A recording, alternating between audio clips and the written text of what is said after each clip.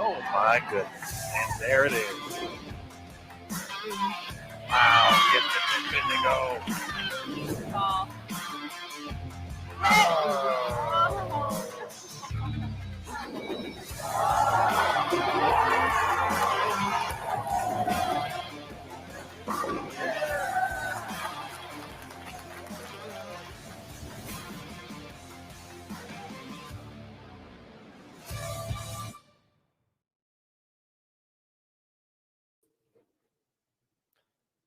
Good morning, ladies and gentlemen, and welcome back to Bowl TV.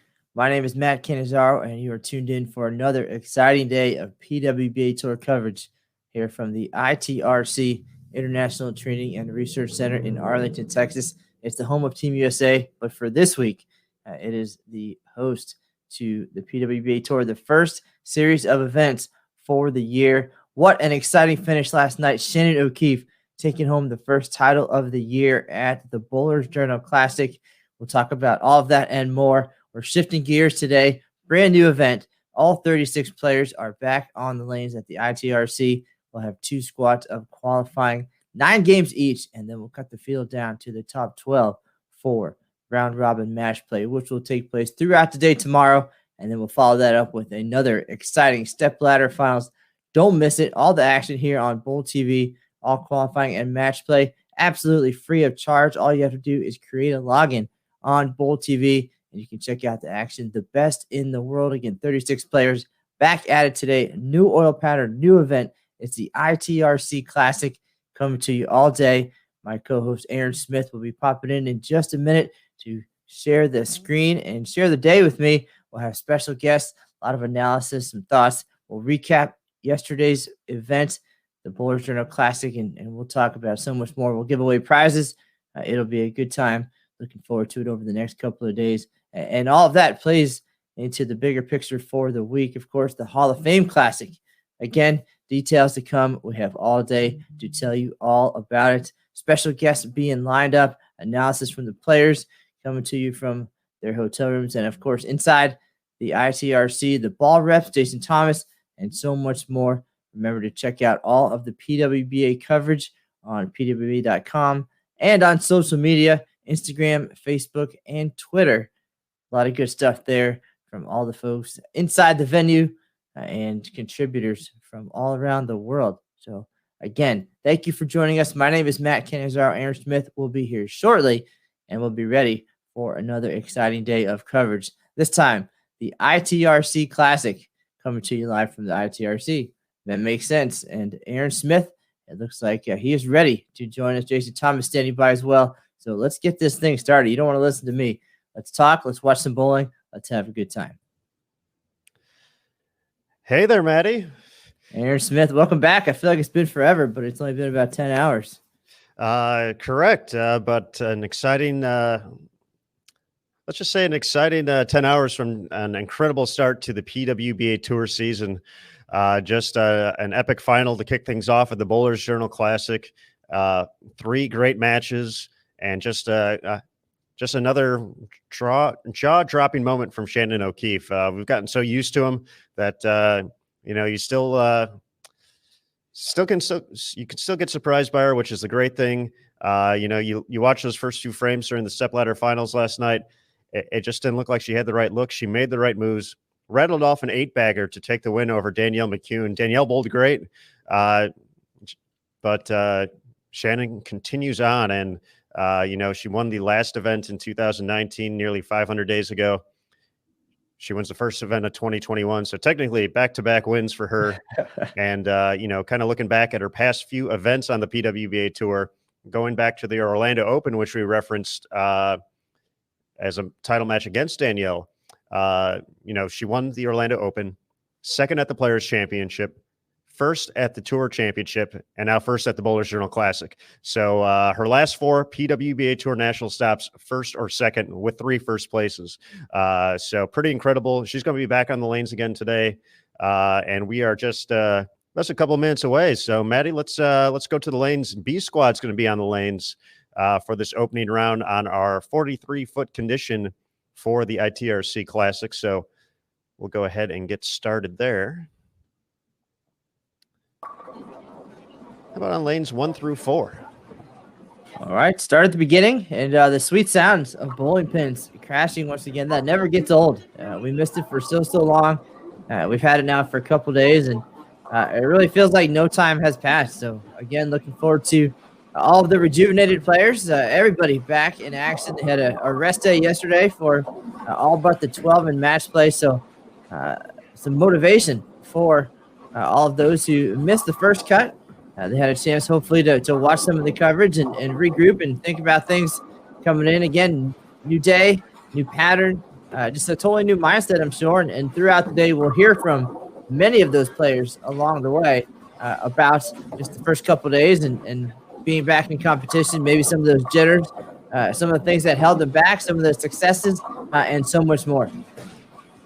Absolutely, Matt. And, real quick before we get into too much more here on the ITRC Classic, just a lot of love in the Bull TV chat right now. A lot of good mornings, a lot of well wishes. So a big thank you to everyone for being part of this. It's been fun and exciting, and we love to see the Bull TV community grow. It's been super fun these past 2 days, but we're looking ahead for more. So we still have 2 national titles to give away, 1 regional title as well. So. Big thanks to all of you supporters of the PWBA and Bull TV for everything you do for the sport to help us promote this these great athletes and this great tour. And just again, as you said, the feedback and the turnout, the chat was so entertaining yesterday, and that really helps make the experience for us and for each other. There's some good discussion. They don't even need us at times. So we appreciate that. But the step ladder last night, phenomenal. Just all new stuff that we're doing here. So for everybody watching, tell your friends, tell your families. We've got another step ladder coming up tomorrow night. So you don't want to miss it. It's only going to get better. So we're going to learn from all the things and enhance it even more. So be ready. There you go, folks. You can hear our Director of Operations, Tennille Milligan, making her final announcements before the start of the squad. So we're going to be right back at it here. 9 games of qualifying on this 43-foot condition. We'll have A squad later today, 5 p.m. Eastern. Top 12 advance. We follow the same exact format as the Bowlers Journal Classic. Those 12 games, round-robin match play. Top 4 advance to the stepladder finals. And, of course, one thing we have to look through for the course of the day is that this qualifying block also determines the 24 for the final event of the Kickoff Classic Series, the Hall of Fame Classic. So we'll be keeping an eye on those numbers as well throughout the course of competition. So we have a few different working dynamics here. 36 players in the field, so top 24 advance to that final event. We're going to get underway here and kicking things off on lanes 1 through 4 at the ITRC.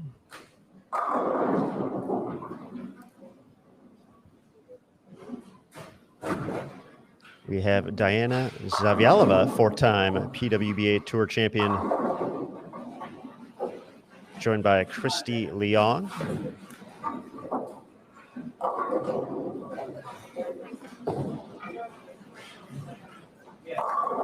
And Summer Jasmine on 1 and 2. While over on 3 and 4, we have Tina Williams, Stephanie Johnson, who was kind enough to join us on that stepladder finals call yesterday at the Bowlers Journal Classic, and Kayla Bandy.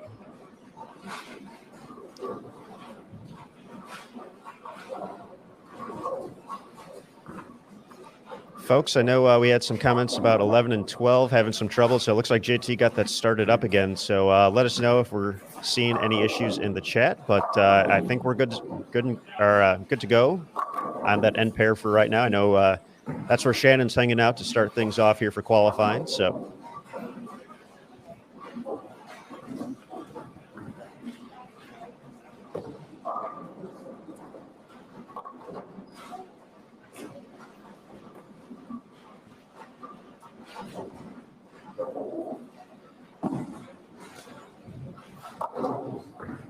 Now, Matt, as we settle in here, you mentioned earlier that only 12 players advanced to the to the match play portion of the Bowlers Journal Classic yesterday. So for the rest of these players, a full day of essentially being at the hotel as part of the procedures and protocols for safety in this event. Obviously, you can see all the players wearing masks. They're limited to traveling to the ITRC and to the hotel and just heading back and forth between there. Once again, safety first in the midst of this pandemic, but a lot of time, effort, trial and error, everything went into making sure everything was as safe as possible. So a big shout out to the PWBA staff, USBC staff, and BPAA staff for making that happen.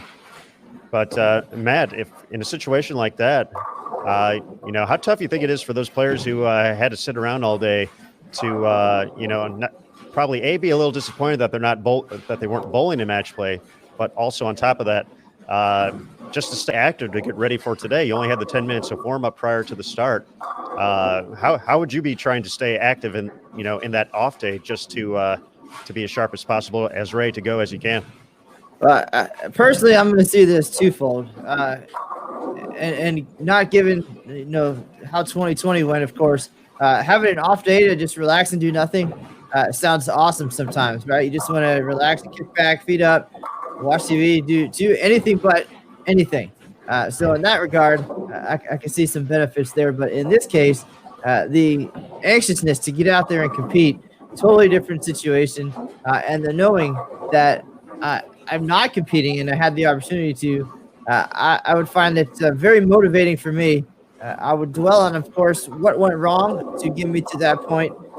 Just being a negative guy sometimes, and do everything I could to figure out how to not let that happen again. Maybe I would press a little bit too hard, maybe not. Maybe it would be just the motivation I need. But I would sit back, I would enjoy the bowling, I would learn what I could from the experience, and do everything possible reasonably to make sure that it did not happen again. Definitely a tough thing, but also knowing that 32 of the 36 players took home a prize check, that would probably make me feel a little bit better, even if I did not make the top 12. Some excellent points there, Matthew. And as they come back, and talking to a few of the players and ball reps, we have a 4-foot difference in the pattern length here from the Bowlers Journal Classic to the ITRC Classic. But, we had some players say during the practice session that, they felt there were some similarities between the patterns as far as, some players able to use the same equipment and some of the shapes they were seeing. So that's something they have to go back a couple of days to from that practice session as well to kind of make sure they had good notes. We're taking, kind of a good inventory of what surfaces we're working, which balls, which layouts, all of that. But it'll be interesting to see. We will take a quick look at the oil pattern here. Once again, 43 feet in length, 22.75 mils, using a combination of Kegel Fire and Kegel Ice. Of course, Kegel, the official lane maintenance provider of the PWBA Tour.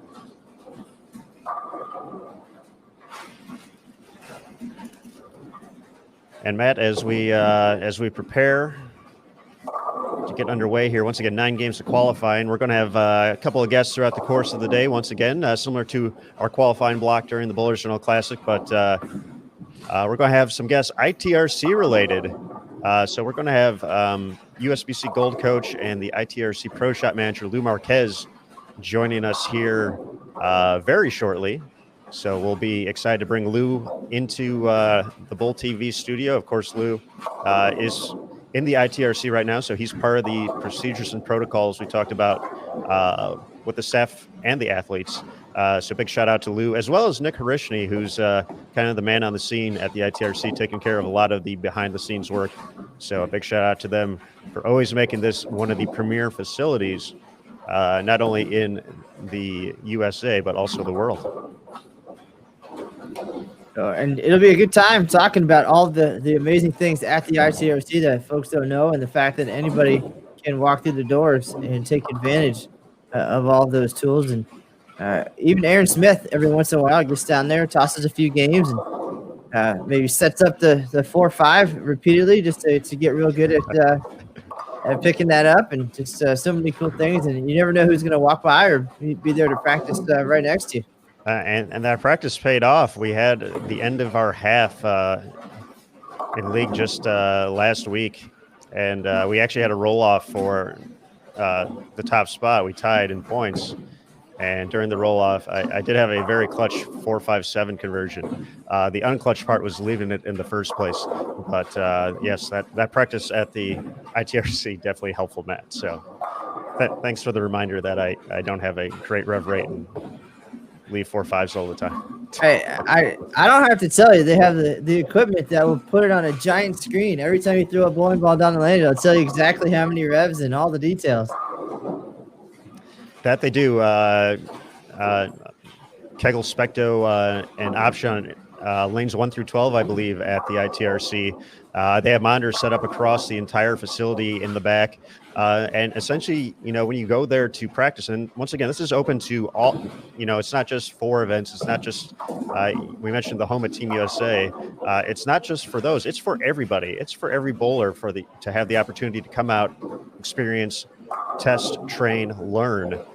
So that's one of the great things about the ITRC. BowlingITRC.com, the place to be for more information. And it looks like we mentioned we were going to talk to Lou. Looks like Lou's ready, so we're going to bring him into the show. Morning, everybody. Good morning, Lou. Great to see you, bud. Thanks for all the great day for bowling today. Absolutely. Thanks for all the hard work this week. And I know for you, obviously we know all the great work you do, but I know you're a bowling fan too. What's it been like to get to watch these ladies compete once again? I got goosebumps watching some of the greatest women players in the world, just compete, trying to make it happen, after COVID shut everything down in the world. I am so glad and really blessed to see them back. And it's just fortunate that it's happening in my home. I'm just in awe, watching these greatest athletes, on the planet do what they do best and loving every moment of it. Now, Lou, we kind of let you in talking about some of the benefits and cool aspects of the International Training and Research Center, including even getting a lesson with you, a USBC Gold coach, which is pretty awesome. But for the folks who may have never been to the ITRC, tell us just about some of the fun things they could experience if they come out for a practice session, a lesson, trip to the pro shop, whatever it may be. Yeah, so, someone who's just aspiring to just kind of improve and just get better and just wants to take part in some of the technology that we have a wall of technology that's available to bowlers, from, instant feedback cameras to Specto, tracking. We do a lot of release profiles for people that just want to improve on their equipment and just, and fit analysis. So there's a lot of different programs that we have that are just available for the end user, for the league bowler that wants to improve. For those that want to inspire to get to the next level, they're working on their game. They're trying to unlock some of the secrets within their physical ability. Well, then a private session is probably a better option for them. And that comes in many different forms, from the basic to the full day. And there we can really dig down into the details of what's going on in their physical game. Not only outline what their strengths are, but enhance those by working on the areas that kind of hold them back. And that's where we really focus on, when we're going in training. And they're getting a lot of feedback through the technology that we have, like the Specto, like we said, the DVR cameras that we use. And they're seeing that instant change live happening right in front of them. So it's a great transformation tool for someone who just really needs to improve, or just someone who just wants to take it up 10, 20 extra pins. So, we have a lot of available technology here for everybody. Now, Lou, it could be as complex, as you said, as a full day of coming in, a full game analysis, coaching, talking about specifics, even customizing that day to the things that I feel would benefit me the most, whether it be ball layouts or ball surfaces or different patterns even. But if I just want to get a quick practice session, I can even come to the ITRC. I can tell you I'm going in a PBA regional this weekend, and you're able to put out that pattern for me to practice on, and it could just be that easy. Just walk in and take advantage of the great environment in that regard. and save all the extra good stuff for another day. Even just again, a quick hitter driving by. And I've done it. It's helped. Yeah, absolutely, and we have that a lot. You know, we because bowling is so prevalent in Texas and in the local states around us, regional, you know, PBA events, a lot of tournaments in the area. A lot of them have, you know, insight into the patterns that they're going to be putting out, and they'll ask to be, you know, hey, can we put it out on the lanes?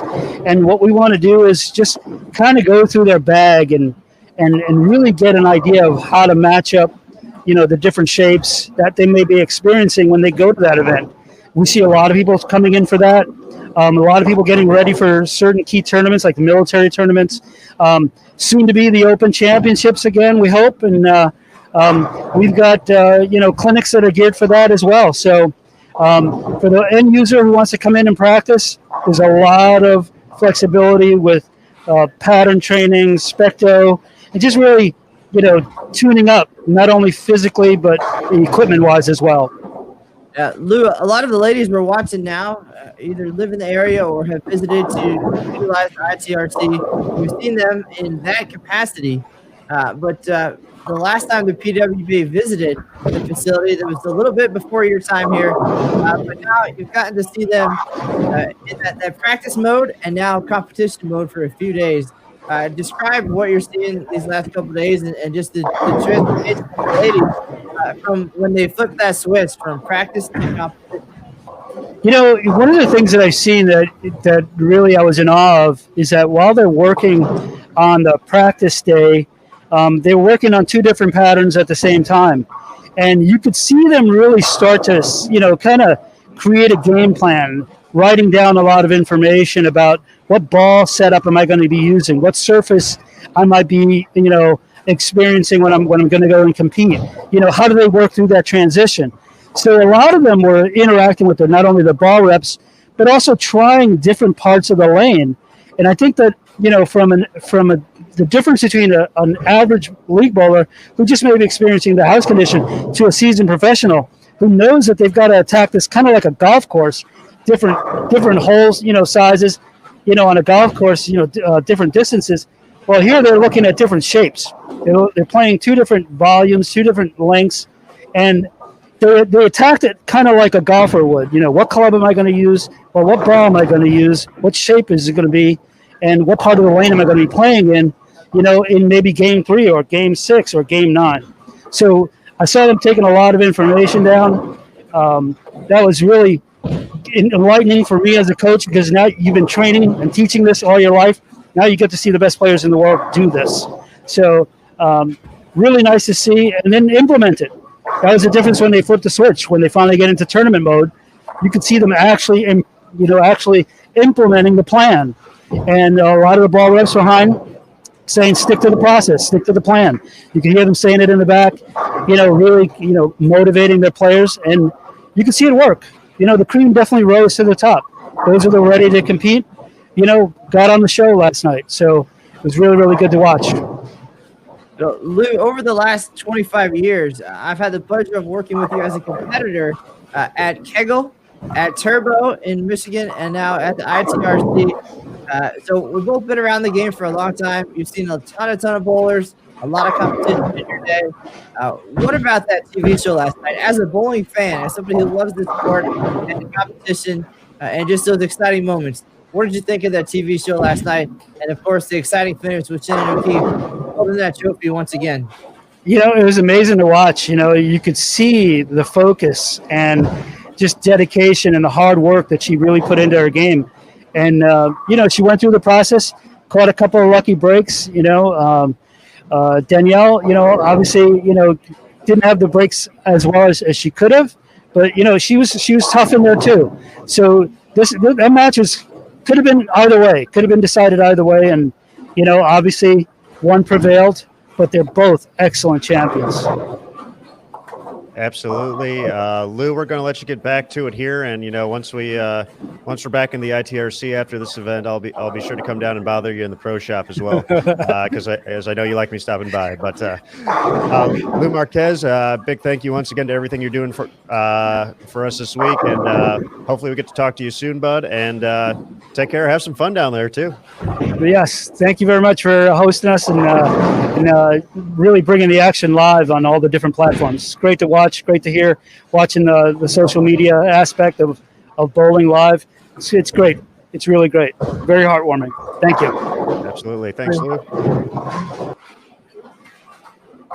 All right, folks. Lou Marquez, USBC Gold Coach and the Pro Shop operator here at the ITRC, where you're watching the bowling take place from Arlington, Texas. This is the ITRC Classic. As we get to the halfway, or a little past the halfway point here of game number one, we got a report from JT that Maria Jose Rodriguez putting together some strikes over on lanes 9 and 10. So let's, and this is one of the cool aspects of kind of what we're doing here, especially for the folks watching on Facebook who may be tuning in for the first time. We do have the ability to kind of go through the different pairs. If you're watching on Bowl TV, you already know that you can switch from pair to pair and watch your favorite competitor throughout the course of competition. But over at bowltv.com, you get that and so much more. So it's, we're going to head over to 9 and 10 now. You can see it up there on the screen. Looks like Lindsey Boomershine, Maria Jose Rodriguez,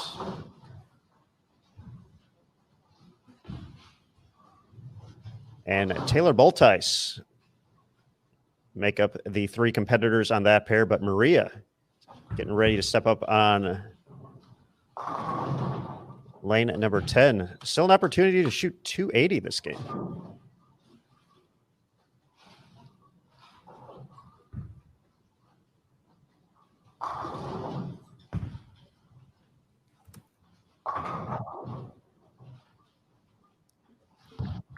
And another strike to keep it going there. So Maria made match play at the Bowlers Journal Classic, was in the top four. We talked about it a lot here on Bowl TV. It was so close in the standings throughout the course of not only qualifying, but match play.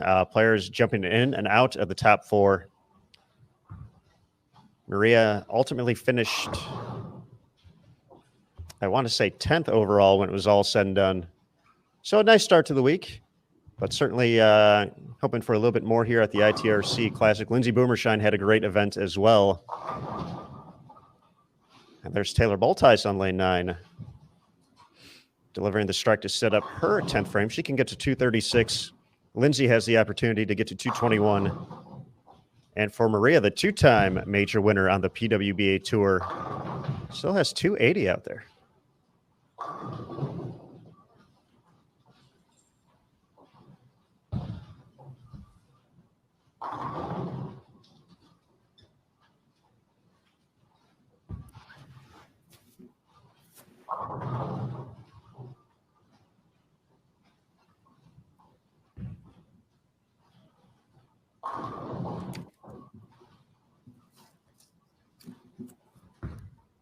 So, folks, as we get toward the end of game number one, just a reminder, if you're already watching on bowltv.com, you're already at the best place to be.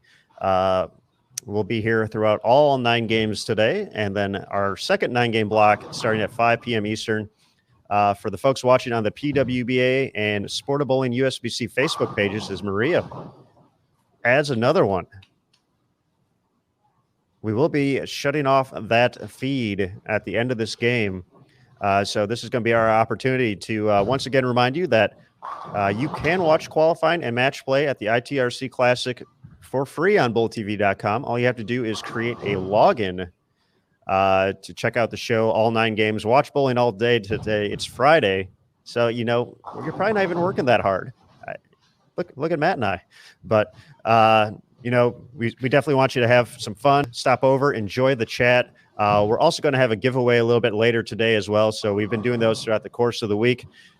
It's been great. We had a great stepladder of finals. We gave away 5 different things: a lifetime subscription to Bowlers Journal magazine, 3 bowling balls, 1 from Roto Group, 1 from Storm, 1 from Brunswick, and even a PS4. So, with a subscription to Bowl TV, those are some of the perks you get. We mentioned qualifying and match play being you just need a login. The stepladder finals of the ITRC Classic, which are taking place tomorrow at 9 p.m. Eastern, as Maria makes it or gets into the 270s here with a chance to get to 280 on the fill ball. But you'll need a subscription to check out the stepladder finals live on Bowl TV. You have 4 options to choose from. So variety is always great to have. It's the spice of life, as I've been told. You can pick up an annual subscription. So if you're planning to watch the PWBA throughout the course of the whole year, 20 events and more, an annual subscription for $79.95 definitely makes sense. We have a monthly subscription for $9.95, an event pass for the entire Kickoff Classic series for $12.95, or just specifically for the ITRC Classic, the stepladder finals, $4.95 for that. So 4 options to check out. That's what it's all about, folks. It's great having options, right, Matt? Absolutely. And I have a feeling, though, no matter what, you're going to want that annual subscription. Just saying, there's so much stuff on the schedule for the year. Just do it now, take care of business, and also get entered to win all those cool prizes. That was a lot of fun last night. And I know the excitement of the winners, for sure. Right there rivaled that excitement of Shannon O'Keefe. Absolutely.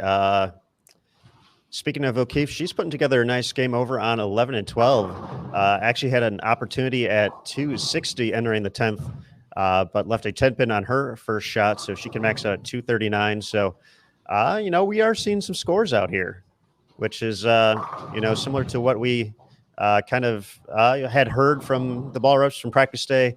Getting to the pocket shouldn't be a problem. We'll see about carrying and matching up. And obviously Maria, 279, Shannon, another big game.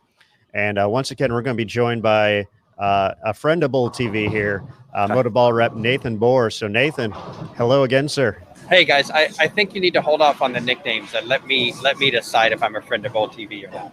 Yeah, that's a fair point. That's a fair point. Okay, all right, We'll give you time to warm up to it, all right? Sure thing. Well, first off, I don't recognize you without your orange jacket on. So, yeah, no orange jacket today. I had to look twice, but that means it's warming up in there. Scores are warming up. Yeah, sure. And Maria, 279 out of the gates. So tell us a little bit about that. Yeah, well, first of all, the orange jacket, I'd worn it about 5 days in a row, so it needed at least 1 day of a break. Maria with a good start. She's in a part of the lane where she's comfortable, playing angles that she's comfortable. And early on, we've got a ball that goes to the pins the right way. It was a good start. That's a tank blitz for her. Summer's up now, trying to bowl 230. She's throwing a ghost. All right, and we had the practice day a couple days ago for this particular event, but what was kind of the game plan coming in on how both Maria and Summer wanted to attack this 43-foot condition? Yeah, well, Summer definitely likes to go around it more than pretty much anybody on tour right now. So we're going to let her do that. Going to let her get left and play the oil and let it just kind of fade back to about 9-10, and the better she can get into shape consistently off of there, the better she'll be. Maria, we're gonna stay left of most of the field, not as far left as Summer. Obviously, she's got more rotation and more and less speed. But for Maria, I found it kind of interesting that so many of the girls started around 10, 11, 12 today.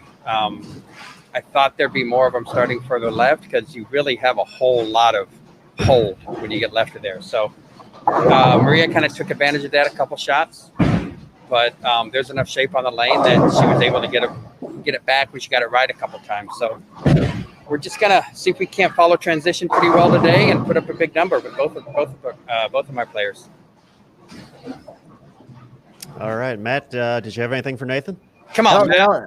It all sounded like good stuff. I mean, obviously, we're going to ask about the pattern and the idea that it was similar in how it was playing in practice to now. And I mean, I think you explained it very well, and where the players are starting.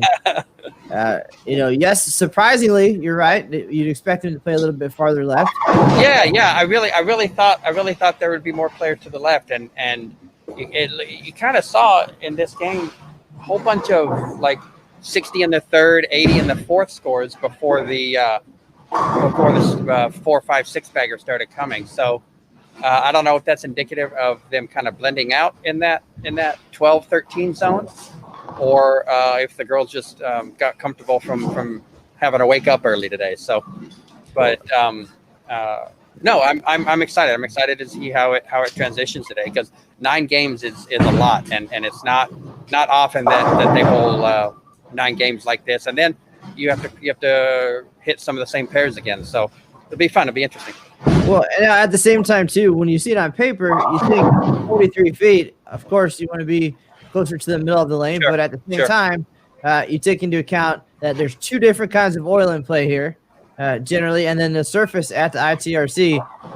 Nick Hoagland and Kegel, they're always trying to chip you up and say when you see on paper, you have to go out there and throw the ball and see what happens at that point, and see how all these new factors work together. Right. Well, there's quite a bit more shape in the pattern both yesterday and today than I think the players have been used to, and so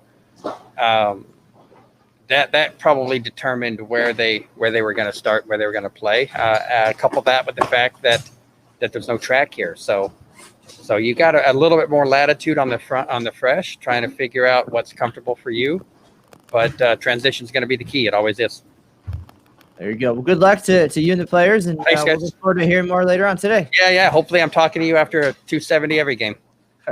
There we go. All right. Thanks, Nathan. We'll Thanks, see you guys. soon. All right, folks. Nathan Bohr, our representative from Motive for the Ball Reps this week, chiming in. We're going to be doing that throughout the course of the broadcast. If you're watching the Bowlers Journal Classic, that's kind of what we did out here, folks. Brought people in, kind of got that insight, and just had a lot of great conversations. It's qualifying day. So for right now, if you're on bowltv.com, hang tight. We'll be right back for the start of game 2. If you're on Facebook, this is going to be us signing off for right now. But remember, head over to bowltv.com, create a free login, watch all day, and of course, you'll have access all day. Giveaways coming up later. You'll get this great insight with Ball Reps, Jason Thomas, with everything going on inside the ITRC, online interviews after the block as well. So head on over, bowltv.com. The water feels fine. Matt and I will be here all day. So, folks, check it out. But for right now, to our Facebook fans, thank you for joining us. And hopefully we see you over at bowltv.com. Bowltv.com fans, you're in the right place. Hang tight. We'll be right back. So, folks, game 2, ITRC Classic coming up next. And remember, on Bowl TV, bowling lives here. We'll be right back, folks.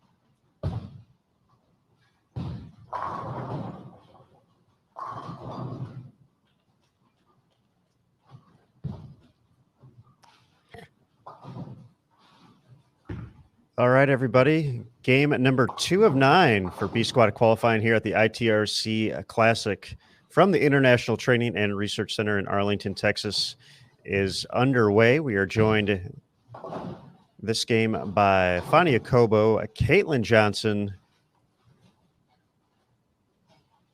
Some of you know her as the greatest of all time, Liz Johnson, USBC Hall of Famer. Got to stay on 9 and 10 for a moment here. But as we're running it across the screen, we do have some scores available here after game number 1. So we saw Maria Jose Rodriguez finish off that 279 performance, and she is in the top spot with that total. Liz Johnson, 268. Shannon O'Keefe, yesterday's winner at the Bowlers Journal Classic for her 14th career title at 239. Caitlin Johnson in our featured pair, 237. Taylor Boltice, who we saw 9 and 10 last game, 236. Clara Guerrero, 234. Lilia Robles, 232. Fania Kobo, 216. Summer Jasmine, 209. Lindsay Boomershine, 209 as well, to round out the top 10 out of the 18 players on the squad. 12 of them plus or better.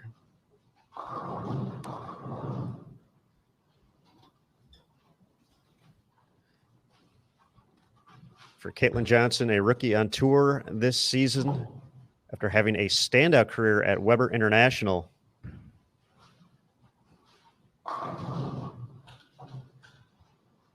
Also found success as a member of Junior Team USA and really left a mark, I believe, on many PWBA Tour players back in 2017, right after her freshman year at Weber, where she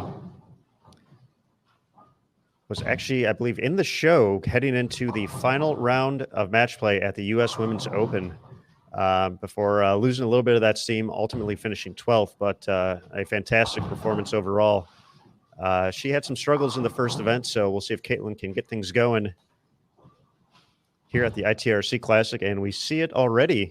We mentioned in the 230s in game number 1 and off to a strong start here, looking to make it 4 in a row. Fortunately, runs a little bit high there, 3.610.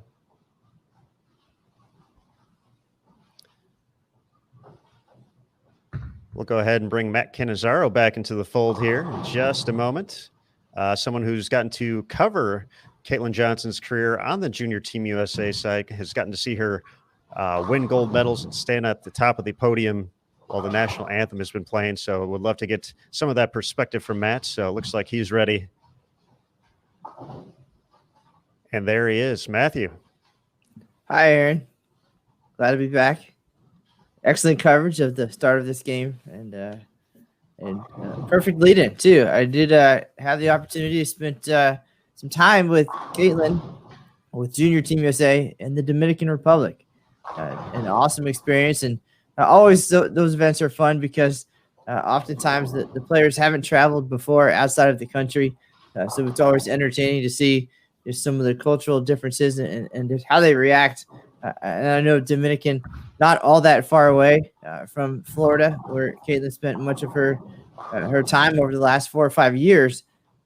But just to get to know the players and see their games and even watch them develop over some time, and to try to understand, what they're doing out there and how they have become the way that they are, and coming from Weber International and Kegel and using all the tools that they have there. Caitlin is an incredibly intelligent bowler, and just the way that the process of how she thinks through things and talks through things with the coaches, it really was a lot of fun to watch. And then getting to talk to her as a person, of course, and hear some of the plans at that time. She was a senior in college, getting ready to graduate, talking about the next steps, which logically, of course, was the PWBA tour, something that potentially could have happened sooner, but the education part, a very important piece of the puzzle. Wanted to get that done first and then focus on bowling. And in some regards, the opportunity, the U.S. Women's Open, different events to mix it together, but very education focused. And then when 2020 happened, an opportunity for some additional school, a different path to learn some new things and continue bowling as well, knowing hopefully bowling was around the corner. So Caitlin forever just learning not about life and education, but bowling and just all of it, the total package. And as you covered it in her or your analysis of the rookie class, she has all the tools, but also some pretty top contenders to make her run. And there you have, just as we're talking about her, the 710. But that's what we do. So we're doing our part. But the rookie class this year is phenomenal, and I know she'll be at the top of the class. That's easy to say just based on her credentials, of course. But in the time since I've spent that week with junior team and all those medals, and a lot of time has passed, and she's even been collegiate player of the year since then. So has only gotten better since. Excellent deep dive there, Matthew. Appreciated as always. But yes, the 710 apparently is not going to be relegated to the Bowlers Journal Classic. That seemed to be a not so fun leave throughout the course of competition on the 39-foot condition. And as Caitlin showed you, some of those not quite, or I guess you call them off-pocket hits, kind of just getting in there, getting into the 1-3 a little bit late, causes some trouble like that. So not only do you have to worry about kicking out the corners here at the ITRC, but you also have to worry about the other corner as well that, you're maybe hoping not to see up there. So tough break there in the 7th, but still a chance to get into the 230s. For Liz Johnson, we saw her just miss match play at the Bowlers Journal Classic, finishing just a couple pins out of the cut.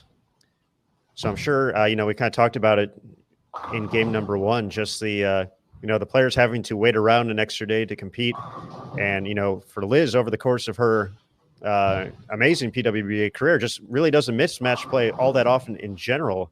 So I'm fairly confident we are going to see a nice performance for these 9 games from her.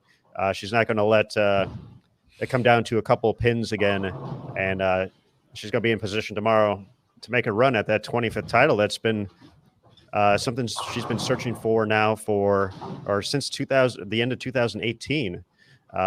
Pretty crazy statistic is that since the relaunch, she had won at least 2 titles in every season up until 2019. She was winless last season, so a couple TV shows. Of course, she was the top seed during Dasha Kovalova's 300 game at the Pepsi Louisville Open.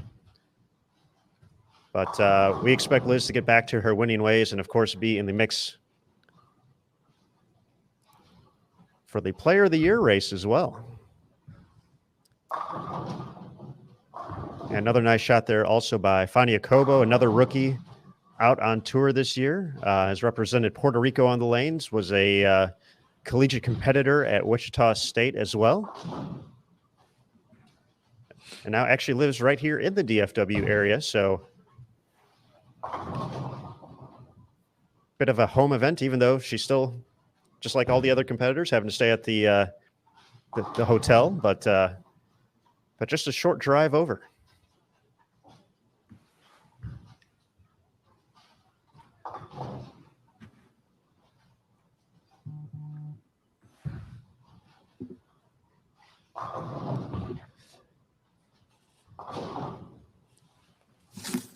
Folks, as we settle in here, just kind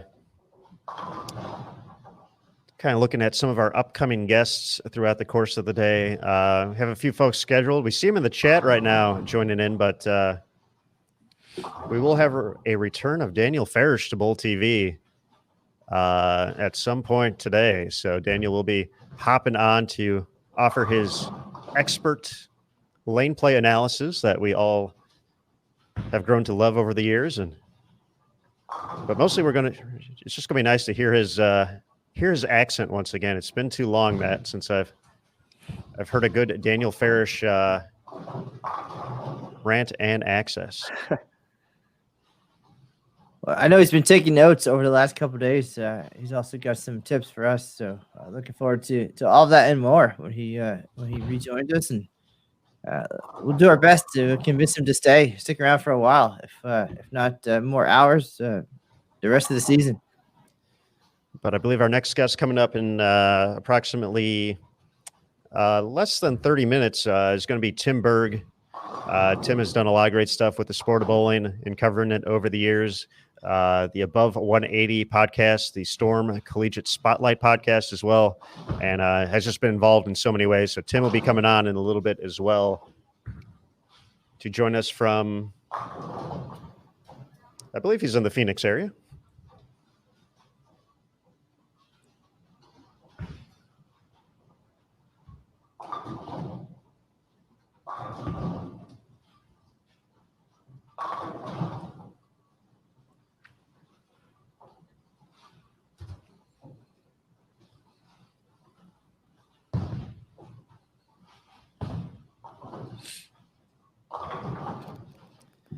And 9 and 10 proving to be allowing of strikes so far. Let's call it that. Liz Johnson with that first strike in frame number 10. Chance to get to 257. Fania Kobo still an opportunity at 280. Caitlin Johnson looking for a double here to get into the, or get north at 210. But we saw the 710 earlier. There is the 10 pin left standing to kick off her 10th frame.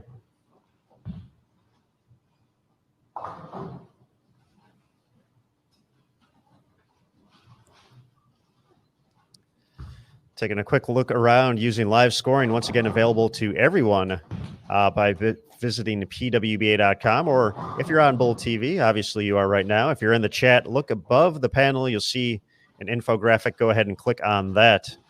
That'll take you to a place to be for that. But Lindsey Boomershine, a chance to shoot 269 this game over on 1 and 2.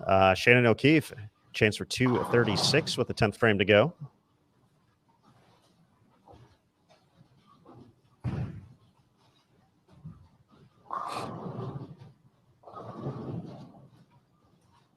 Some of the players stringing strikes here in game number 2.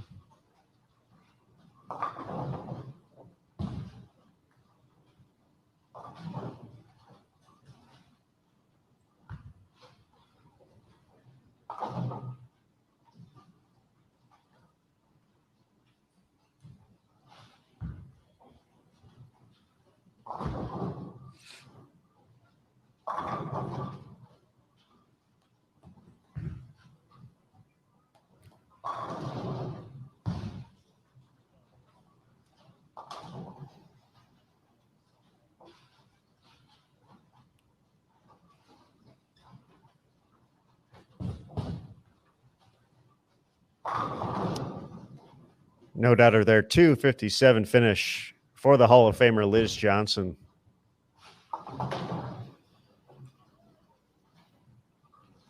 She had a nice first game as well, 268, so already north of plus 100. It was 109, the cut for the top 12 at our first event this week, and it's already trending to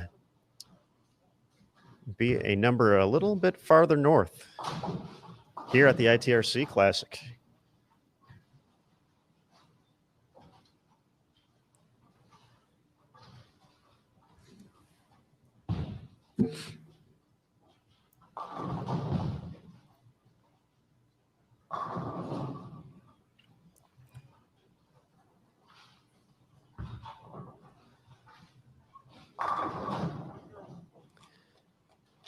Caitlin Johnson finishes at 200 even, so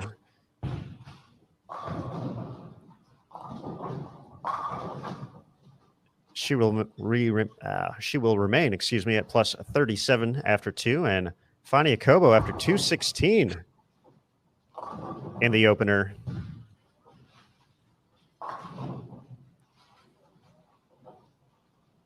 Still has an opportunity for 280. So this was the same way Maria Jose Rodriguez got to 279 after a strike spare, rattling off a bunch of strikes in a row until the fill ball. We'll see if Fania can match the effort.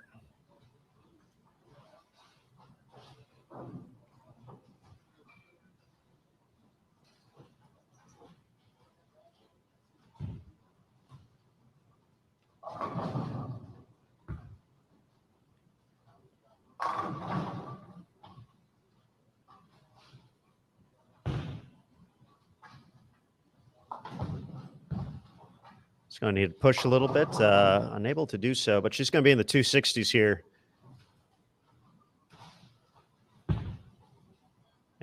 And right around that plus 80 area. So looks like, according to Jason Thomas, our man inside the ITRC, that we're going to have Matt McNeel swinging by shortly as well for a quick update on the legend, Liz Johnson.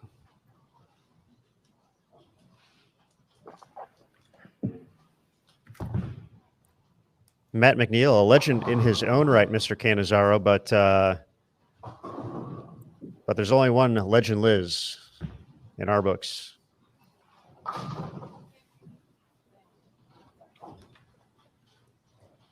Well, Aaron, I know it was a little before your time with USBC, but watching Liz be as dominant as she was in the ladies' events in the time where there was no ladies tour, and then of course in the first 3 years back of the PWBA, it was a lot of fun keeping up with her and catching up with her, and of course through her Team USA days as well.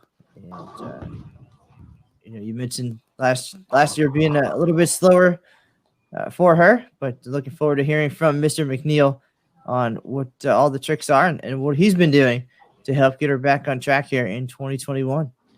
It looks like we have Mr. McNeel ready to chat. So there he is. Matthew, how are you doing today? Hey guys, how's it going?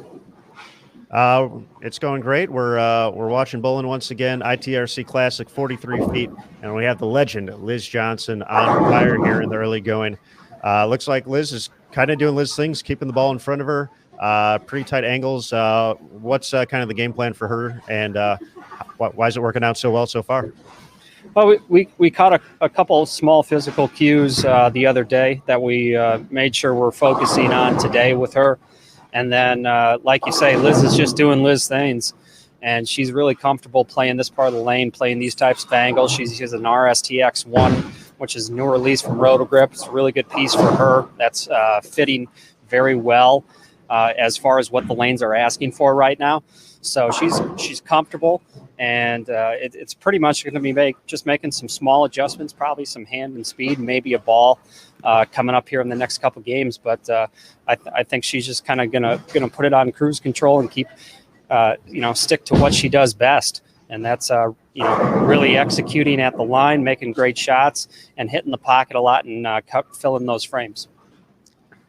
Now, Matt, just for that insight, the small physical cues, what wasn't quite synced up at that first event? She's getting a little late in her timing, wasn't really posting at the line, getting a little bent over, a little too much spine tilt. So we just made sure we're focusing on, that her first step and the push way are a little more connected, and that she's staying back at the line, kind of sitting down. And those are the couple things that we just wanted to focus on with her today. And, once a player starts feeling those good things, they don't have to think about them. Because I've always said, as a bowler, the hardest thing to do, especially when you're competing at this, at a professional level, is to be mechanical and also get the ball on line off your hand clean. And so we made sure to just have her put those thoughts in her head during practice, try to feel a couple good ones, and that way they can more or less shut their head off and just try to feel the good things instead of thinking about them, and they can really just concentrate on putting the ball on line and getting out of it clean. That's all good stuff. Once again, summed up pretty well. I know yesterday for a lot of the players, Matt, just an interesting day, just being at the hotel, watching bowling, but not being able to do a whole lot. But of course, you guys were very focused on the players who were in the field at the ITRC. So I imagine, was there any discussion or game planning with those who were back at the hotel and just getting ready for today? Yeah, it was more or less just kind of going off what we saw in practice, what was working well, what wasn't working well, just making sure everybody was mentally fresh today, focused on their process, focused on second ball focus, making sure we keep their minds slow, making sure we're just reading ball reaction and adjusting accordingly. And just making sure players don't get kind of the deer in the headlights where they keep the wrong ball in their hands for 7-8 frames. And, I kind of me and Jim kind of have a rule, 3 in a row, it must go. And, we can't afford to, even though it's a 9-game format, we can't afford to stay in the wrong ball that long. Well, if anybody knows something about 9-game formats, it's you, Mr. McNeel. We appreciate all your insight once again, and hopefully we'll have some more questions and thoughts from you later in the day. All right. Thanks, guys. Appreciate it. All right. Thanks, Matt. All right, Mr. Cannizzaro, some great insight there from Maddie McEagle. Four-time like Open that. Championships winner, Matt McNeel. 3 in a row, and it must go. Well, if that's the case, I won't have any bowling balls left after about the second game. Then what? That is nicely done. Yes, that's Matt's always got these great little one-liners, and that's another one to add to the collection from him. So always great to talk with Matt, and we are. It's sounding pretty quiet right now in my headphones, so I think everyone is transitioning now to game number 3. So let's go ahead and pick a new pair. Matt, I'll put it on you. Who should we be looking out for here in game 3? Oh, now we're picking people, not just numbers. Okay. Let's go through. I'm just gonna twist it anyway. Just go to 5 through 8 right now, and I'm gonna study for the next one because you're always throwing me 5 through 8. All right, 5 through 8 looks like Clara Guerrero, Lilia Robles, Lindsay Boomershine, and Maria Jose Rodriguez. So that's good work, Maddie. I feel like I'm at a Pan Am event right now, so that's good. It's in my wheelhouse.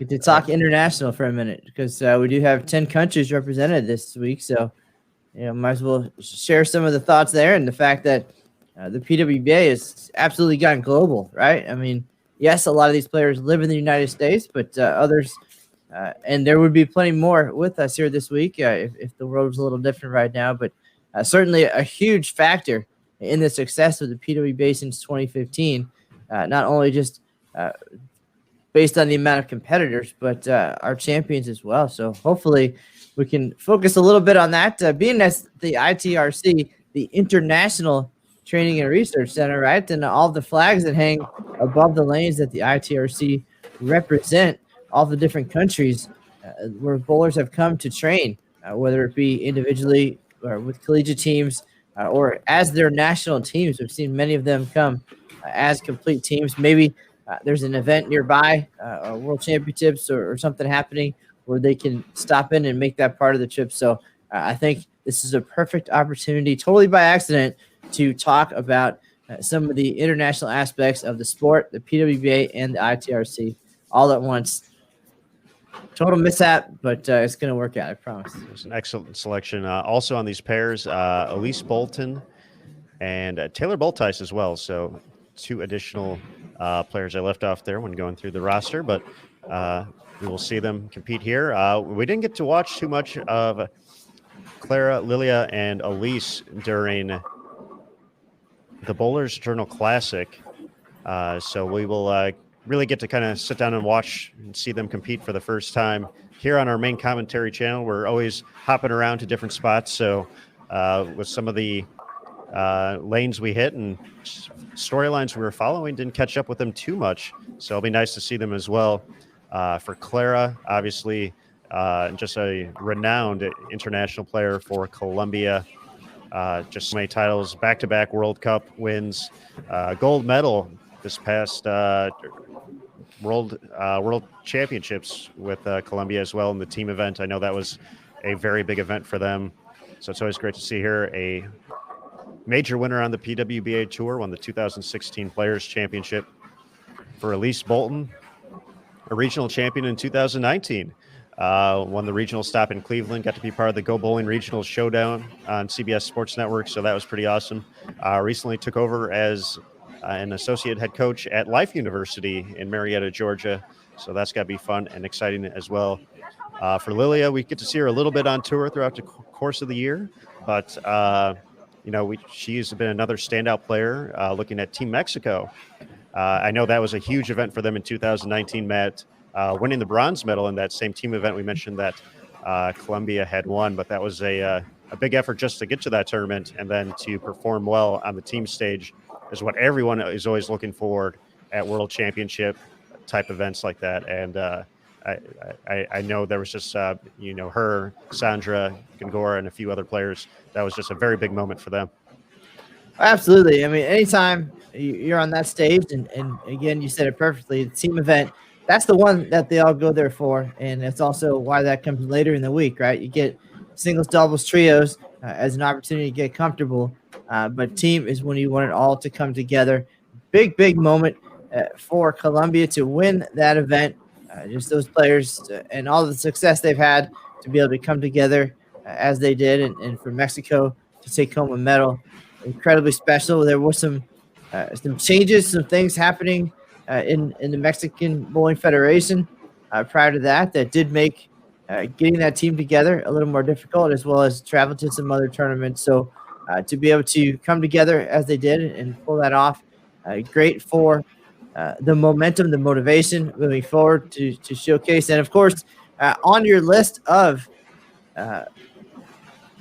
rookie candidates, right? There's also the next generation of Team Mexico as part of that. Tell us more about that and about her and kind of what the prognosis and the look ahead is for when it's time to join the tour.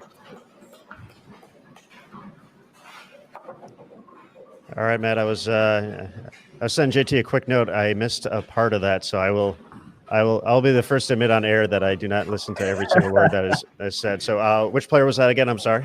We're talking about Team Mexico's connection to the incoming rookie class, and Miss Orozco.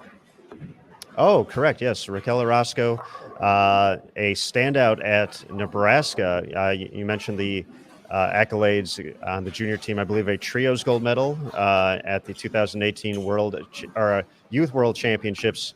And she was a player who really progressed well throughout the course of her career at Nebraska. You know, you go think of all the legendary players who have been part of that program. Of course, Bill Straub, now retired, but Paul Klimka, Shan Pluhowski. So the program is in great hands. But Raquel, that progression throughout the course of her career, making a first-team All-American her sophomore year, continuing that in her junior year, and eventually being Player of the Year in her senior season. Just a phenomenal uprise in her game over the course of just those couple seasons under the helm at Nebraska. So she's a player we hope to see make it out to the tour a little bit later this season. We did have a quick write-up on her in that rookie preview article as well to kind of get some of the details. So we'll have to wait and see. But there's another player on that list who's, we're hoping to see on tour this year, who kind of has many similar accolades as far as success on a national team, as well as collegiately, Brianna Clemmer, who hasn't signed up for membership yet, but hopefully we will get the opportunity to see her throughout the course of the year in 2021. I know she's doing some things as well that are keeping her busy, but a phenomenal talent, both of them are, and would be great additions to the PWBA Tour in 2021 or potentially another year or two down the road. Well, I did see yesterday, again, when you follow these folks on social media, you get to catch up on what's happening in their lives. Brianna Clemmer did post about her success and her degree from McKendree University. And somewhere in the post was something about, come on April 2021 PWBA Tour. So all that right around the corner. I know when I spoke to Brianna around the team trials time going into January, she had mentioned that it's now time to do some in-classroom teaching and some things as a future educator that she was not able to do during her collegiate bowling career, just based on their time away from home and such. So finishing up with those responsibilities, but the big picture, of course, with that level of talent, bowling absolutely on the horizon. Certainly will be exciting. Hopefully, like I said, get to see both of them compete throughout the course of the year at some point. So, Maddie, as we kind of fall into this game, we're going to swift ourselves away from the screen, just like that. I believe we have Tim Berg from the Above 180 podcast going to be joining us here in just a couple moments as well.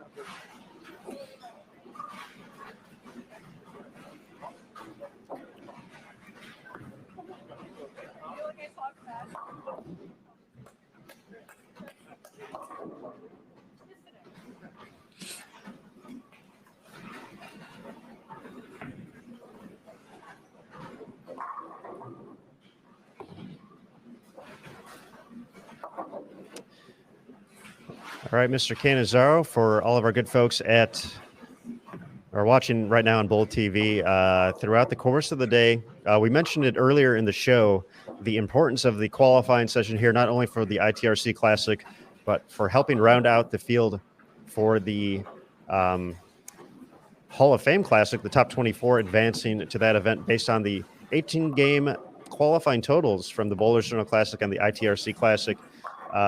We will have an update of those standings throughout the course of the day as well. So a big shout out to Tennille Milligan, Rob Gottschall, Caitlin Nelson, all the folks inside working on the tournament operations portion of the Kickoff Classic Series. So right now, those available on PWBA.com to check out, enjoy, and of course, speculate for that top 24.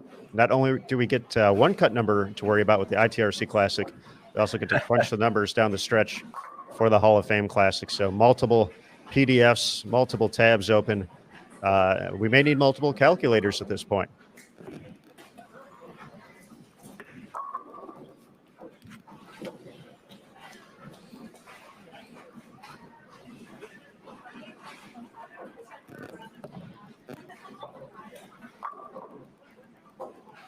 But Matt, as we settle in here into game number 3, right on cue, our good friend Tim Berg has joined us here on StreamYard, so we're going to go ahead and bring him onto the Bowl TV broadcast. So there he is, Tim Berg. Hello, sir. Can you hear us? How you doing?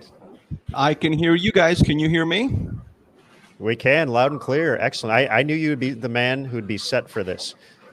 I'm set, and I actually even have my PWBA lanyard on too, so I'm ready to come and join you guys today.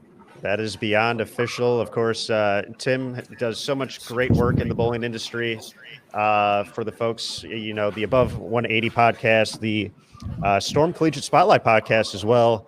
Tim, you know, we haven't seen you in a while, so to kick things off, just tell us what you've been up to and just what's new, how you been? I've been okay. I've been just plugging along with the podcast. Me and my co-host on the Storm Collegiate Spotlight, Steve Klemkin, I've been doing those pretty much weekly. Talking now with a lot of the collegiate players who had, some of them had their seasons abruptly cut short, as many of us did during the pandemic. So we hit that a lot over the summer. Talked to a lot of coaches as well as things got back slowly bowling and how they were handling things with their different programs, and really tried to hit just a bunch of different perspectives regarding people getting back on the lanes and how they're going to be able to do that safely. And I'm sure throughout the course of that, you know, we got, I believe, 4 rookies in the field this week on the PWBA Tour, 3 of them who experienced having that 2020 season cut short. Abby Ragsdale, Maria Balanova, and Caitlin Johnson, who we had on the stream for last game. So you know, we've talked to a few players. Obviously, everything about that situation was just rough in general. There's no really good way to kind of beat around the bush with it. It sucked. But, you know, in your and Steve's talking to players throughout the course of it, what, you know, looking beyond that, what were the things they were looking forward to after finishing up? You know, they didn't have the end of the season, but what were, you know, some of the things the players were looking forward to in their bowling career moving forward? Well, a lot of the things they were saying is they want to be able to turn the negative into a positive. And you're right, it was unfortunate for a lot of them not getting to bowl their final tournaments and everything, but it was still trying to learn from the entire experience and the change now getting back on the lanes. And even, you know, they talked a lot. It was their mental game and keeping their mental game sharp and their focus on things because of how abrupt everything ended and the unknown of things, and just really trying to keep themselves grounded and squared when it comes to things and understanding they're not in control, like none of us are, frankly, with everything that happened.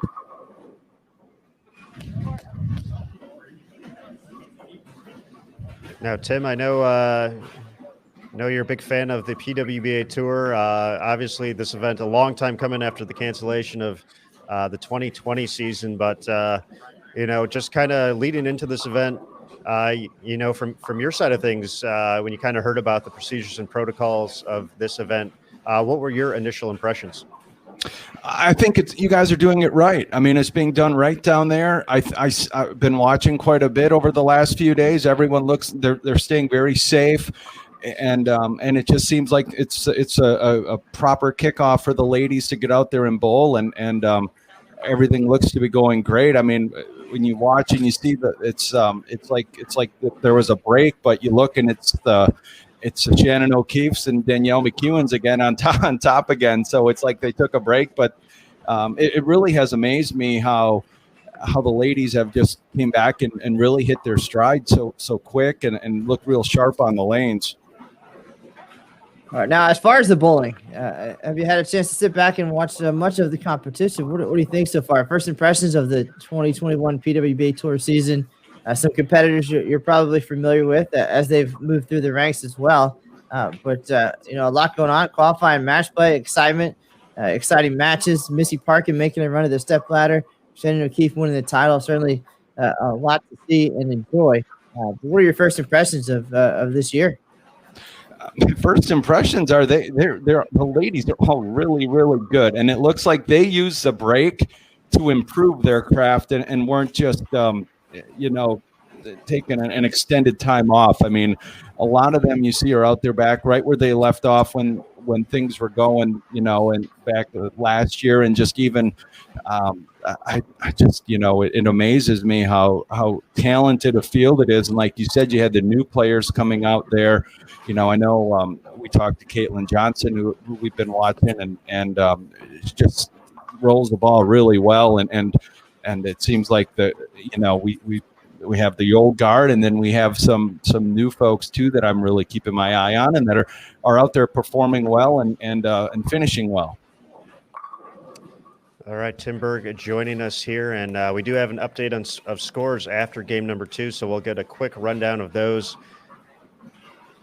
As expected, the legend Liz Johnson moves into the top spot.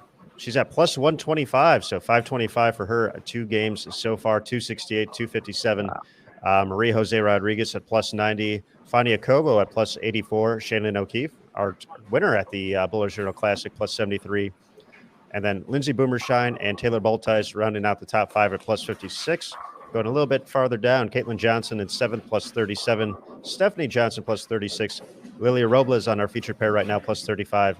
And Clara Guerrero rounds out the top 10 at plus 26.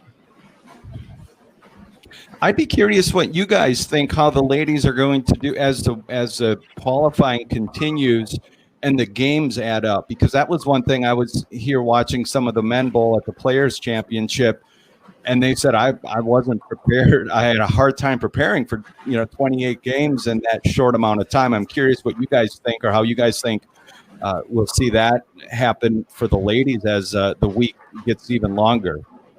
Well, personally, I think just knowing many of the players and watching them evolve again, especially from the collegiate ranks, endurance is what they do, right? They're used to those long days, standing on their feet in the bowling centers for many, many hours and games at a time. And I think just based on following them through their routines and their exercises and all the things they do, these are athletes 100%, and setting the path for the next generation as well. But I mean, I talked to Shannon O'Keefe last night after her win, and it's true that even though there was no tour in 2020, she prepared every day and every week like it was a tournament week. She was 100% game ready, and the other players followed that lead. There's so many of them. Fitness and nutrition are so important. We've talked about it all week long in this world that they absolutely should have no problem handling the amount of games, whether they had bowling centers to access or not this entire time. They made it work, whether it was in their garages or in their living rooms or the backyard, whatever they had to do. So even those muscles that you may not use on a daily basis that surprise you after you bowl for the first time in a while, I do think that the endurance has built up for these ladies. They came into this prepared. They knew this was happening, and they all worked very, very hard. I would say almost all of them I have seen some sort of regiment where they were ready and getting set. And that is always a big picture thing to look at, is how do I get through the day and still feel as fresh at the end as I did at the beginning. And whether it's leg exercises or running or whatever it is, they've all put in the work. And I don't imagine that the word fatigue is even going to come up once this whole entire week.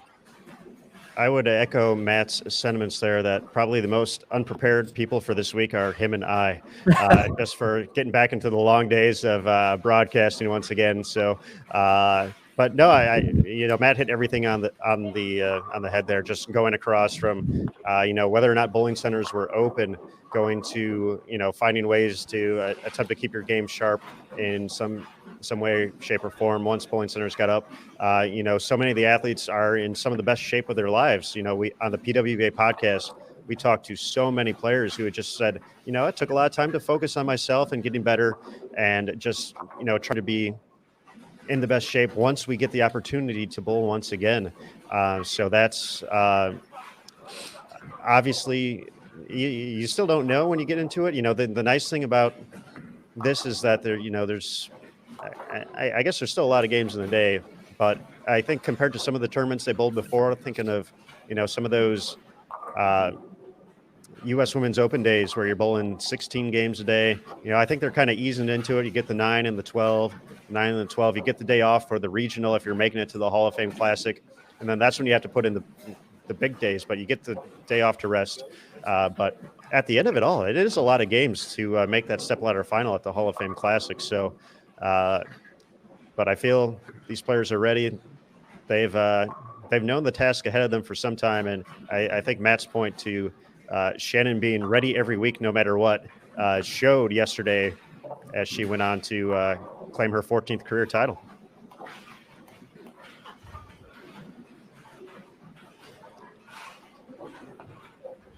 Now, we mentioned Liz Johnson leading the way. She actually was making a run at 800 prior to a 10-pin in frame number 9, so she will potentially have to settle with just a nice 780 or so out of the gates here. So we talked to Matt McNeel just recently, talking about some of the things Liz was doing today, and obviously they talked about one physical attribute in her game, having her just make sure she's standing up a little bit more, and it has resulted in a bunch of strikes here on this 43-foot condition. Now, Tim, as we finish up game number 3 here, we'll have you stick around with us in game 4 as well. We got a lot of great competitors in the field here.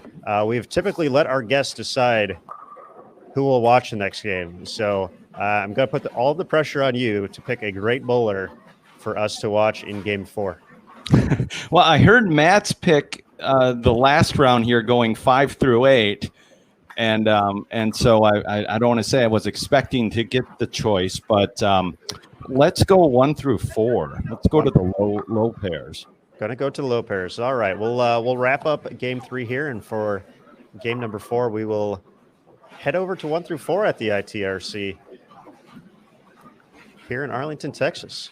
So, yeah, Aaron, that's just a good strategy because we cannot play favorites. There are 18 of our favorite players. That's it. So by picking a group of lanes, we get to see multiple players and styles and have more to talk about, of course, than just choosing one and playing favorites.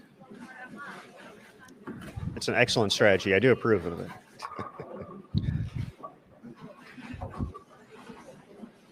So, Tim, I believe you're still out in the Phoenix area, correct? Yes. Yep. Just enjoying our Phoenix winter here. It's actually almost today was actually it's low 50s in the morning, but we got some rain moving in, but rain, mountain snow, but yeah, 50s and highs 60s, upper 60s. But I'm sure our fans watching right now in the north and the east are quite jealous right now of just being 50 out there. But how's the bowling situation been in general in Arizona and in your areas just over the course of 2020 and into 2021?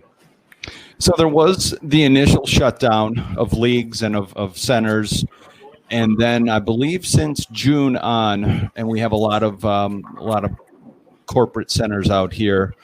And there's been different mask mandates, from masks all the time to masks not when you're on the approach, to masks only if you're going into, back to the snack bar area. The leagues are definitely down. I'm in a 4-person league, 16 teams, but it's down from what it was previous years. But people are staying safe, and people are being compliant with the rules, and whatever the mask mandates are, people are following them. A lot of social distancing. The centers are doing a great job here, keeping everything clean. You can certainly notice more cleaning going on in and around the centers and the snack bar area. So I think doing as best we can. We now actually had, out here we're leading the nation, I think, in cases, or at least were as of a few days ago. So it is still a very tricky situation out here. And that did, honestly keep some people away. And I always said, and even said on our shows, if you're not comfortable heading out to bowl, don't, stay back if you're in a position where you'd rather not. But, and some people did. Some people said they would rather not. So, but otherwise, it's been, I guess as normal as it could be. I got you there. Nice shot there by Maria Jose Rodriguez as she kicks off her 10th frame of Game 3 here at the ITRC Classic. Maria had as we mentioned a little bit earlier, a nice showing at the Bowlers Journal Classic, a top 10 finish, sitting in second place, entering in Game 3, and is in position now to get to 226. 258 for Lindsay Boomershine. A nice finish there as well. Taylor Boltice. An opportunity to get to 2-0 this game. Some trouble for Clara. That was one of the defining moments yesterday during the stepladder finals. Shannon O'Keefe leaving that Greek church early on in her match against Danielle McEwen, but making the adjustments from that, making the ball change, going back, making another ball change on her way to 8 consecutive strikes to finish everything up. Tim, for you, we've talked about Shannon a lot, and for obvious reason, but when you think about the stretch that she's been on from that 2019 season, we talked about it a little bit earlier in the day. Her last, I believe now 4 events on the national tour, she's finished first, second, first, and now first again, with 2 of those being are the second a major and the first a major in the middle there. But just kind of thinking about bowlers of all time going on stretches like that, we haven't seen too many runs that I can really think of that have been on parallel to what kind of Shannon has been doing these past 2 seasons. No, I mean it's truly remarkable just the way she's been bowling, and like you guys are saying, how just she trains and keeps and is always. I mean, if there's someone who lives bowling, it's certainly Shannon O'Keefe. She's always out there doing very active, posting, mentoring people, helping her team out there. So it's just, you wonder how, if she's going on a 28-hour day and the rest of us have 24 hours in a day. I have to admit, that's what these live stream days feel like once again, now that we're back in them. So we just got to get the reps in, Matt. That's all we got to do. Hey, we were born for this. We're ready. It won't take long to get back to it. Did also want to mention, we saw Lindsay Boomershine there, doing my interviews with her over the last year. The one thing, her physical game has always been where it needs to be, but she told me she was really working on her mental game with Mike Shady, just helping her out with some things and helping her with her process of how she's working on things. She felt like sometimes previous seasons that was a little bit something that may have been holding her back in some of the blocks. So it's good to see her with a good game there, and hopefully she's able to take that into practice. I would agree. She also had a great showing at the Bowlers Journal Classic, just missing the top 4 for the stepladder finals. And I think when you kind of go down the list of players who have not won a PWBA Tour title yet, who are going to make it happen at some point, I feel Lindsay is one of those players who's always at the top of that list, who is just waiting for that moment to break through. She's been close before, but I think she's on the cusp. And we had her on the PWBA podcast as well a couple months ago, and exactly what you said. It seems like she's the physical game and the physical strengths to her game have always been there. Those have never gone away, but it seems like she has taken the right strides on the mental aspect as well to kind of put it all together. And I'm actually really excited to see what Lindsay can accomplish this year. She said, she feels she's so close to not only winning one title, but to basically winning 3 all of a sudden. I think that's a thing for a lot of players. Once you see it happen once, the floodgates open and that confidence just skyrockets. We've seen it with Shannon O'Keefe, after that first win after that tough loss at the U.S. Women's Open, everything just kind of the flip switched, if you will, at that moment for her. And we know what happened since. So, all right, Tim, we're finished up here. So we're going to go ahead and move to 1 through 4 as requested. Let's see what's going on the low end of the ITRC.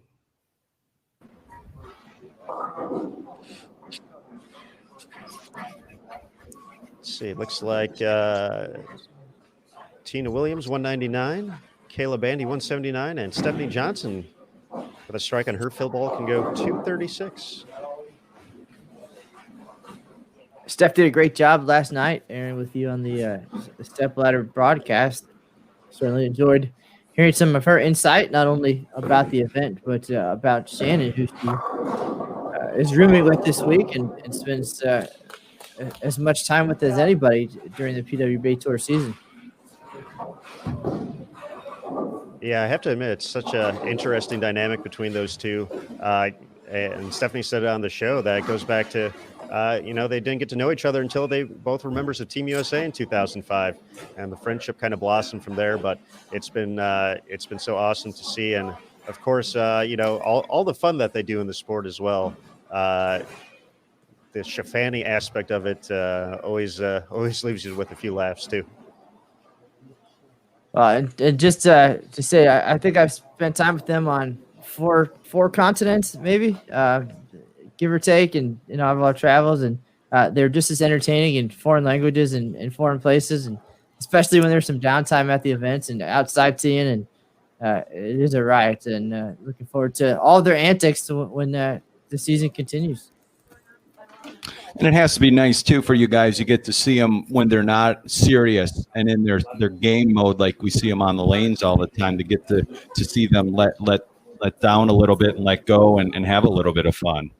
Well, and that certainly helps in building the relationships too, and being able to have those tough conversations. Not only can we tell some of the stories that are not scoreboard related, but for example, last night, talking to Danielle after the loss, that's always a tough conversation. But if you've built that rapport and you have that relationship, they understand that's part of the job. And after a few minutes, they're able to open up a little bit and really share some feelings. And I feel the same way with players like Kelly Kulik, who has opened up quite a bit over the years, just about what's happening deep down, what's the thought process, what's going on, and whereas they could be very short and just get to the point, and really they're there to tell the story, and just having that time together makes them realize that we're all in it for the same thing, and it's to tell the stories and be entertaining and get the word out, and just I think the more we can talk about things, the more details we can give,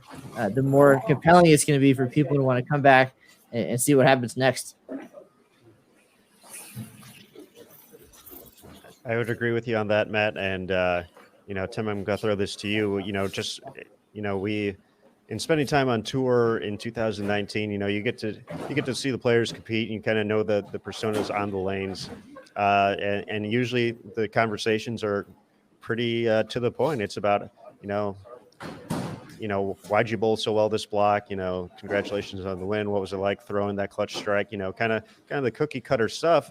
But throughout the course of the PWBA podcast, we got to learn so much about the players. And Tim, you've been in the podcast game for much longer than we have. What are some of the things, you've enjoyed taking away from those conversations that are a little different than, a situation being on the lanes with someone? Well, one that almost immediately comes to mind was when 9/11 happened. I did a show this past year with Danny Wiseman, and he recounts a story of how he was driving across country to go bowl the tournament. They just got back from Japan, from the Japan Cup and everything, and he was driving to bowl a tournament, and he got the notice, that the tragedy happened in New York and in Washington, and then the tour was canceled. The events that next week were canceled, and just to, he recounts the feeling of driving across the country without knowing really what's going on, as none of us did on that day if we think back. And just some of the stuff like that, really sticks out to me as far as something that was a surreal time for all of us to live through and go through. Absolutely. Danny Wiseman, a great ambassador for the sport as well. Definitely doing a lot with the youth bowlers as well now out east. So shout out to Danny for everything he does, as well as all the always loved watching him bowl too. Always loved the shirts as well. He could pull off the flame button down shirt better than most. All right, here on lanes 1 through 4, handpicked by Tim Berg. You did pretty well, Tim. I'm not going to lie. So we got some great competitors here. Shannon O'Keefe, we've talked about her quite a bit already. Angie Ramirez-Perea, Jody Scherer, an interesting story on her. The 1998 PWBA Rookie of the Year, coming back now here in 2021. And over on 3 and 4, Diana Zavialova, Christy Leong, and Summer Jasmine. We had a great interview with Christy that we posted on the PWBA social media, just, talking about this event, talking about her father, Terry, as well, who recently passed away. So if you haven't caught that video yet, please check it out. PWBA on Facebook, Twitter, Instagram as well. So that's a look at our competitors here for game number 4 as we settle in.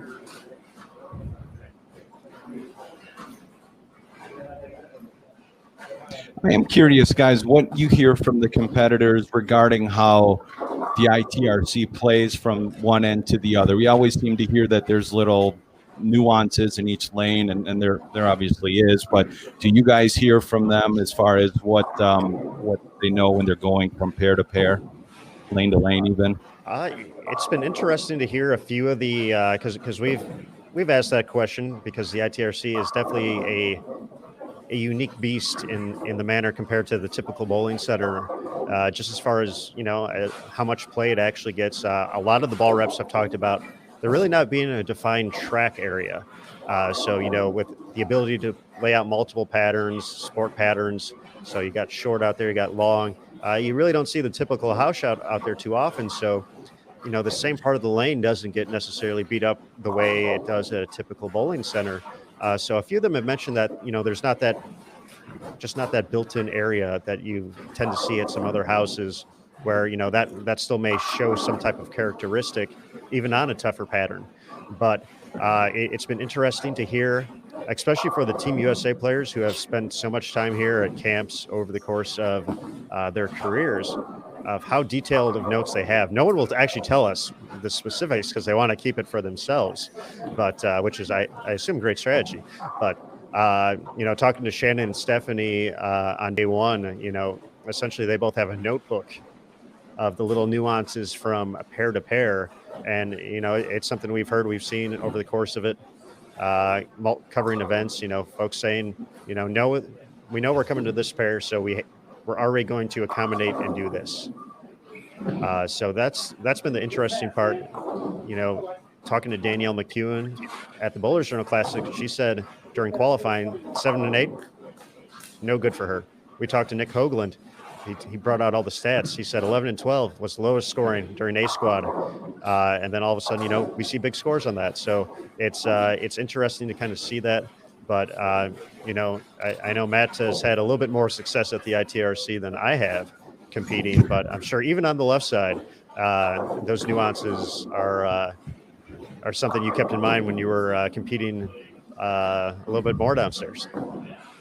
Well, I did notice, and we've talked about it, that it tends to play a little bit tighter. And just seeing the pattern at the ITRC, when you throw the ball down there, that just means that the ball's not going to hook as much on that pattern at the ITRC as it would potentially at a different venue. So I took that into account in my practice sessions for if it was for a regional. I knew what pattern was out there, so I get an idea and then know kind of in my head how I was going to adjust when I got to the actual venue, knowing that there would be a little bit more friction or a little more hook once I got there. So the idea was to get a feel for the shape of the pattern and kind of what how I wanted to attack it and just get comfortable. And even then, that forces me to actually make better shots because I have to think more through it and be a little bit slower. So I felt more prepared leaving the ITRC. So in that regard, it certainly helped me out. Now, as far as competing in the venue from pair to pair, we did it in a league setting most of the time. So we would just go in and just attack it, just watch the ball reaction in the warm-up session and make the moves from there. So 2 different ways, but I never did get a chance to actually compete in the venue in a tournament setting where you're moving pairs and having a longer format.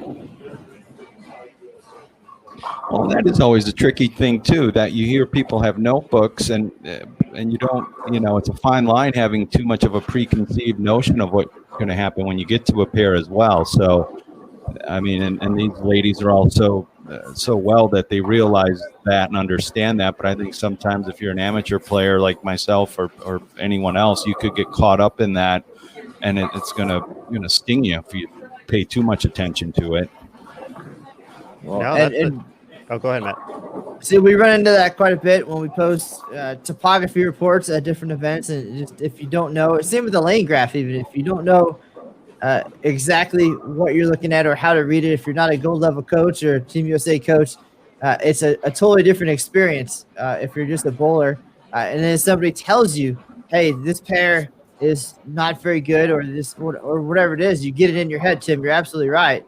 And you go in there immediately thinking that you're not going to be able to perform either because of what you heard or what you thought you interpreted on all of this paperwork. So sometimes at certain levels, too much information is just way too much. But if you have the right folks there to help you read it, and that's where the ITRC is great. If you have questions like that, you bring that information with you. They help you interpret it so you can make better educated guesses when it's time to compete just in general. But for these players, if they keep seeing the same facilities season after season or in different capacities, it's great to have that info, not so much what other people are telling them about it or what the paperwork says, but what their experience was, which is it's a little bit different too. Journaling what happened to you in that moment and on that pair and in that place is also a little bit different than some of the information that might be available, or peeking at somebody else's notebook when they're not looking. Oh, Matthew. I got a great story about that as well, but first we have some standings here after 3, so we're going to read those off really quick. As expected, Liz Johnson, 771 after the first 3 games, so 257 average out of the gates. She's at plus 171, leading the way. Lindsay Boomershine had a nice 258 in game 3. She's at 714, so plus 114. Maria Jose Rodriguez, plus 105. Shannon O'Keefe, currently on our featured pair at plus 97 in 4th. Fania Kobo, plus 75. Caitlin Johnson bounced back after 200 even in game 2, another 237, so she's at plus 74. Stephanie Johnson, we saw her finish off that nice 236. She's at plus 72. Taylor Boltice, plus 59. Lilia Robles, plus 30. And Clara Guerrero rounding out the top 10 at plus 19. But in getting back to taking the notes, and we talked to Erin McCarthy, who made the stepladder finals of the Bowler Journal Classic, and she was one who said, she really didn't take notes unless there was, something major that was on a pair, unless it was something so noteworthy that it was worth kind of making sure you had your eye on it. But the one instance, and it was kind of my introduction to journaling, as Matt put it, was the 2013 Senior Queens, which was held at the ITRC. Lucy Sandlin, USBC Hall of Famer, now a 3-time Senior Queens champion, won that event, and it was her second Queen's title. And she had made a very telling note about the stepladder pair. I believe it was 9 and 10. And she knew a characteristic of lane 9 that she had seen throughout the course of the week competing at the ITRC, made that adjustment, and it ultimately helped her win that title. So I always remember Lucy telling that, and for something, for my competitive aspect, I really was never had dug too deep into that type of information outside of knowing pairs at my local house. And so just to have that even for a weekend tournament, essentially, or a couple-day tournament, was new to me. So I always remember Lucy telling me that story. I definitely appreciate it. And of course, Lucy, we hope you're feeling well. She tunes in quite a bit. So hoping for the best, Lucy, and hope to see you soon on the lanes again.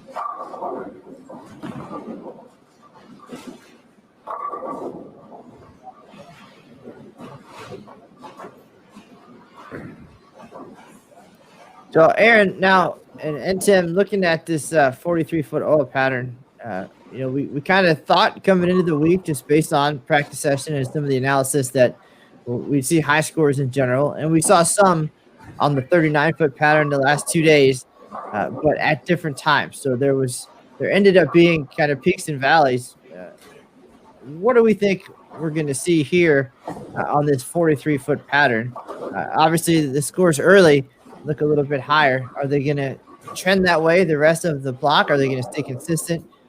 Or are we going to see a weird transition once again, where all of a sudden 240 games are 190s and 2.0s, and 210 is a good game at that point before maybe they get nice again?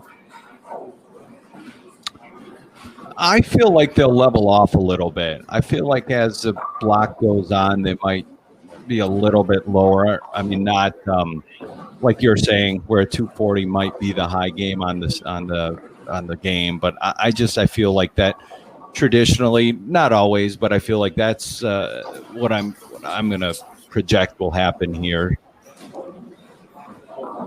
I would agree. I think we even saw the transition yesterday during the stepladder finals, kind of that Shannon had to go through to ultimately win. So I expect that we do have a lower amount of volume, even though the pattern is longer for the 43-foot pattern for the ITRC Classic. The volume's a little bit lower as well. So I think we'll see probably a bit folks making some additional moves on top of that, and just trying to, of course, navigate from pair to pair. That's always been, as we talked about, always been a thing. So catching a good pair at a good time might mean one thing versus catching a rougher pair at another time. So that's something to look out for as well. We've talked to a few folks who have had their players find success, and see a nice shot there from Summer Jasmine. But Aaron, it looks like lanes 3 and 4 turning into a good pair once again. We saw some big scores on there yesterday, and now it's like Diana working on the front 6. So a couple 289 games, of course. Our high game of 299 happened down on the far end of the center, but 3 and 4. Anytime we came to this pair yesterday, kind of yielded some excitement and some big numbers. It has seemed to, and I believe that was another stat from Nick during A Squad, was that, during the Bowlers Journal Classic, that 3 and 4 was a high scoring pair. I think we saw Danielle, as you mentioned, a 289 front 10 to kick off match play yesterday, as Shannon sends all 10 back there, and Diana going for 7 right now. Tim, as Matt mentioned, the 299 yesterday, though, by Jillian Martin, the young 16-year-old standout. Any initial impressions on her high-power game? I just think the PWBA is just so deep in its talent, and the people, it's like we mentioned, we see Shannon and we see a lot of the ladies continuing to keep their strength and going to the gym and keeping themselves in great shape. And I think it's because they know there's an up and coming there's a Jillian out there. There's all these different and younger, the people graduating college and everything. So I think it's just the future is very bright for the PWBA, and it's so exciting to see everyone out there and competing. And it seems like the stage isn't too big for these people. It's just amazing to think, to think that at 16, 17 years old, I couldn't imagine, No, go ahead, Matt. I said it helps too that the ladies are very welcoming and willing to help, and whereas they could be incredibly intimidating and scare away the newcomers. But I mean, at the same time, players like Shannon O'Keefe and other collegiate coaches probably have one eye on those players because while they're trying to beat them, they're also like, hey, I can recruit you too. But no, I think for the most part, so many of the women know what it's like to not have the PWBA tour, whether it's something they had and went away or something that all of a sudden it wasn't something they could dream of doing when they grew up. So they're going to do everything they can to make sure this continues, and that's going to include welcoming in the next generation. Even if they get beat a little bit by the youngsters, it means that there's going to be a tour to continue. And I think you'll see that, and it's just role model after role model rather than intimidation factors. Quick update from our other pairs in play right now. Liz Johnson, our tournament leader, at plus 171 after 3. Started with the front 7 before a 9 count in the 8th frame, so it doesn't look like Liz has any intentions of slowing down after just missing match play at the Bowlers Journal Classic. Off to the races here in the early going through the first couple of games.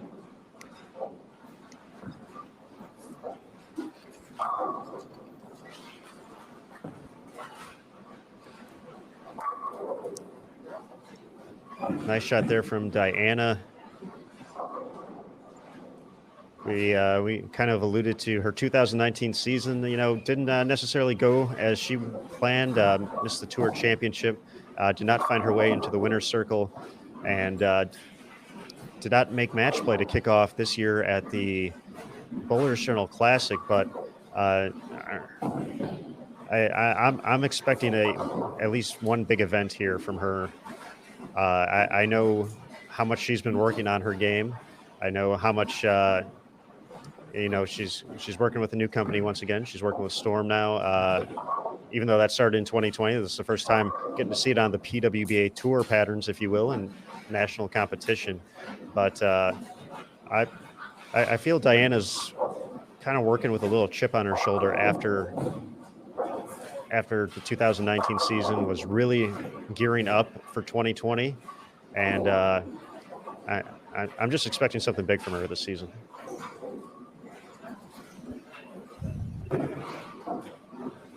Yeah, I tend to agree. I think she and this 43-foot pattern, those seem to be her wheelhouse too, where she can move a little bit left and stay slow and smooth through it, and just let her ball do the work. And it's I think you're right on point with that one, Aaron.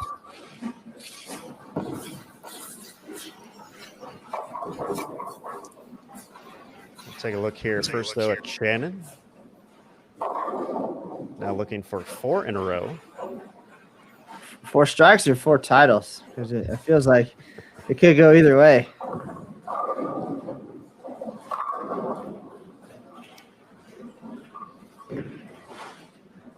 She just makes it look way too easy. So that could be the first question next time. Shannon, is this still fun? Is it still fun to come out and dominate the way that you have? And I bet you the answer is probably yes. We saw a lot of emotion last night when I talked to her after you guys did on the air. There were tears. The tears were real, and bonus points to the interviewers for bringing out that type of emotion. She made a point to point that out too. That the emotion was there and it's real, and that's awesome. People love it, and it makes it that much more special. And right now, actually, we chatted with Brian O'Keefe earlier. They are at a collegiate event this weekend. McKendree taking the lane, so he's out there doing his coaching thing, and keeping one eye on the standings, I'm sure, as well. But hopefully when he becomes available after they're done competing for the day, we'll have a chance to get his thoughts and his emotions about seeing Shannon and her success early here in 2021. And the fact that he was not there to see it in person, where he has been right behind her for many of her victories over the years, if not all of them. Yeah, it's pretty exciting for obviously the collegiate season to kind of slowly start getting into it again for 2021 here. Tim, with your involvement with the podcast as well, we know it's a shorter season, but they're going to try working in as many tournaments as they can. Just what are you excited to see with the collegiate players throughout the course of this season as they make their way towards the ITC, ISC, and the NCAA titles? Well, I guess what I'm looking for is just a few things I'm going to be keeping my eye on. It seems we had Billy Murphy on from Newman University was telling us this, that they're trying to keep things a little more regional on his end. And they're traveling, and they're trying to just keep things as far as not traveling far away. Doing the overnighters if they can, and even mention the circumstance where they're going bowling up at KU up in Kansas and Lawrence and coming back home. And he said traditionally that's something we would never do. We stay in a hotel room, like wouldn't no second thoughts. So that's kind of one of the things I'm keeping my eye on, and then also how these. How they're able to get through with their emotions. And we know college bowling, it's such an emotional, such a team game. And that has to be a little bit different this year with some of the things going on and everything that we're trying to do to keep safe. So I think the teams that can manage those and manage their emotions the best and still work together are the ones that we're going to see that ultimately have a successful season.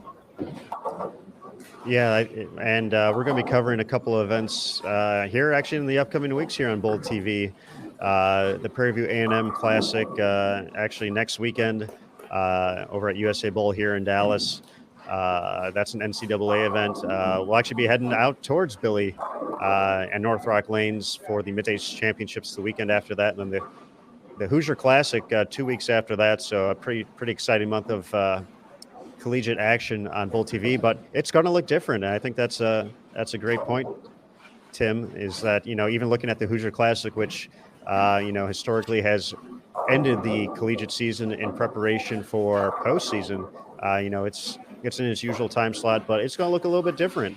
But, I think, we talked about the athletes competing right now at the ITRC, just wanting to have that moment to get back on the lanes. And for these collegiate players, I'm sure once they're back, and especially once we get to see them,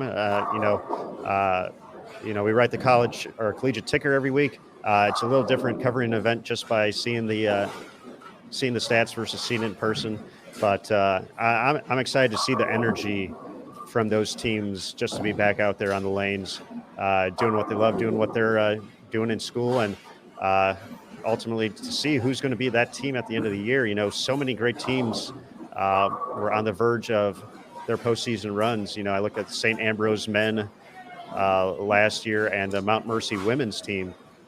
Those were my two favorites heading into the postseason play.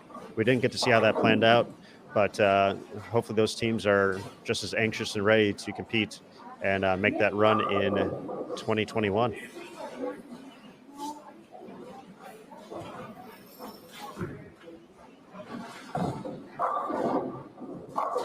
Quick update on Liz Johnson, 268 after that 771 start. So she is in full cruise control. Caitlin Johnson having a nice 267 or a 260 game, can max out at 267.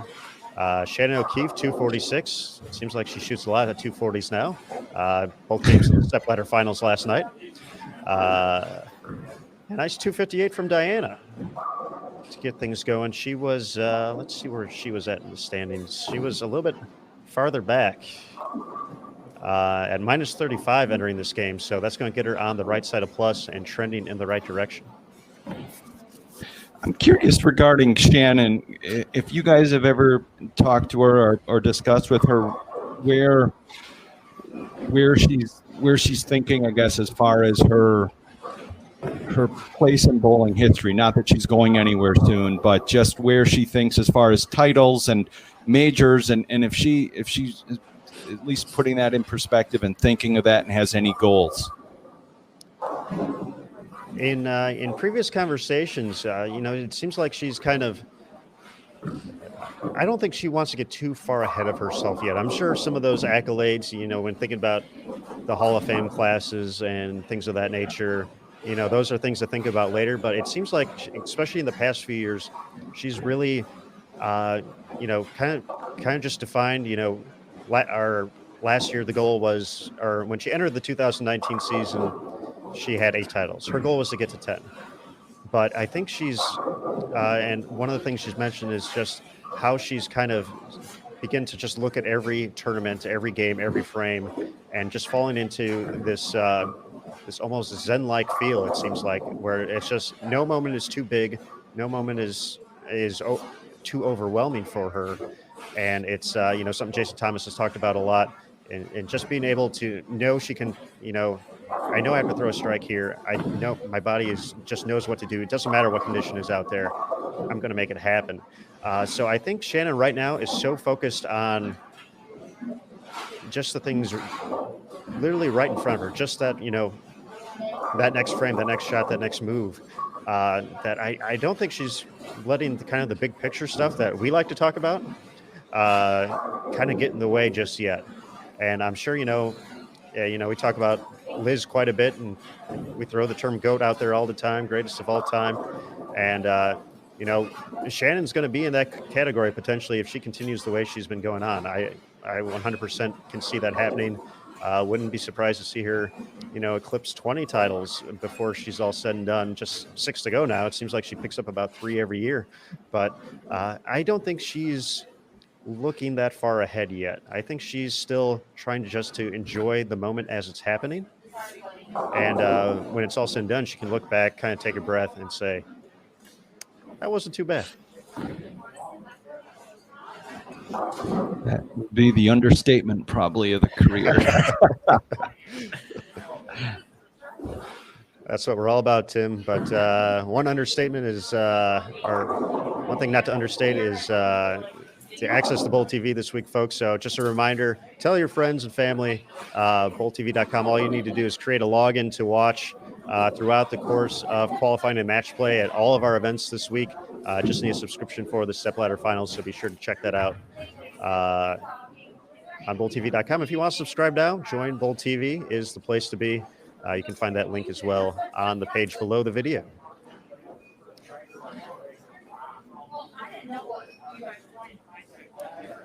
Well, Tim, we're heading into Game 5. Feel like sticking around for one more? I think I could do that. Yeah, sounds good. All right, we'll let you carry on with your day after that, but we'll have Tim Berg with the Above 180 podcast and our Storm Collegiate Spotlight podcast coming back here. And it looks like we have Jason Thomas going to hop in the show as well. So there we go. We got everybody. Guys, hey, Mr. Berg, how are you, sir? Can Tim hear me? Tim, can you hear Jason? I can hear you, Jason. Okay. Well, I just wanted, you guys were talking about Shannon there, and I was looking for somebody to come and give an update on her progress here today, but no one was to be found. I think they're getting some balls out of the truck or something. But I was actually just walking by her, and she stopped me, and she just wanted to ask me about just a funny, like, hey, can you guys pump some crowd noise in here so we can have a little. She's just so loose, it's she's just reached a level where, this competition thing's kind of secondary. She's just like comfortable. It's like she's just bowling league. It's just, which, obviously that's scary for everybody else, but she's certainly reached a level that, you don't see very often in any sport.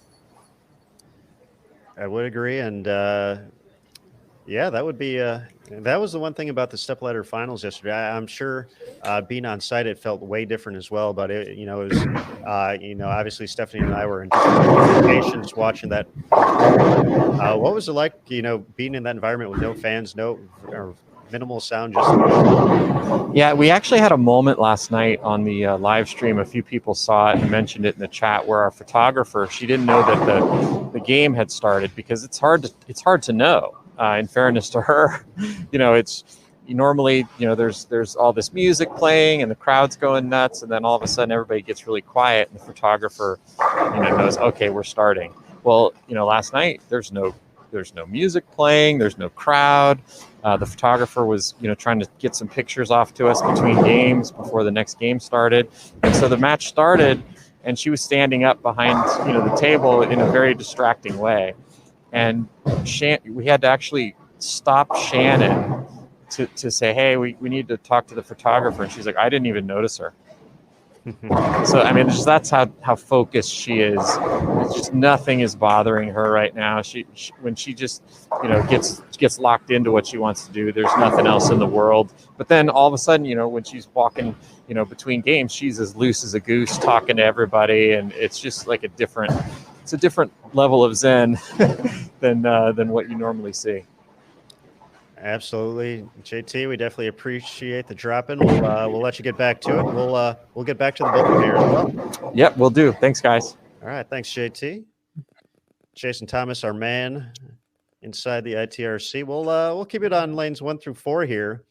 We have our tournament leader, Liz Johnson, going to make it to lanes 1 and 2, and an uncharacteristic start for Legend Liz. Not getting any count there on the split, but I guess if you're going to do that in any frame, the first frame, the best frame to do it. Trouble for Clara as well.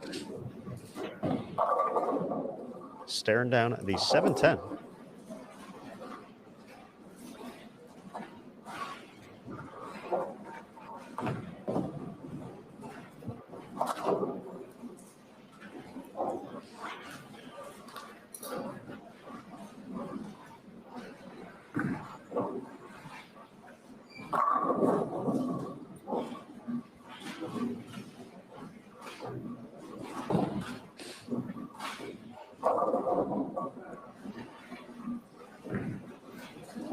So we prepare for Game 5 of the ITRC Classic here at the International Training and Research Center in Arlington, Texas. My name is Aaron Smith, joined by Matt Cannizzaro and Tim Berg. We are joined this game on lanes 1 and 2 by Caitlin Johnson, Fania Cobo, and Liz Johnson. On 3 and 4, Elise Bolton, Clara Guerrero, and Lilia Robles.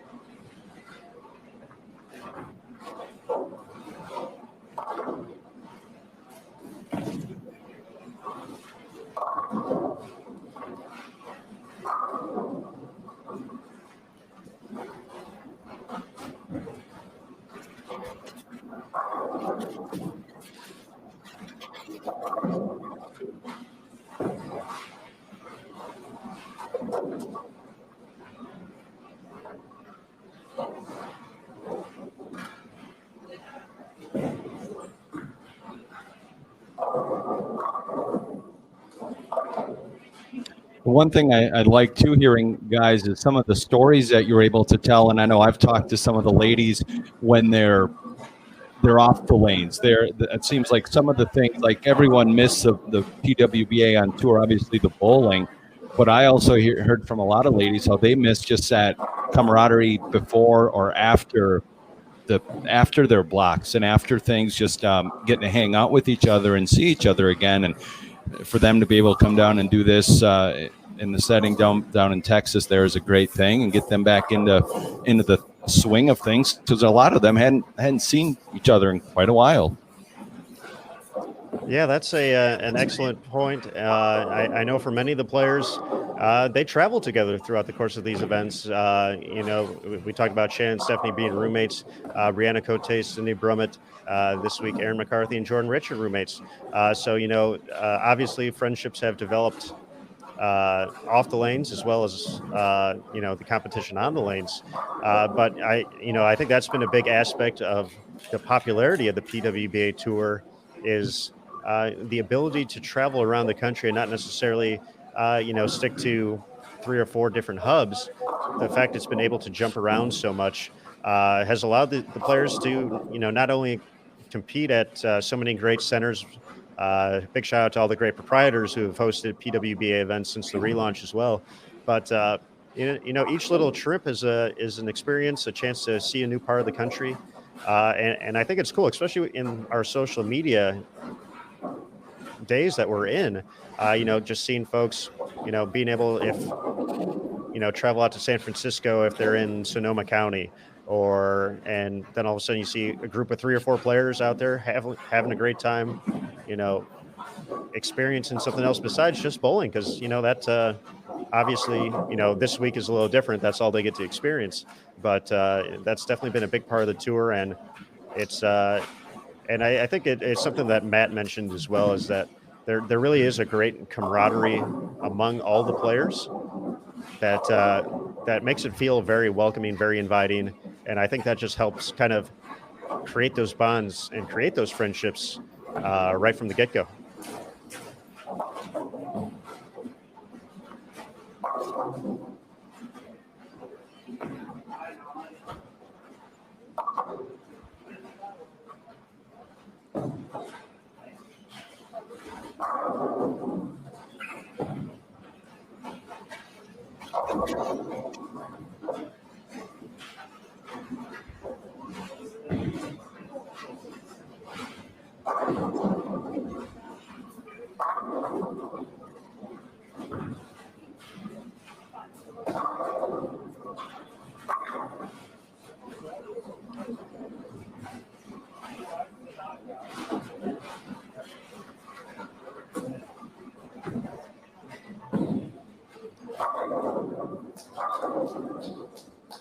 Now we've seen some trouble here for Liz Johnson on the left lane, back-to-back 4.67s. So after that strong start, we wondered about the transition hitting and potentially some of the characteristics as well of the center. And appears Liz maybe hitting that for the first spot here or in Game 5, I should say. But we'll get to see the adjustments over the course of time as she tries to get lined up on lane number 1.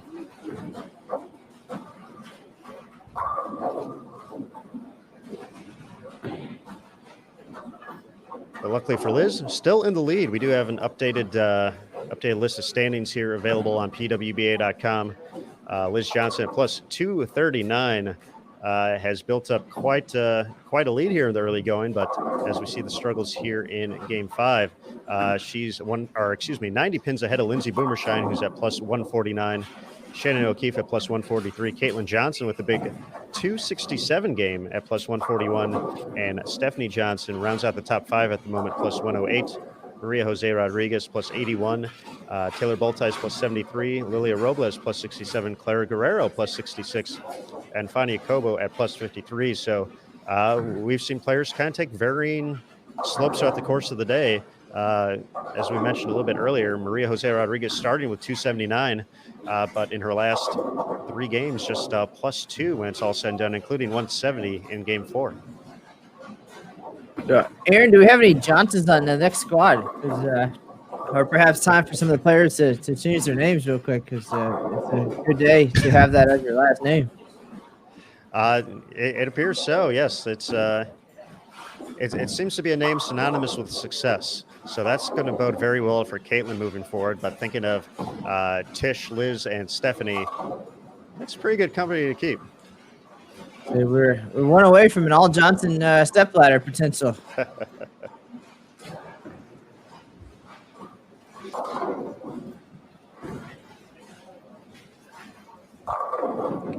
That's a pretty unbeatable 4-person team right there.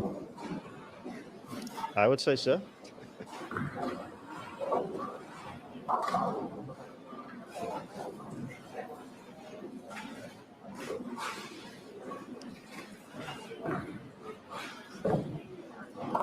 All right, we have a a good question in the Bull TV chat right now about Kelly Kulick, asking if she has officially retired or if she is just not bowling this week. And Kelly, not bowling this week, as JT mentioned in the chat as well. But Kelly was an interesting player to talk to, prior to the start of, I know, Matt, you talked to her shortly before Team USA trials ended up being canceled. But we talked to her on the PWBA podcast as well, and said it might, for the 2020 season, she was originally considering just, only bowling a handful of events, picking a few here. I'm sure the majors were still highlighted on her schedule, but potentially attempting to reevaluate some things and just kind of potentially looking ahead to the next portions of her life, not necessarily all on the lane, but potentially off the lanes as well.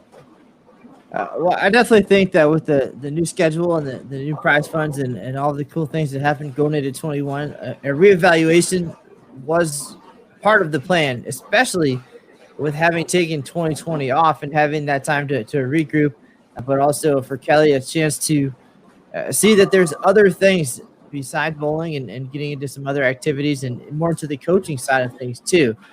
But that's a conversation we've had many times over the last 4 or 5 years. There's been some family and personal things that have changed perspectives a little bit, and then some troubles succeeding as well as finding some success. So I think that's a conversation that will continue to happen. It's things that she'll think about. But I think in this case, more than anything, it probably had to do with a lot of the restrictions that they're seeing up in the Northeast, especially in New Jersey, New York, and the ability to feel safe being out, to even be allowed to be out, and then how much access they've had to actual bowling in recent months, which I don't think is a whole lot. So I know I did see her at the Hall of Fame meeting here in DFW for a couple of days, but that was potentially the extent of her personal travel during all of this. So I think for her and many players, this particular decision not to compete in this event was more about the timing and just wanting to be safe before getting out. And then, of course, the restrictions they would face when they return home. Many states, especially New York, New Jersey, are requiring 14 days of isolation upon returning. And if you have a job like a Liz Culkin type situation, you just can't do that. You're given it's a 3-week commitment at least for a 1-week event. So a lot of factors coming in, and for Kelly, I think she's ready to compete. Just in our last conversations, and was looking forward to team trials for sure. But it's the uncertainty of the world right now. I think that would lean in the direction of taking a little more time off. We did see the adjustment there from Liz Johnson after back-to-back 4.67s on lane 1. Looking like she took a bit of a step left and created a little bit more angle through the front part of the lane. And looked like the Liz Johnson we've seen all day today.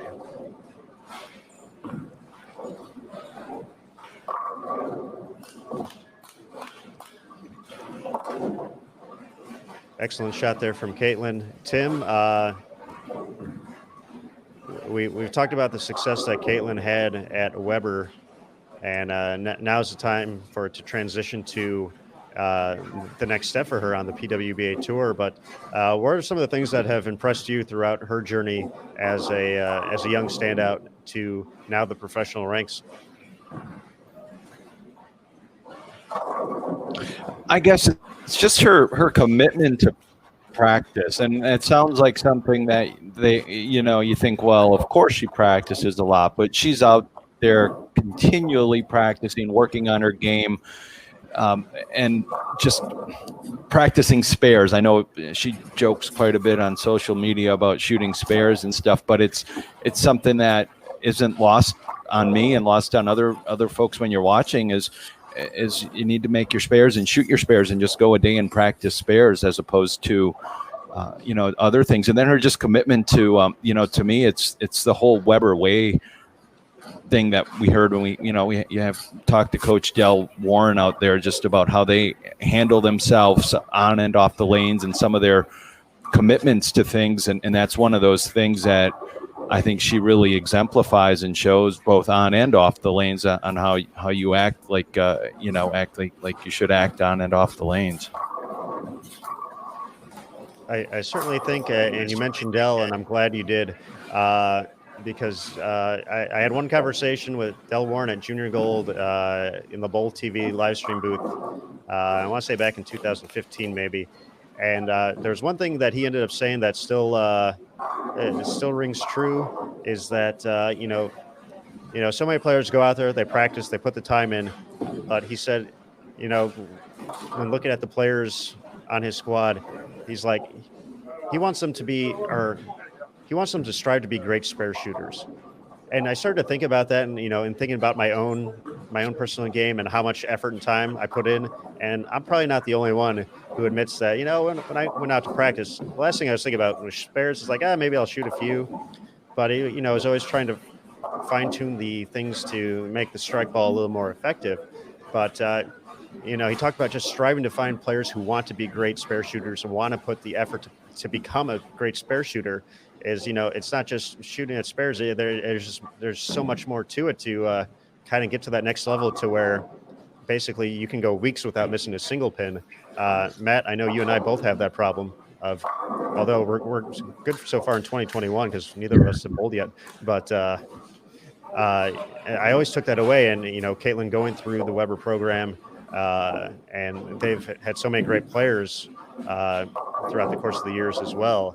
But that was one thing I always took away from Dell, is just the commitment to spare shooting was not going to be lost on players moving forward for Weber International.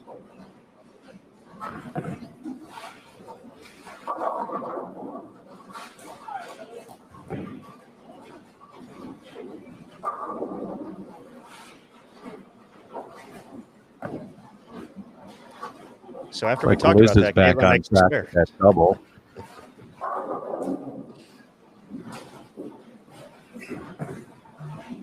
Yep, looked like a good move from her, making the adjustment on 1 and 2.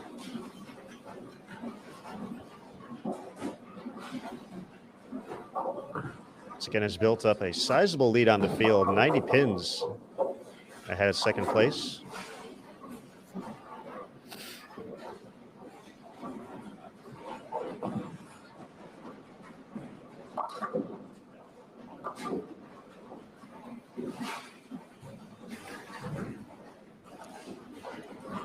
Quick note from JT inside the ITRC. Taylor Boltice talked about Weber International. Will continue the trend. Putting together some strikes on 5 and 6, an opportunity to shoot 290 with the 9th and 10th frame left to go. So we might take a quick look over at 5 and 6 after Liz's shot here. See if she can make it 3 in a row. If that's going to find a little push, does. Back on track.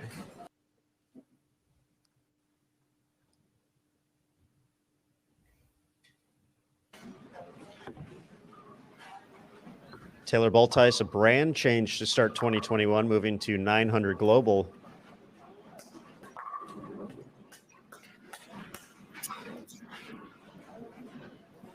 A regional champion in 2020, one of the few PWBA regionals that took place, taking home the Sarasota title. Was in 24th place, though, for the Bowlers Journal Classic. So an opportunity for her to put together a big game, and she's fared well so far. 236, 200, or 220, excuse me, and 203. She's at plus 59. A chance for a big jump here. She's going to be up next, far left of your screen, after Maria Jose Rodriguez on lane number 5.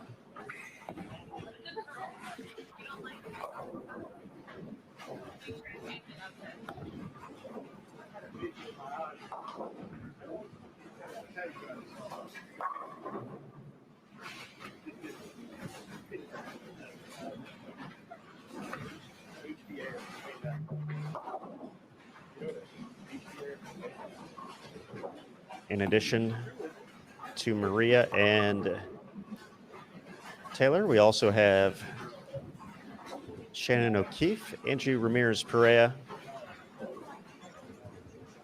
Lindsay Boomershine, and Jody Scherer currently showing on our featured pairs. And we did it again, Matt. We did it again. Fortunately for Taylor there, string of strikes comes to a close with a 4-6-10 split.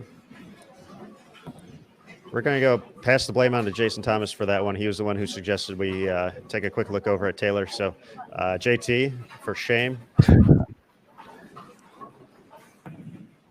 Well, and you bring up the switching brands. That's a thing that we've seen a few of the ladies have to do, and that's no small feat. When you think for us, if you go buy a couple different brands and you're whatever, it's not that big a deal. But for these ladies, it's learning how many 15, 20 different bowling balls, or just to get started on things, so you're covered on all the different patterns and figuring out what does what when to move to this, and I don't know. I mean, it's a miracle they're able to do it as quick as they do.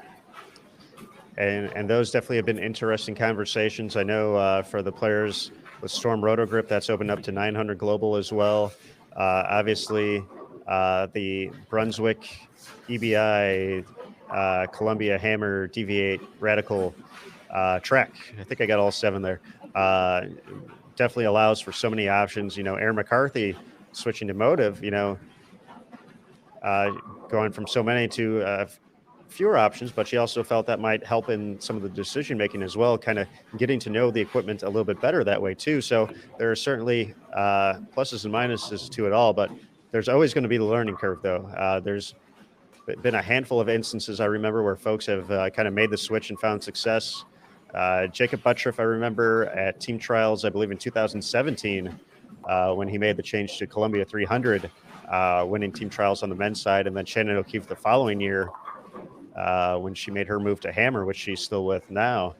But yes, I could imagine the note taking for that process, since we talked about notes a little bit earlier, has to be quite a daunting task to get going. I'm sure there's multiple stages of kind of getting introduced to all the equipment.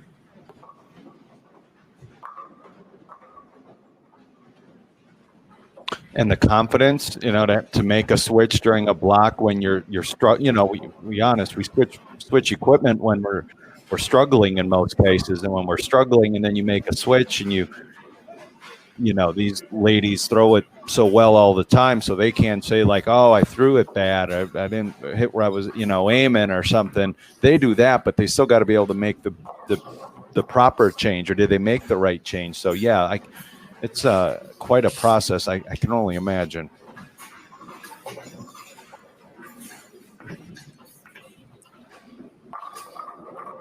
And just enough of that 10 pin there for Lindsay. We mentioned she was sitting in second place heading into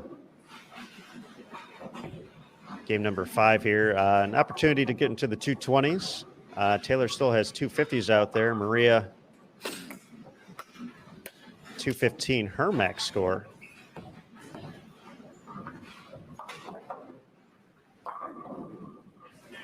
She covers up the spare.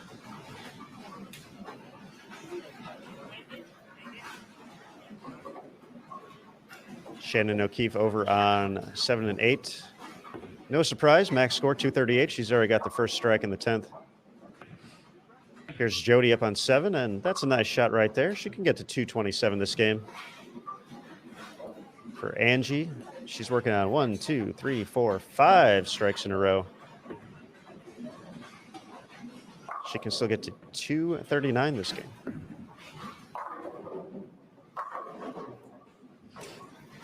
So Tim, we got a couple shots left here before we'll let you go for the day. But you got any predictions here for the ITRC Classic moving forward?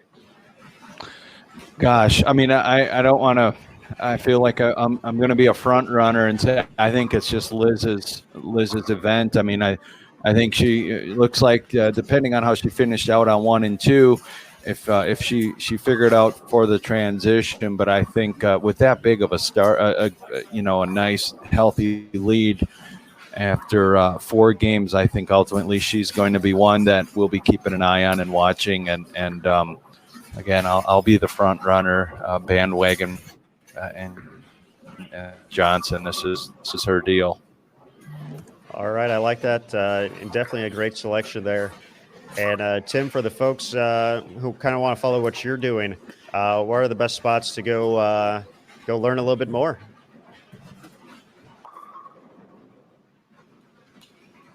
Yeah, you can check out above180.com. If you search, it's in iTunes, it's on your Google Play for the podcast. Search for Above 180 Podcast. You'll find all of the information. Website has all the podcasts, and like I said, it's also on Amazon if you're an Amazon listener. But check out all the podcasts and upload the Storm Collegiate Spotlight podcast with my co-host Steve Klemkin there once a week. Usually, we just dropped one this morning with Christian Ascona. Posted that this morning. Talked about some of his performance last week in the PBA Players Championship. But college coaches, players, people involved in the sport of bowling, and kind of go from there. So that would be the best place. Check all that out. I appreciate the time, guys. This was fun, and I may be checking out with you guys, but I'm going to be just going over to watch because of what's going on here and all the great stuff going on down there at the tournament. So. All right, Tim. Well, we appreciate it. It's definitely great to see you again, my friend, and hopefully we can do this again soon. But take care of yourself, and until next time we see you out there. All right, you guys be safe as well, and we'll talk soon. Thanks, All Tim. right. Thanks, Tim. All right, everybody. That was Tim Berg joining us once again from the Above 180 podcast and the Storm Collegiate Spotlight podcast. Big thanks to him for joining us here in the middle of qualifying B squad at the ITRC Classic taking place at the ITRC. How about that? Arlington, Texas, the place. 9 games of qualifying. We'll have A squad hit the lanes a little bit later today, 5 p.m. Eastern, to determine the top 12. We'll move on to match play after that. That'll be Saturday. Today's Friday, I think. It's Friday, folks. Let's go. 2 rounds of match play on Saturday before we have our stepladder final Saturday night, 9 p.m. Eastern, right here on BullTV.com. You can watch qualifying and match play for free with just a community login. Since you're watching us right now, you already have one, so you're all set. But if you do want to watch these stepladder finals, of course, be sure to go or head over to Join Bowl TV. You got 4 options. There is an annual subscription for $79.95. So if you're planning on watching the PWBA Tour season all year long, along with all the other great events we have, archived events, backstage, the vault, the lab, so many different avenues there to check out. A lot of great content. You can visit that, or you can get all that with an annual subscription. You can get that as well with a monthly subscription, $9.95. We also have an event pass here for the Kickoff Classic, $12.95, or specifically for each event for the ITRC Classic at $4.95 just to watch the stepladder finals. So it looks like we're going to be bringing in another quick guest here, Matthew. All right, more great insight from the lanes and the experts telling us that all the things we said were correct. All right. Well, this is an interesting way JT has referenced it. So we'll be bringing in Chuck Gardner. Hi, Chuck. How we doing? Hey, I'm doing great, guys. How are you?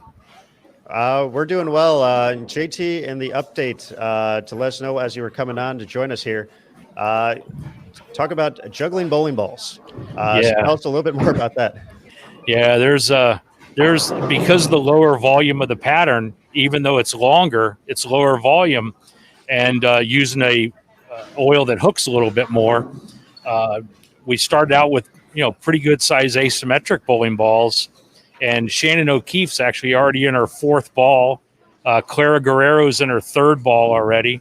So a lot more juggling of the bowling balls, and now we're down to like medium symmetricals now. And I mean, the scores are great. I mean, the pattern is playing really true and really cool.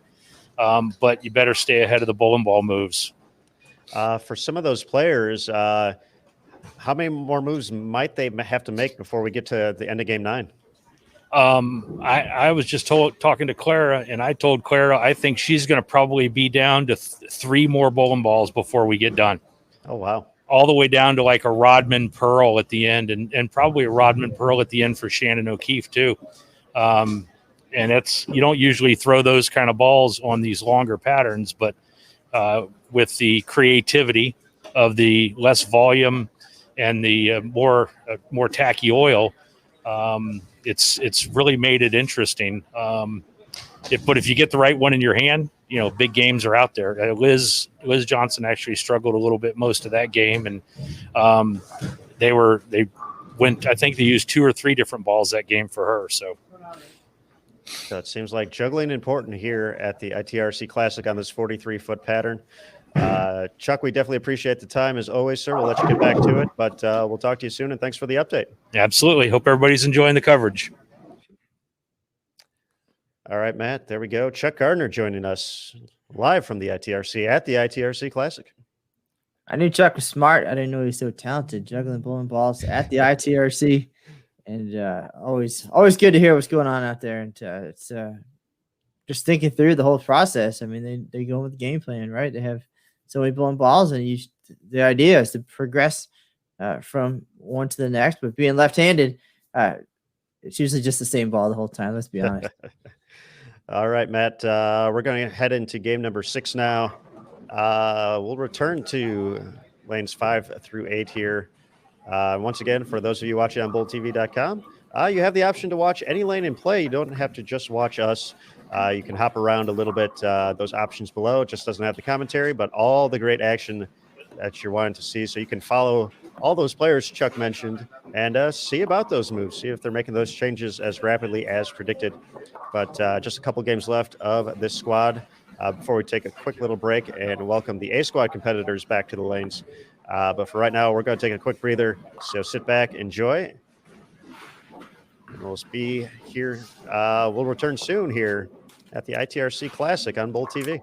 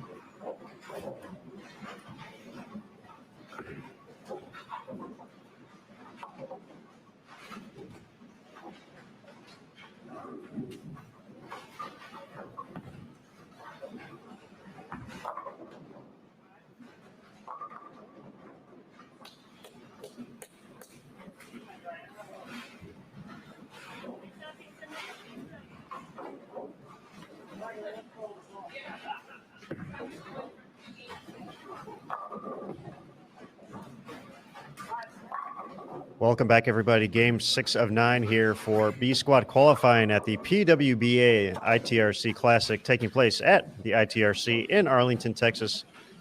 My name is Aaron Smith alongside Matt Cannizzaro. We do have a score update after 5 available.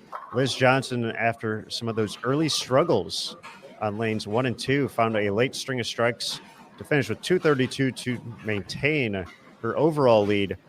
She's at plus 271. That is a 254 average and a little extra through 5 games to lead the way. Shannon O'Keefe continues to do Shannon O'Keefe things. She's at plus 180, sitting in second place. Caitlin Johnson has been pretty impressive so far this block.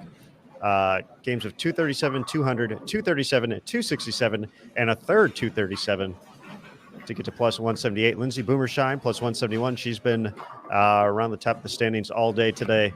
Taylor Boltice had the nice 255. Was making a run there until we switched the cameras over to her, so our bad, Taylor. She's in 5th at plus 128. Lilia Robles from Mexico, plus 112, having a nice day. Stephanie Johnson, plus 107 in 7th. Maria Jose Rodriguez, plus 96 in 8th. Clara Guerrero in 9th place at plus 91. And for Diana Zavialova, after a slow start, she was minus after 3 games of 258 and 237. She is now in 10th place at plus 60.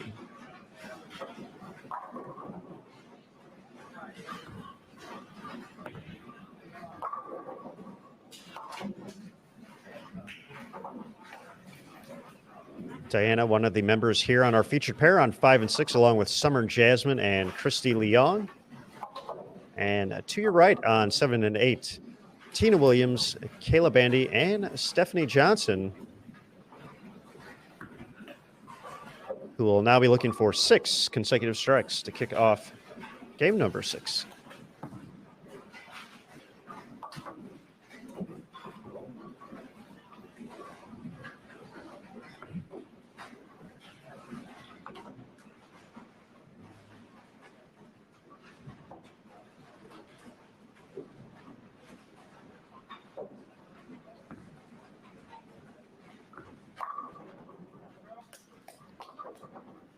Nice shot there from Diana, far left of your screen.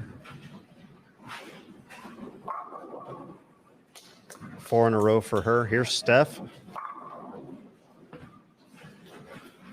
And the good karma of being on the Bowl TV broadcast during the stepladder finals paying off here. 6 in a row.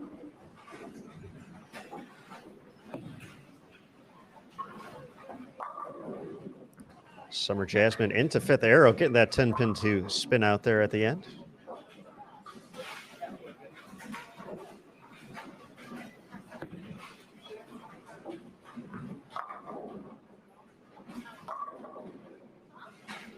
And Tina gets the hit as well. Shout out to Tina, member of the USBC Board of Directors.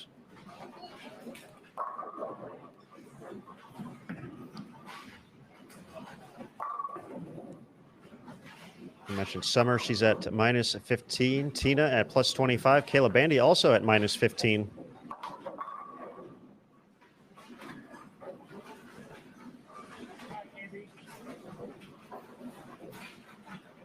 Here on our featured pairs, Christy Leong at minus 4.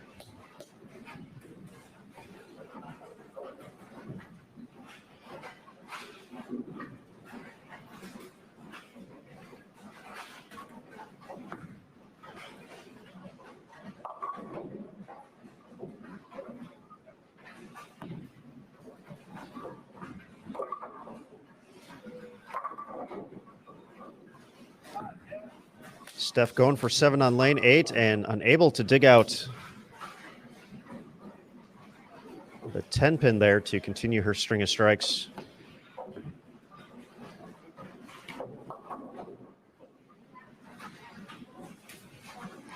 Once again, has been pretty consistent so far this block. Games of 189, 247, 236, 236, and 199 to that plus 107 total. Currently sitting at 7th on the block.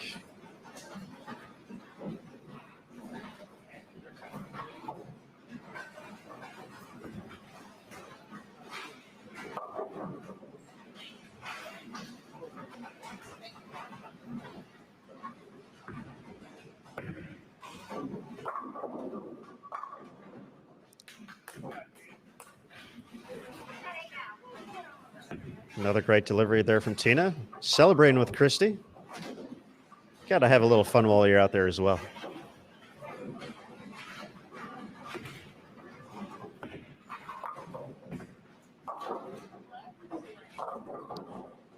Taking a look around the house here on live scoring, once again available on pwba.com or above the chat here on bulltv.com. If you go to the information panel, just go ahead and click on the page. That'll take you to all the good information you need to know. Quite a few strikes beginning to pile up on lanes 1 and 2 for Lindsey Boomershine, Taylor Baltice, and Maria Jose Rodriguez. Shannon O'Keefe putting together another nice game on 3 and 4. Taking a look at 9 and 10, Liz Johnson is potentially going to set the early bar here. She has another chance to shoot a big game. 280 max score through 8 frames. Caitlin Johnson also on that pair. We mentioned the day she's been having. She has found some struggles, though. 3 opens in her last 4 frames. Can strike out, throw the last 5 to save 213. Lilia Robles, as we mentioned, having a nice day. And on 11 and 12, she's putting together another nice game, 268 her max score, with just a couple of frames left to go.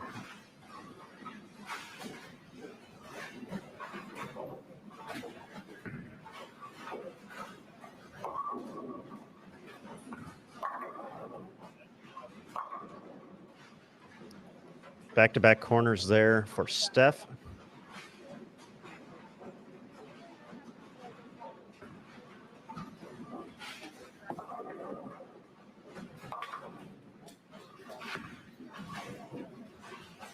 I had to take a quick look over at Liz Johnson on 9 and 10, see what she's up to. The man, the myth, the legend himself, Matt Cannizzaro, joining as well for this excitement.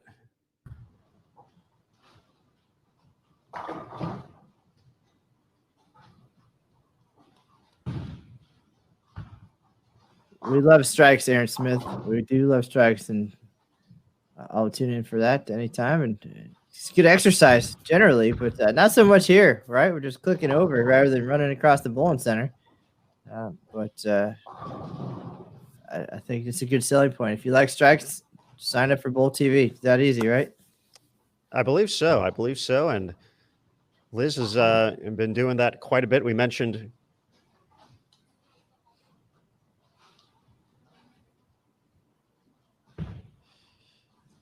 averaging 254 so far through her first 5 games, and on pace to maintain or continue to raise that average a little bit here.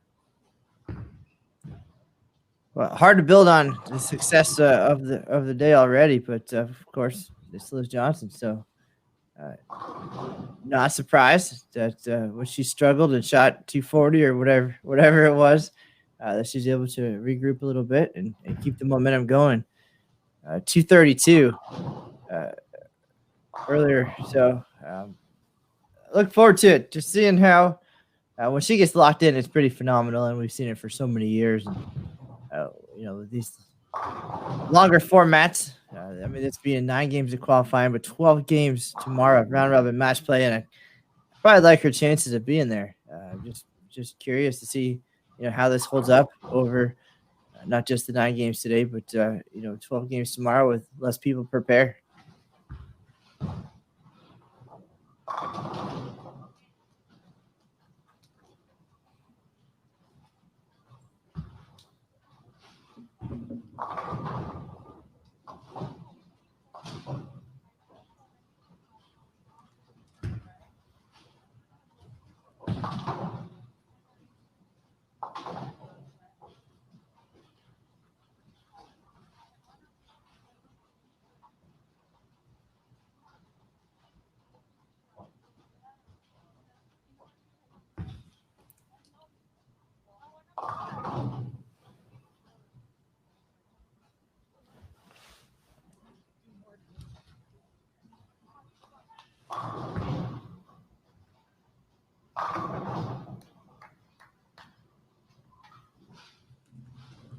All right, so in just a minute, we'll get a chance to see Liz Johnson close out game number 6 here. Again, she is our early leader by a bunch, having a nice day, averaging more than 250 through the first 5 games here at the ITRC, and working on 280 here in game number 6. Stefania Kobo just outside of the cut number after 5 games at plus 21. Having a little bit of trouble here in game 6. Again, we'll have 2 squads of qualifying, 36 competitors total over those 2 squads. And based on their 9-game pinfall totals, the top 12 will advance to round-robin match play tomorrow. It's the same format we saw earlier this week in the Bowlers Journal Classic. Right now, Liz Johnson, the player to beat. She's at plus 271 after 5 games. Shannon O'Keefe is next closest at plus 180.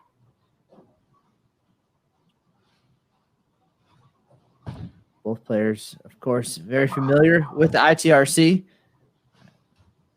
the home of Team USA. So between them, more than 3 decades of Team USA experience and plenty of time to visit and train at the ITRC.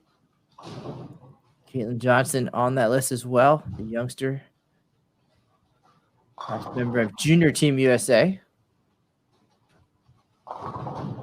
She can close out for 203 here in game 6. Kaylin in 3rd place at plus 178 after 5 games.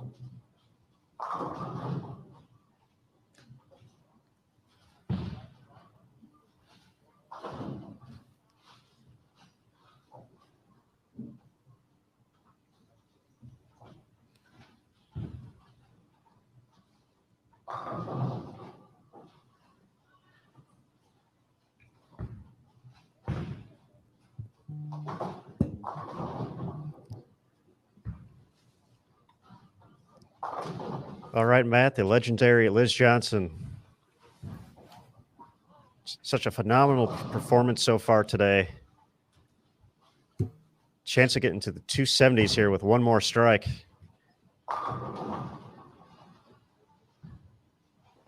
There it is. So nice. And just turn into one of those just wow blocks. Like every once in a while, you just see someone start striking this much. 268, 257, 246, 268, 232, and now potentially 280.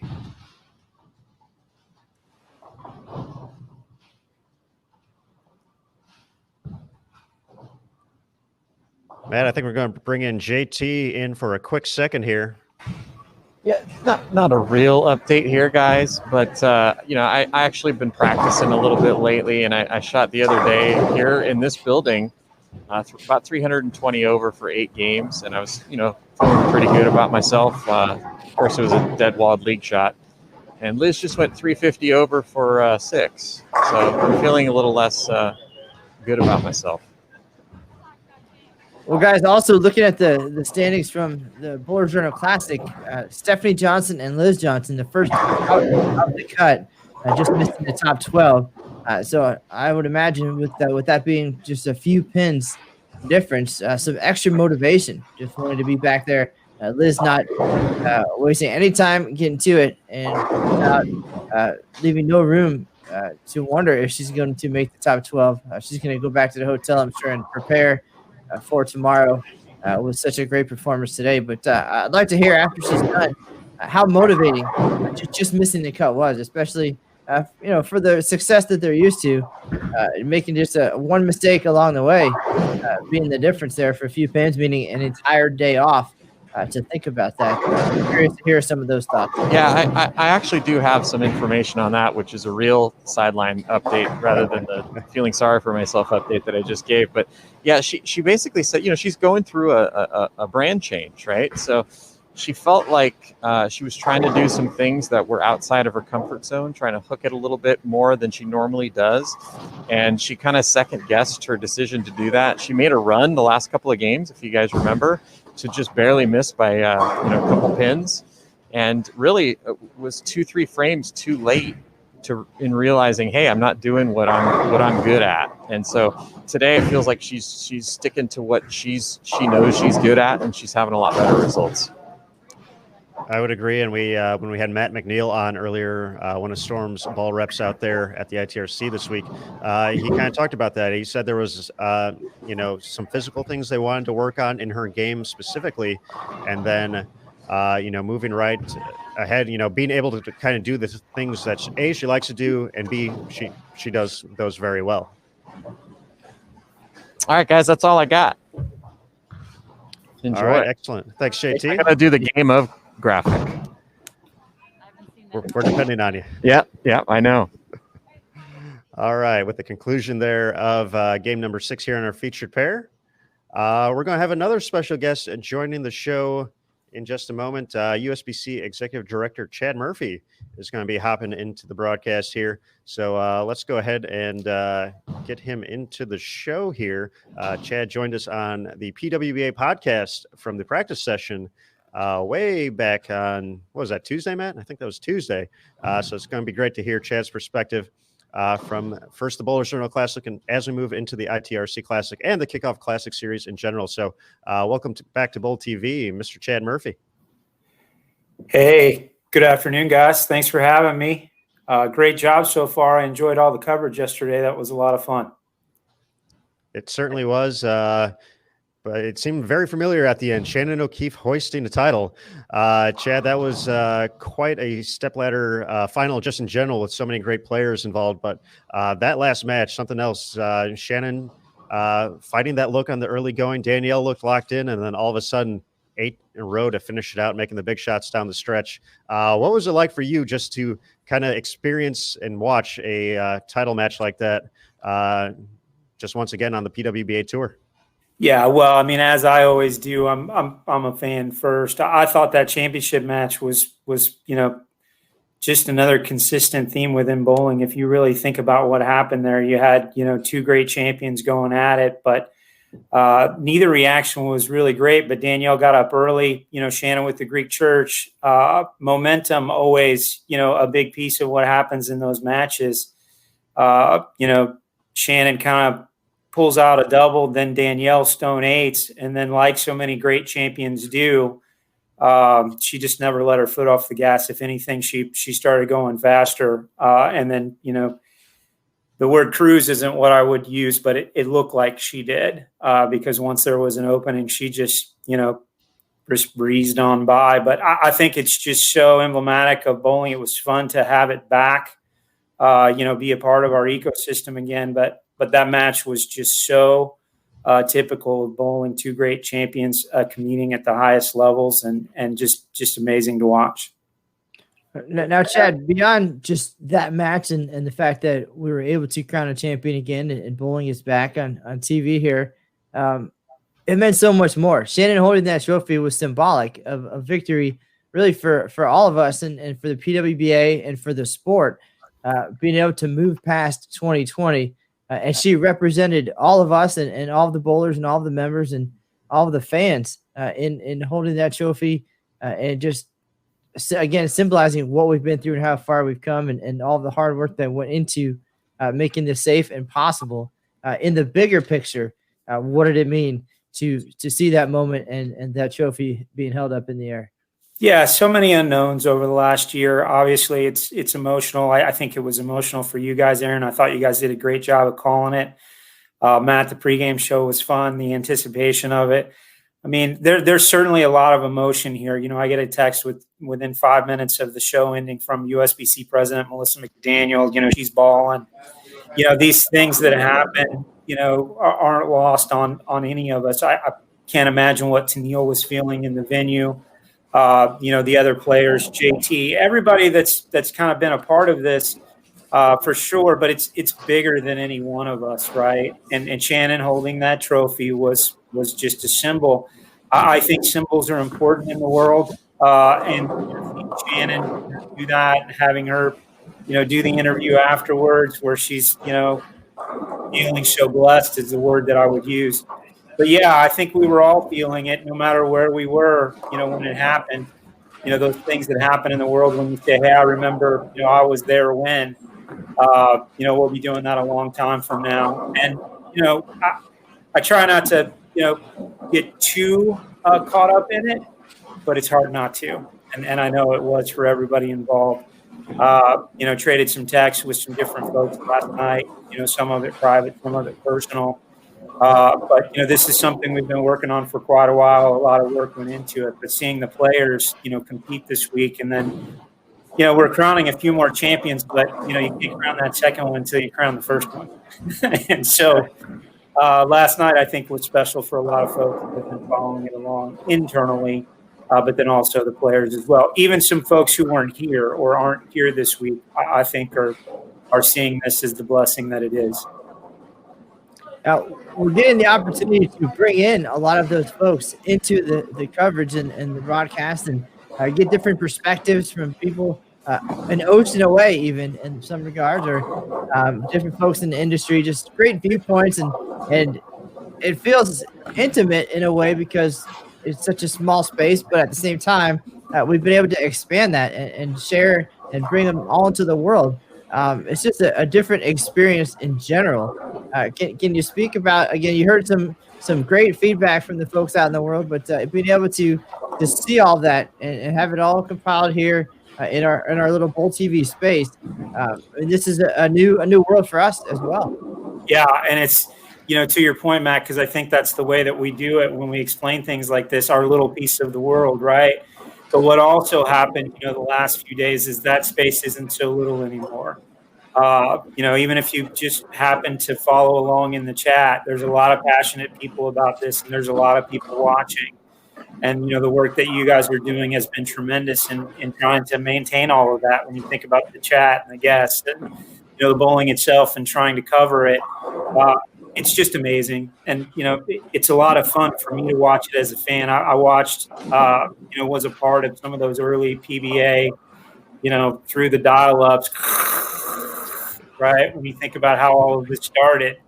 And it was a lot of fun, but to see it evolve, I enjoy watching bowling, always have. But this ecosystem, has been, impressive. We'll release some information after we're done at the end of the week. But you guys have a very large audience watching this, and it's growing. Bowl TV in and of itself was one of the things that was missing this past year. And you and Aaron and others with the podcast, tried to keep it going. But we tried to do what was in the best interest of the consumer and just offer everybody a refund or roll them over. So we didn't really know how many we'd have, but just really amazed at the response, and no different than just sitting in there and watching people talk about bowling in the chat. I mean, it really is kind of fun. And then obviously listening to you guys call the actions a lot of fun too. It certainly has been tremendous on the Bowl TV side. So for all you folks who are watching us right now, we've said it a few times, but thank you once again just for your continued support here, not only of us, but of the PWBA tour as well. It's been special to be back. It's been, I think I've said it once or twice on the air. I didn't prepare as well for the long days. I'm still trying to get used to that since it's been a while since we've had those. But it's I've had multiple moments where I'm just, Jillian Martin's 299 yesterday, Shannon's run through that title match yesterday.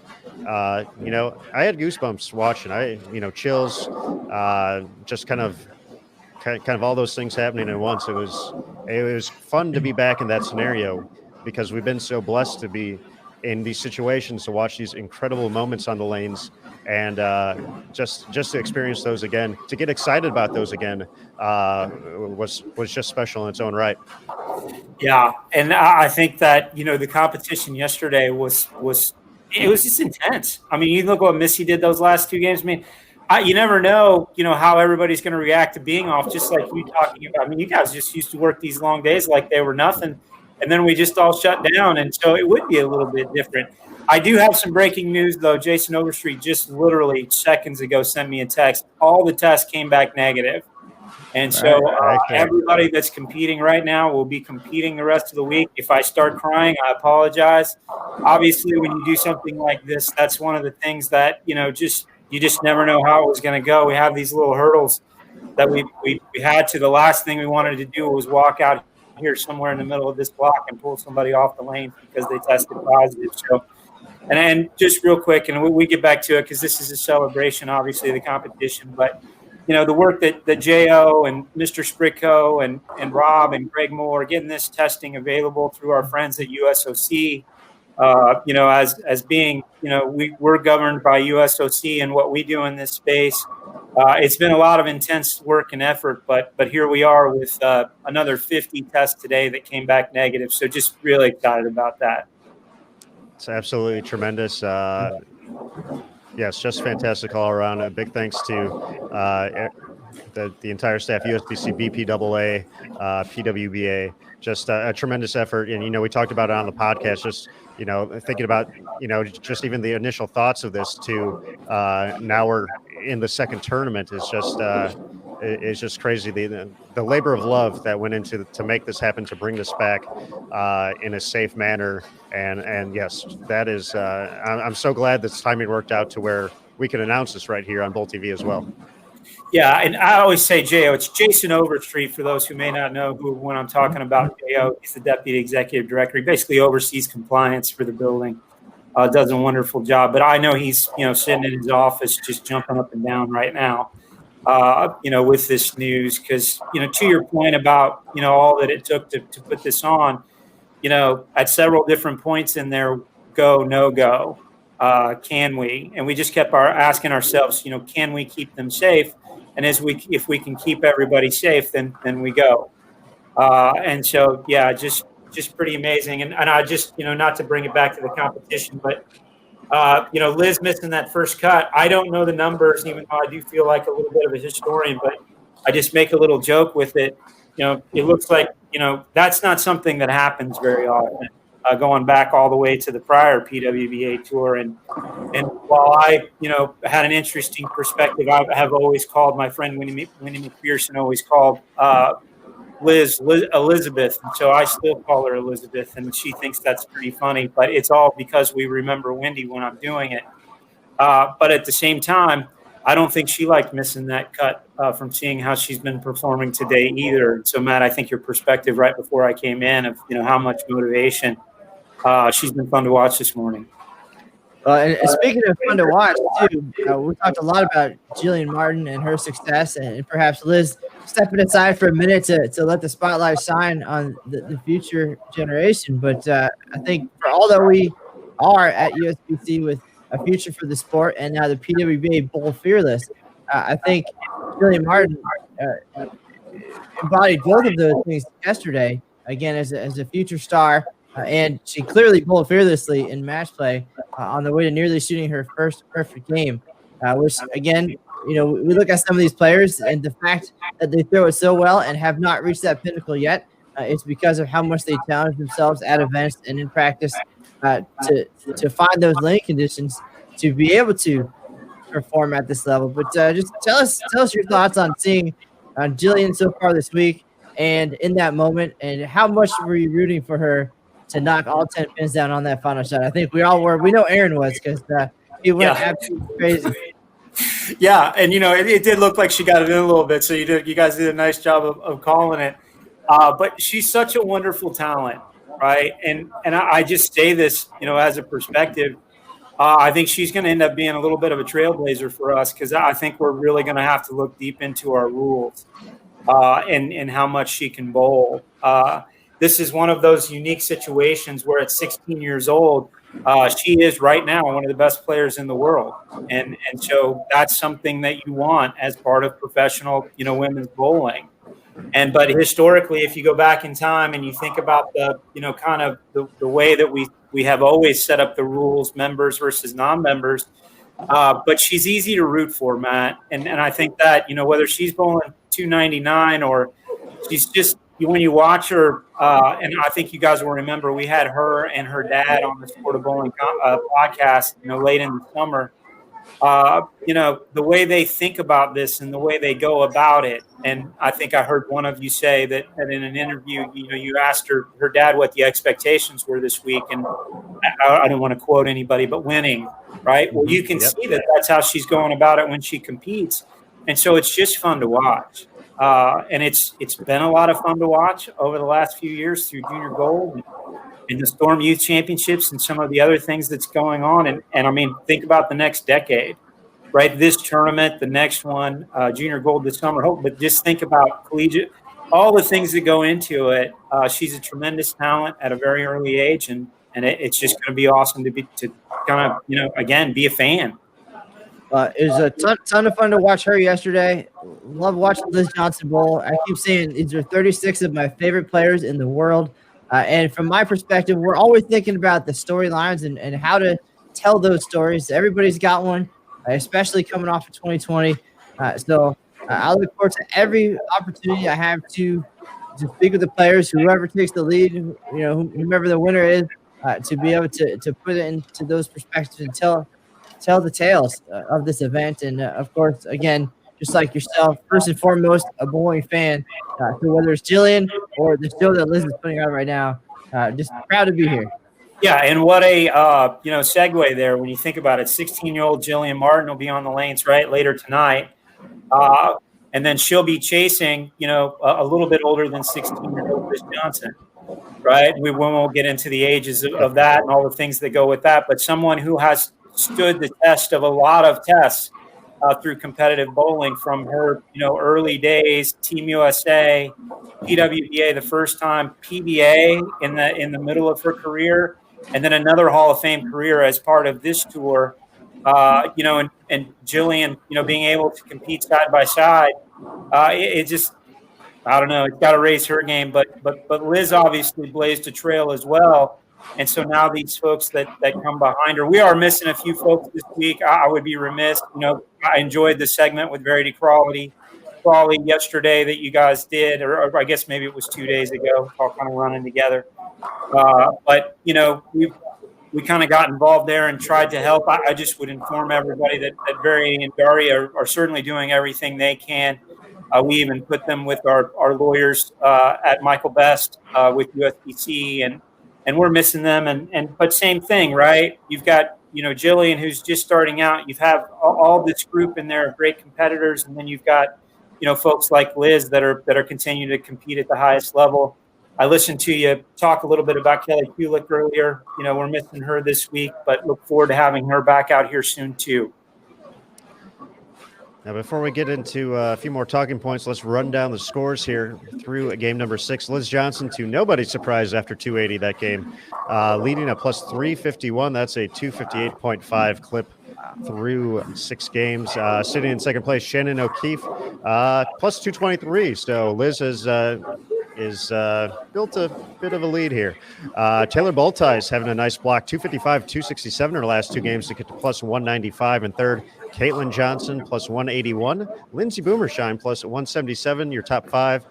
Going a little bit farther down, Stephanie Johnson plus 164. Lilia Robles bowling well today, plus 142. Diana Z, she's been strong the last 3, 258, 237, 246 to get to plus 106. Clara Guerrero at plus 104, and Maria Jose Rodriguez at plus 103, rounding out the top 10.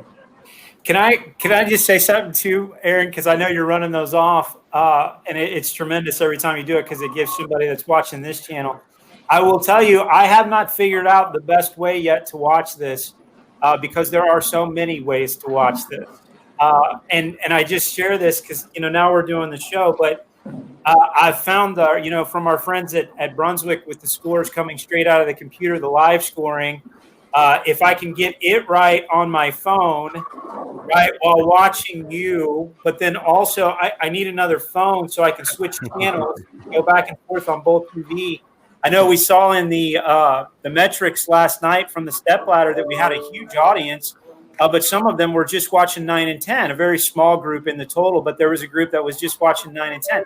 And so I just say this, if you figured out there watching this what the best way is, please send me a note directly because I'm still trying to figure it out. It's been a lot of fun because you guys will be, as soon as you guys say something about somebody having a big score, I immediately go to, Merrick to actually go see what that is and pull them up in the centerpiece. So I just think it's kind of fascinating, all the tools that you guys have given these folks to enjoy this week.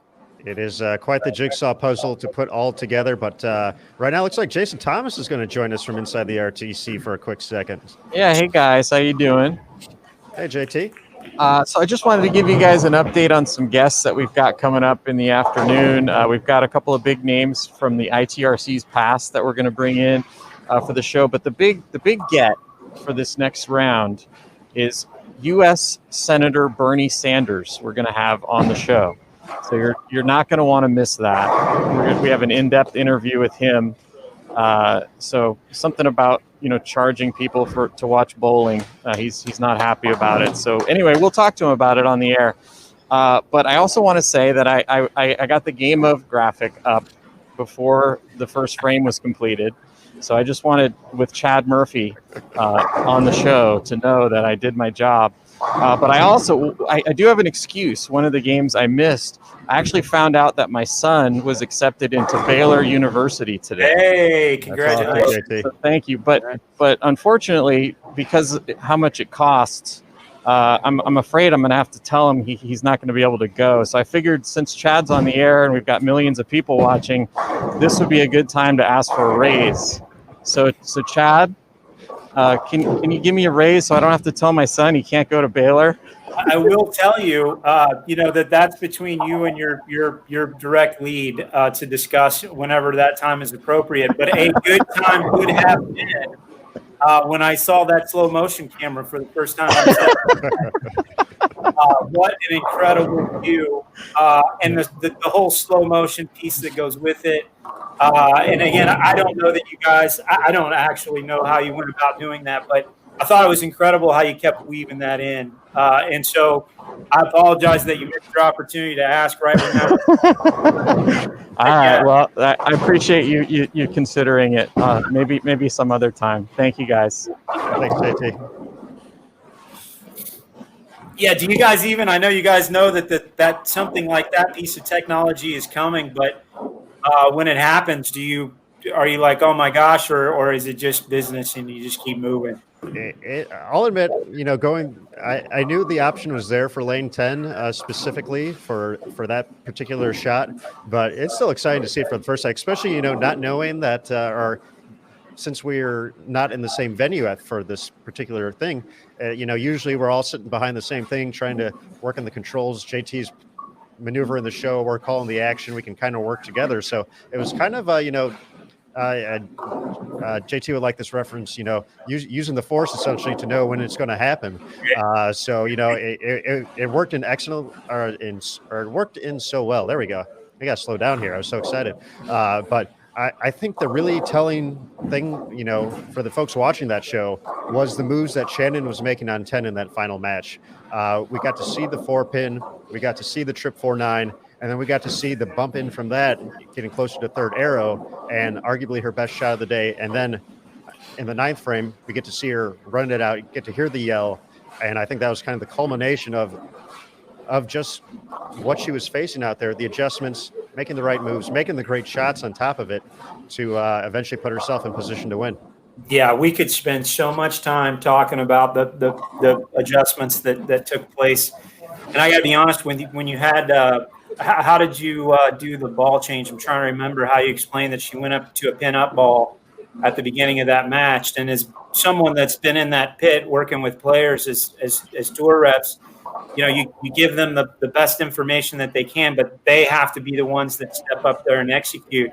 And I thought Shannon did a great job at the end of kind of describing, what she was going through and doing it. It was just amazing. For anybody listening, go back and watch, the show, but then also Shannon's interview afterwards in which she explains all that. But the idea that through JT's efforts there, that we could actually see those moves, right? I mean, then you put it together at your end and you're like, oh my gosh, we are covering this at an even, higher level than we were before. So just credit to everybody that's been involved.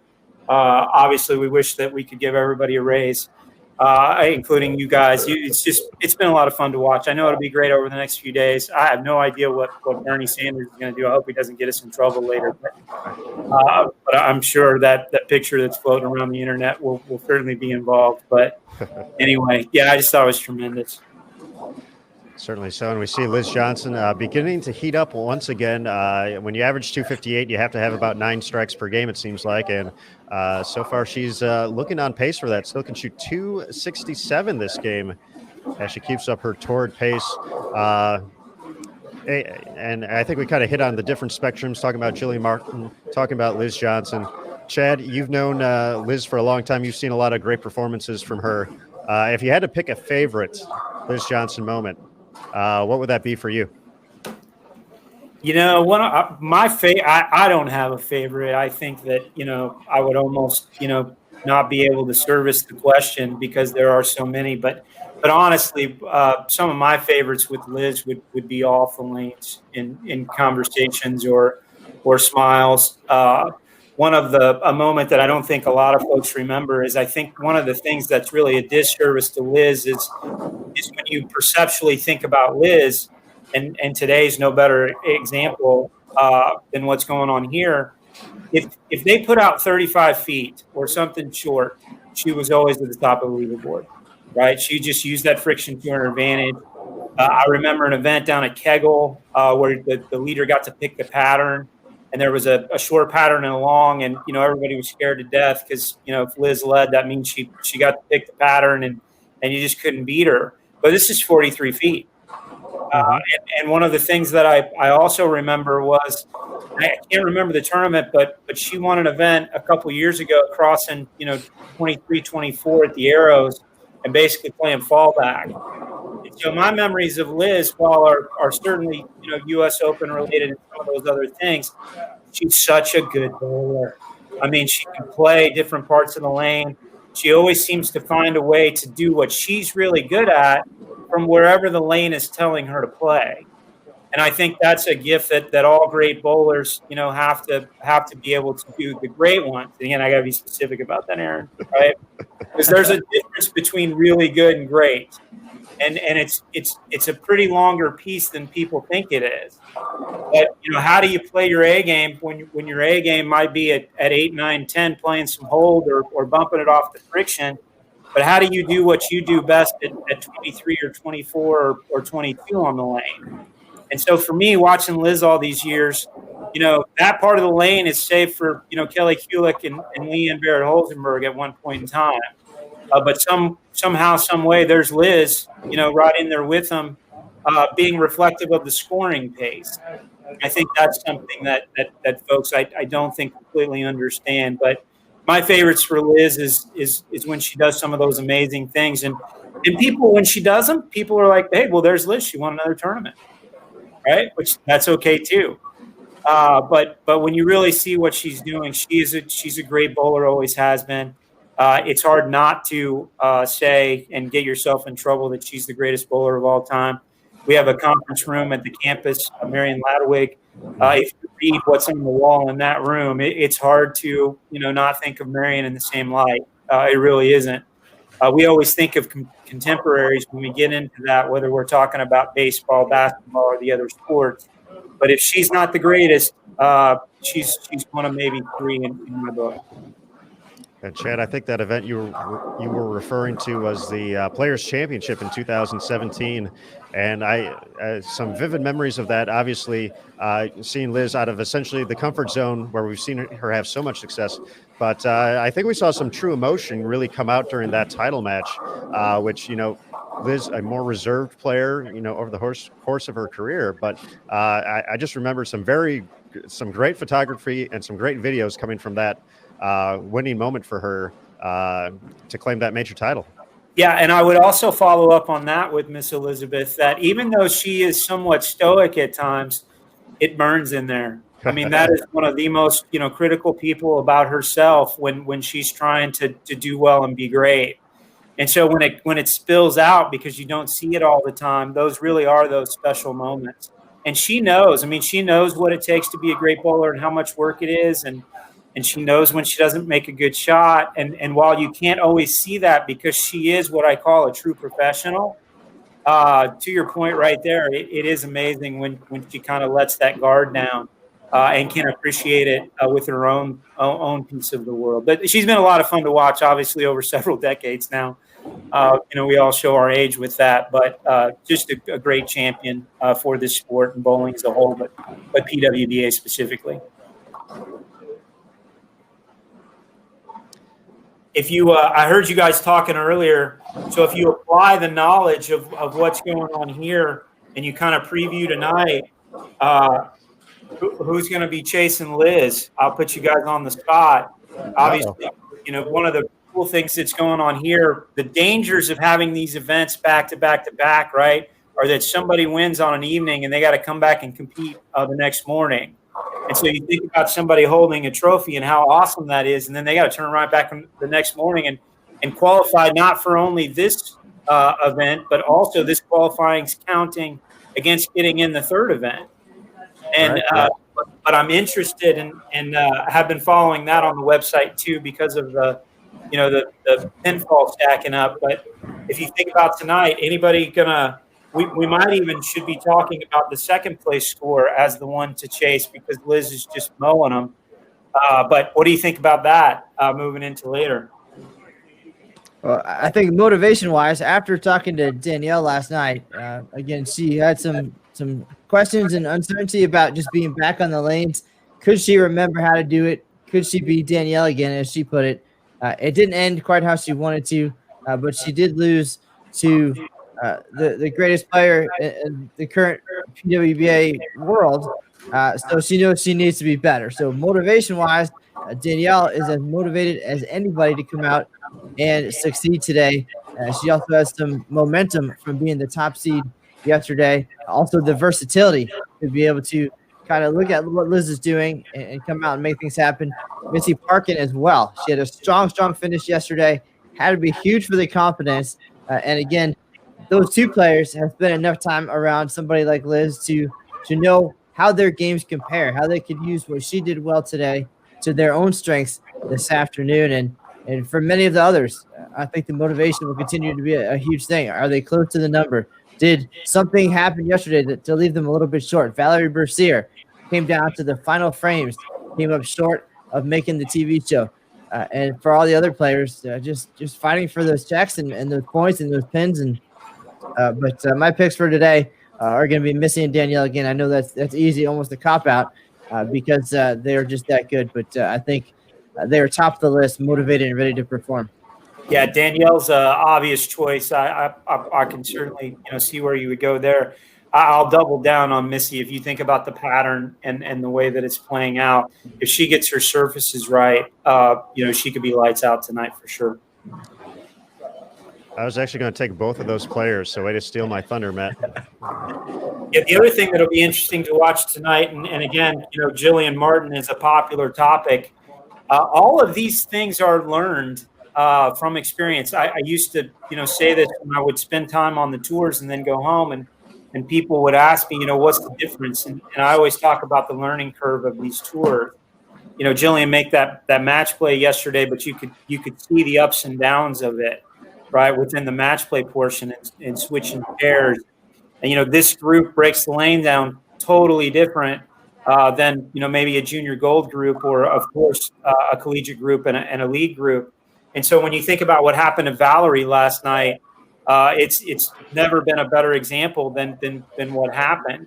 She got through the end of that, but I totally see the talent there, both in Jillian and Valerie, that some of those things will fix themselves over time. Both are going to be great players out here. And that's kind of why I picked Missy a little bit for tonight, because she's such a veteran. I'm sure she's watching the live stream and what's going on here, making some notes, and so are her ball reps. But, this is just like anything else, this level is learned just like every level that came before it. And so from the middle of the field to the bottom, this is a learning curve until they've learned enough to actually get at the top. And then are they really good or are they great? And so that's yet to be determined with some of the folks in the field. Chad, I think yesterday John Mark asked the question, can you learn how to win? If you've had some struggles, can you figure that out? Or is it just simply breaking through, something that happens where you have that talent and you harness it and it just happens? Or can you figure it out? Is there a strategy to winning? Yeah, and where you are at on that development is so important. And again, I can make some segues to the guys tour right now with some folks that are, knocking on the door there, but haven't gotten up there. Back in the days when I was on tour, I wouldn't want to, name names, if you will, but there are guys that had greatness written all over them that ended with, 3 or 4, maybe 5 titles when we just believed they'd have 20. And the difference is in what you're talking about, Matt. Same thing on the women's tour. I mean, you think about, Leanne and Wendy and some of the greats on the tour, Alita, you really think about the difference in those two. And it really comes down to when you're in that setting, is your brain and the muscle memory that you have equipped from all the things that you've learned to apply it. And again, not to go back to last night, but when Danielle left that Stone 8, there was a time when Shannon would not have doubled there. But she's learned it. She's applied it, and now she's executing again. And that's why, and I apologize if I get it wrong, but I think 14 titles now in a pretty short window of time. And so I think you're spot on, Matt. I think what you're saying is 100% true. All right, we're going to have Jason Thomas join us again with an update on Shannon O'Keefe. Yeah, guys. First, I just want to say I did let my son know that he wouldn't be able to attend Baylor. There were a few tears, but I said junior college is fine. It's great. So anyway, we'll figure. Okay, I gotta go. It was good hanging. No, you guys were talking about Shannon chasing Liz, and I mean, she's, like I said earlier today, she's loose as a goose. She doesn't feel like there's any weight. She doesn't look low energy at all, but she did struggle this last game. Shot 192. Chuck Gardner came by. He said, "Hey, that was on me. I totally missed a ball change for her." And as soon as he got the right ball in her hands, she threw the last 4. And she's still upbeat, chipper. I feel like she's probably going to shoot a big game this game. But just very interesting. I actually asked Chuck, "Do you want to go in and talk about it?" He's like, no, I don't want to. But he did own up to the fact that he missed a ball change for Shannon. Yeah, I think that's something that happens, right? And it's the hardest thing about tour repping is when you aren't able to stay ahead, right? Because you've got these great, talented folks that can go execute, and so it's nice to hear that he was able to own up to that, because it's not an easy thing to do. And in the end, when they step up there, I don't know how many times a ball change was made and 2 or 3 shots you're in. You just gave them the confidence to go do that, and then 2 shots later, you might be talking them out of it. And so that's a good perspective for sure. Hey, Jake, did I notice, and again, if I got this wrong, but isn't Diana making a huge move right now, or wasn't she down towards the bottom and she's like climbing up the ladder now? I don't have a standings update. She was a little out of my range that last game, but I did figure out a way that we could get my son to go to college, right? So all you people that are checking out our Bowl TV service for free, if you subscribe today, my son might still be able to go to Baylor. So please subscribe so my son can go to Baylor. Okay? Thank you. If it was, Kansas or an institution. I'm just kidding. Thanks, guys. I'll get some info on Diana for you. All right, pal. Thanks, JT. For Diana, though, yes, she was minus, I think, about 30 or so after 3 games, but bounced back nicely. Let's see, 197, 174, 194 before games of 258, 237, and 246. Yeah. To get her that's another thing, right? The fresh versus the burn, right? 9 games is a long time, if you think about it. And so all the things I heard, was it Chucky had on that was talking about, 3 balls in and 3 more to go was my takeaway from that. Might have been more than that. I think he was talking about Clara. It's just, there's just so much more to this. I talk about when I go to, Junior Gold and watch, some of the folks there. Those kids are learning so much more than we did or had to when we were kids. And then you imagine when you get out here what it takes to stay on top of all the moves. It's really incredible. And so Diana, I don't know the adjustments, but obviously something clicked there after the first few games, and it could just be the lanes breaking down a little bit. Maybe she planned that and just didn't get as many pins there early on as she wanted to. but just another strategy within the tournament itself. All right, we have moved over to 11 and 12 with Shannon O'Keefe to see if that ball change continues to bode well for her as we get into game 8. And the one thing about Shannon, and again, I remember when it was, Shannon Rondeau, but if you were teaching it, if you were saying, hey, I'm gonna go build a professional bowler at some day, how far apart from this would it look like? And so everybody that's out there, I just share, it didn't always look like this. This is a lot of hard work, a lot of great coaching. This leverage point and knee bend directionally, that left arm, it's a lot of different ways to teach this sport, and everybody does it a little bit differently. But that's not something given. That's something earned, is what she has put in place right there. And it's just been a lot of fun to watch her. She used to throw it so hard when I was repping out on tour. Shan, slow it down a little bit. And now it's so fluid. When she lays it in the lane, it's just incredible, the work that she's put in to do that. And for Shannon, much of that development and that top flight coaching happened right here at the International Training and Research Center. Of course, we're watching the ITRC Classic, just basically on the home turf here at the International Bowling Campus. Chad, when we kind of look at the Kickoff Classic, obviously having a venue like the ITRC available was important for this event with the procedures and protocols in place. But just having this event at the home of Team USA, all the technology, all the great coaches who have come through, all the great countries who have practiced at the center to develop their skills. What are some of your favorite aspects of the ITRC and being able to have this event take place right here?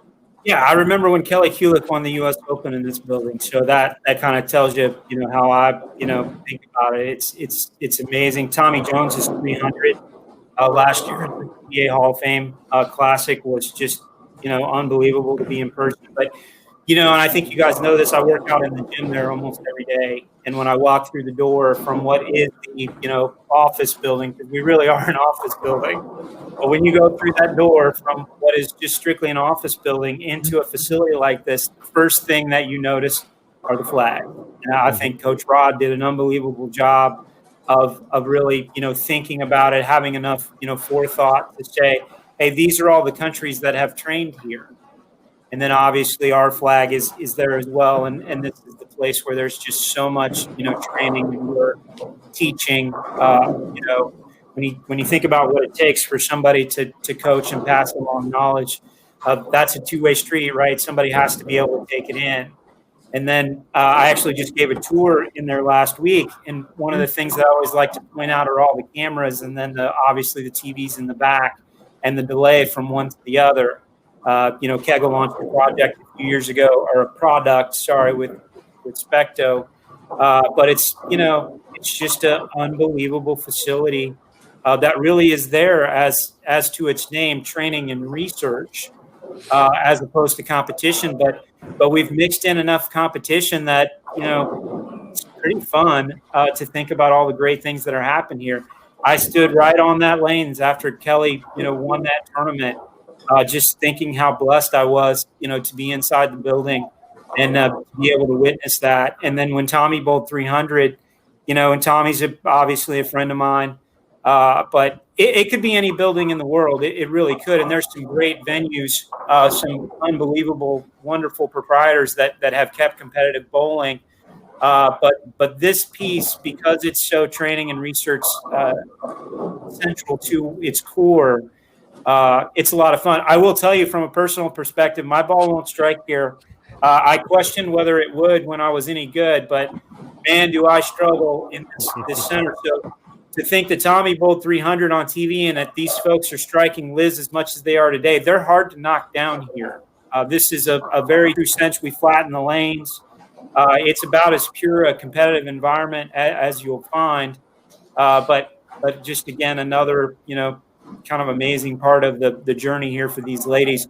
The ones that have, competed here before or trained here, it could even be said, have an advantage by competing here again. But I would point out the advantage isn't actually the facility. The advantage is the teaching that's gone on in the facility. And Taylor, I think, just moved into second on this squad.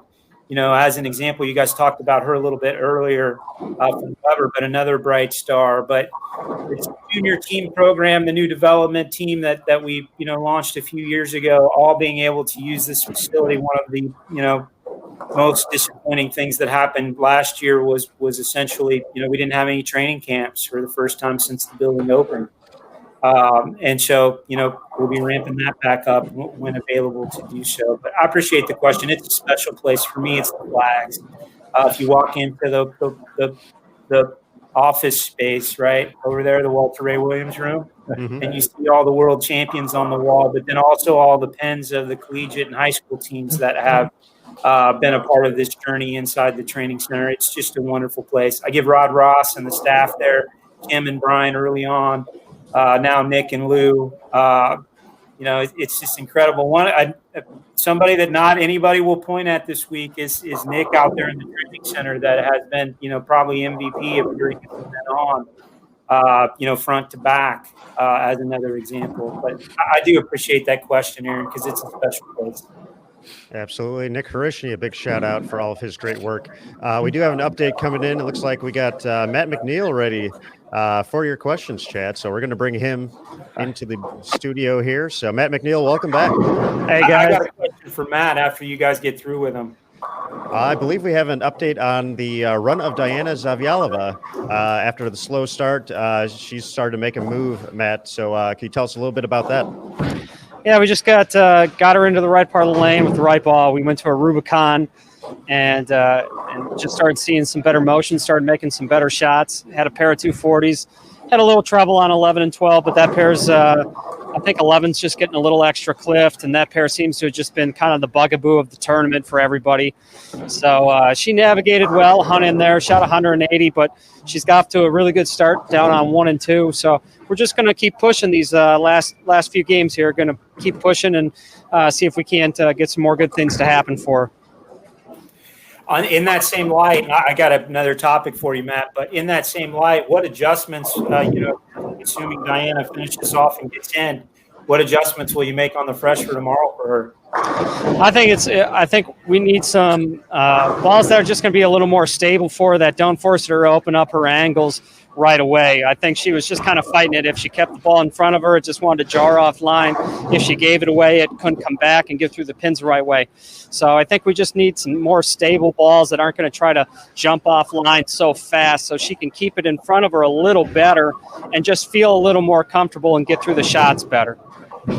Great. Hey, take your ball rep hat off for a second. Just for a second. I make the motion so it makes me think that you did it. Take your ball rep hat off for a second. I want to talk about Angie. She's right in front of us, but in an interesting part, I want to talk about lefty-righty equity. This tour, for whatever reason, we've got 3 or 4 players that have just taken off. Shannon Puhowski, who's been, just an incredible talent, over the years. And Angie was one, when she made a show a few years ago, I really thought, man, she's just going to go gangbusters through her development.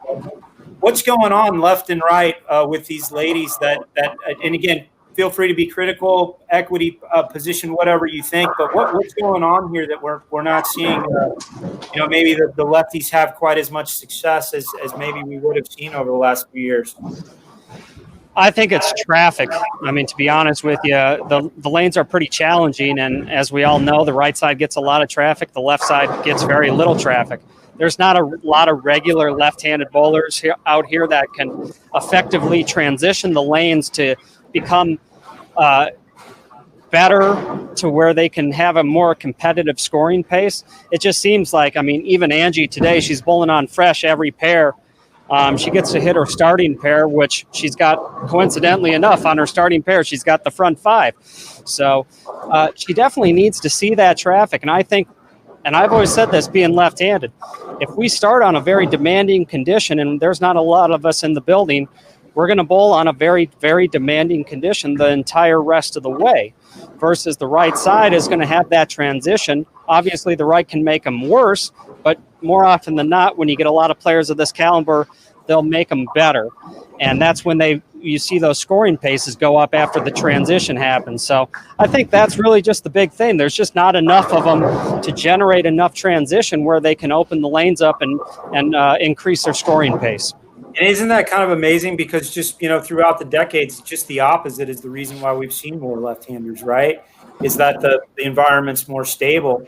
And so, when we talk about setting up these events, I think Hogan the other day, when you think about your run at the Open Championships, there's all kinds of unbelievable success.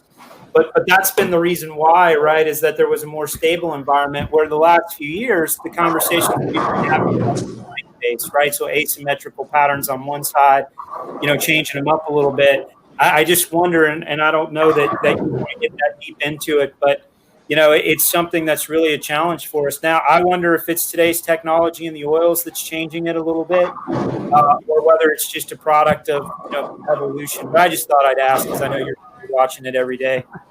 No, it's a good question, and it's always, I'm probably a little jaded, Chad, just because I'm left-handed, and I have a different sense of it. But I think that's always the big thing is being left-handed. That's just the cost of doing business. You got to go out there and you got to play. And I tell you what, some days you get your look and you're going to have that look the entire day, and it's a great look. And then other days you just got to grind it out and hit the 1-2 and try to fill frames. And that's just a part of bowling. I think that just comes with the territory of being a left-hander. And I tell you what, the really, really talented ones and the ones that get a lot of respect are the guys who grind it out. They always do their best. They're always filling frames. They're always trying to be competitive, and it just takes a couple times. If you can sneak into a match play, you can sneak onto a show. Mike Albee, Parker Bone, Jason Couch, Earl Anthony, a lot of really good left-handers have done that. Shannon Plahowski, like you say. So I think it just takes a lot of mental toughness and a lot of patience to be a successful left-hander. Yeah, well, if you see some things there, let us know, because I don't mind asking a left-hander, and I know you were all jaded, and so I appreciate you saying that as well. No shot at Matt Canizero there either, because he's sitting there on the left side of the lane in this picture as well.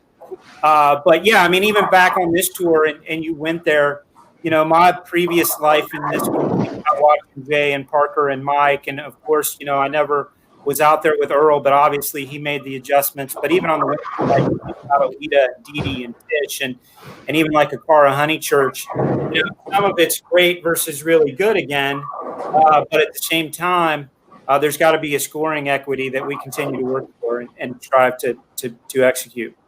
I tell you what, Chad, when your guys and Kegel guys can figure it out, they're going to be the most well-liked people in the world, because that's something our sport has battled with for decades, and it's just one of those things. And at the end of the day, all we can do is our best. And I'll tell you what, Nick Hoagland, like you say, the guys at Kegel, they do their best, and that's all we can do is do our best day to day. That's all. Yeah. That's all that can be done. I appreciate the perspective. There's just some really good bowlers that a lot of people don't remember. And again, Jason Couch and Mike all be very different. Lita and Cara and Didi very different. But you throw a Ricky Ward in there and a Richie Ward. I mean, there are some incredibly talented left-handed bowlers that needed the lanes to break down. Mm-hmm. And so had they broke down a little more, but Ricky had moved out to play 1, 2, 3, but he really was going to roll all the lefties playing 15, 16, 17. And so, I mean, it's just amazing to think about, but I appreciate the perspective. When you were on a couple days ago, I wanted to ask you a question. I should have just sent you a text, but instead I just exposed you on national TV. That's why I love you, Chad. I appreciate that. Anyway, well, good luck out there, man. I have appreciated your perspective and all the ball reps the last couple of days. Hey, I appreciate it. And just for everybody watching at home, just so you know, when Chad was a ball rep, I know Chad has a reputation, but you know what? He laid out a ball for me, and I remember I won the Columbia 300 shootout with the ball that Chad laid out for me. So, he was a very good rep back in his day. So he's a good guy. That. It was always good to have good bowlers you were laying balls out for, as I recall. So, all right, guys. All right, thanks, Matt. Yeah, again, just another one of those perspectives that, Maddie, I don't know if you're left-handed, so I'll give you a chance to, pop in there for a thought too before we break away back to the bowling. But it's just equity, something in our sport that's unique. The sentiment was spot on. When it's there, it's great, and if it's not there to begin with, it's probably not coming. So with the amount of traffic and the transition on the right side, more players, it's going to change.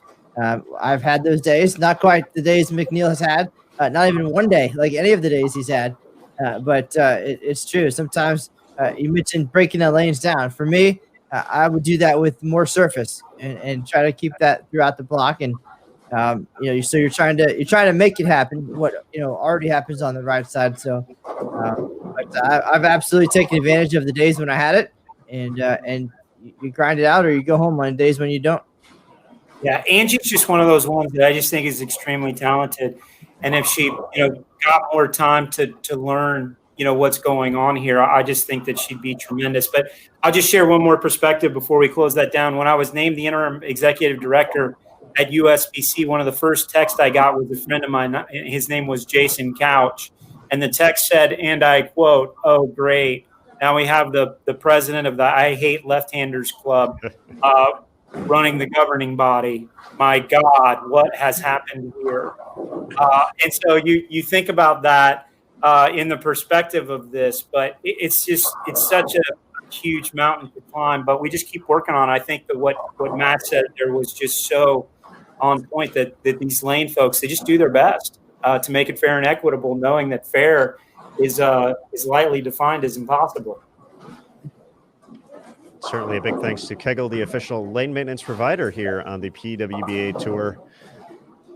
We are getting towards the back half of game number 8. Angie Ramirez-Perea, we've talked a lot about left-handers. She's the lone left-hander in the field, and she's putting together an incredible game. Front 6 before came to a close there last frame, and 6-pin will not get out this time.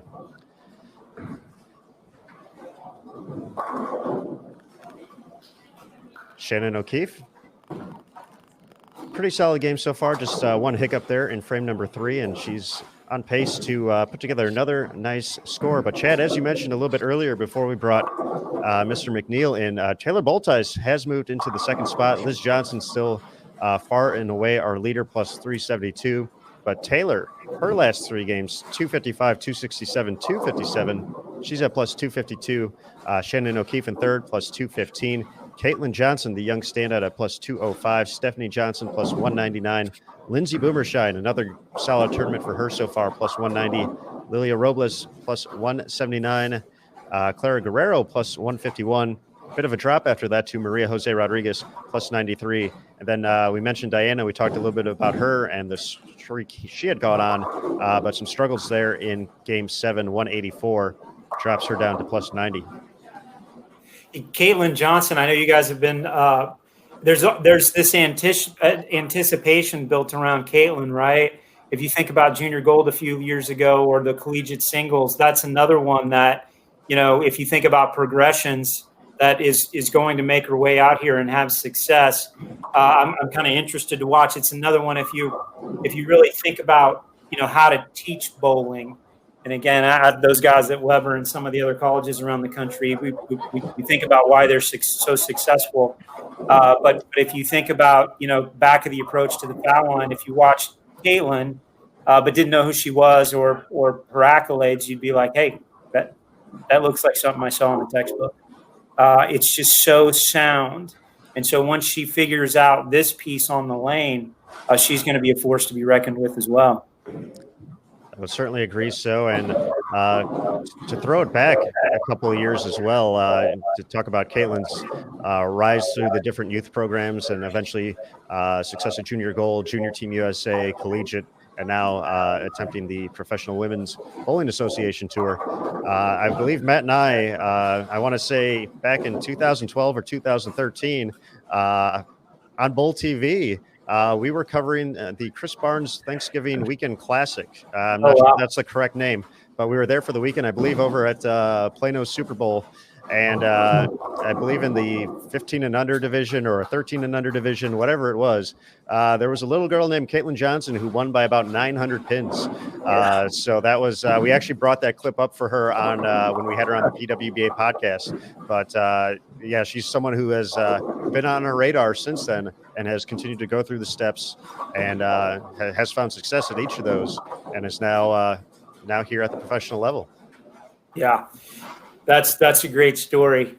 Chris and Linda do a great job with that event. And I remember when it started, and it was something that was important to him. But I think those are, benchmarks or things that we remember too, in that, there's, somebody giving something back to these kids. But now we're talking about Caitlin Johnson on the PWBA tour, and you're telling a story about a youth tournament. Warms my heart, Aaron. Warms my heart, brother. It was something else. It was way before the days of multiple screens bringing people in from multiple locations and everything else we're doing now on BullTV.com. So, folks, we know you've enjoyed the coverage so far this week. We definitely appreciate you joining us throughout the course as little dance move there from Angie on the way back. But we will have this second qualifying block as well here for free with a Bull TV login. So be sure to check it out from the ITRC Classic match play on Saturday. Will be free to watch as well for both squads with the login. You will need a subscription to watch the stepladder finals. We've talked about it all day, how exciting it was to watch Shannon O'Keefe win that title. So we know you're going to want to be here once again for the opportunity not only to watch greatness, but to win a few cool prizes as well. We gave away 3 bowling balls, a lifetime subscription to Bowler's Journal magazine, and as well as a PS4. And Chad, the historian that I know you are for bowling, I'm sure you were clamoring for that lifetime subscription to Bowler's Journal. Well, I told, who was it last night? I think it was Roger Nordhook while I was watching that if I didn't win one of these things soon, I was going to stop, submitting my name. And he immediately came back and said that in the rules, I couldn't, participate, which was a surprise to me. So I got to talk to whoever, is making the rules. It's not lost on me in listening to you talk about that. Why is all of this free? I mean, JT's asking for a raise while giving something away for free. What's going on there? Free what? Huh? It's all about the exposure. I can see JT. He's listening. He's laughing right now. We could bring him in if you want. I think it's great. I think that's one of the cool things about our platform is that it can allow both, and we'll continue to do so as we move forward. When we like I was involved right when the guys went out and got this platform and really started talking about that to be able to offer, a junior gold in the summer, some collegiate, and then, this portion of it for free, but then also try to pay the bills is obviously important with a subscription service. And so I think it's kind of the best of both worlds. And I hope the marketplace will really, get behind it. This is also, a lot of folks may not know this, but a subscription to Bold TV is a little bit like a donation to PWBA or youth bowling. The dollars really going back to those two places. So I know a lot of folks, certainly Mark Jensen, I don't know if you all will remember Mark, but I know Matt does with his Open Championships history. But Mark sent me a note when we launched PWBA, and he said, hey, how do I make a donation? Where do I contribute? And I remember sending a note back that said, hey, Mark, we're just trying to figure out how to run tournaments right now. But I'll get back to you on that. And the answer to that question is buy a Bowl TV subscription. Because those are the things. I mean, once we pay for the costs of doing all of these things, the dollars are going back to PWBA and youth bowling. And we're really excited about this year because of the additional coverage on Bowl TV. We'll have an opportunity to bring more folks in. You think about 20 events versus 14, $400,000 more in prize funds. This thing, has to grow. One of my very good friends, Kelly Kulick, while she loves bowling competitively, she's the one that's been kind of the stick in the needle in the gut, basically saying, yeah, it's great, but it's got to be bigger. It's got to be more. And so we continue to listen to that and, try to make it better. But Bowl TV is really the vehicle for that at this point in taking those dollars in so they can be reallocated. All right. And we're going to bring in Jason Paying the Bills Thomas for a quick Yeah, guys. Yeah, I think my son's moved into the acceptance phase. I think he's going to be okay. I've tried to teach him, for my career in bowling that, a lot of bad things can happen to you. A lot of solid eights, a lot of ring and tens. You just got to learn to accept it. So anyway, but I did want to give you guys an update on one of the giveaways. Hopefully Chad's approved this one. I haven't. Yeah. I haven't heard you guys talk about it because I've mostly been spending a lot of time on the phone trying to console my son. But we are going to be giving away in the second round a one-day training session with Lou Marquez, which is a $750 value. So that'll be on the block for this afternoon. So you're going to want to tune in to check that out. Chad, again, hopefully you approved that already, in addition to all this other free stuff we're giving away. But and now I'm rethinking all this thing because if we would have just charged for this, my son could have gone to Baylor.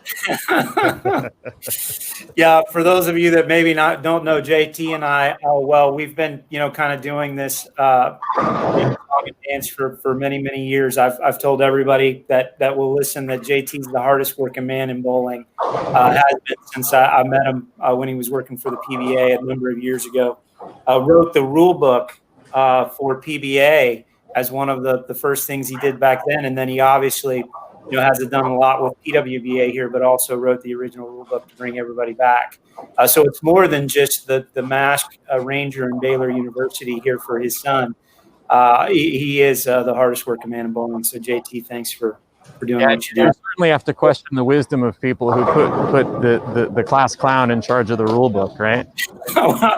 Sometimes it doesn't fit. I mean, you really think about your personality. You wouldn't think, you might have to go back in the rules department. But yeah, when you think about that PBA rule book and some of the, small subtle things that were changed from the years prior. But yeah, it is an interesting personality measurement to be able to, JT's the rules guy. Now tell me a little bit about that.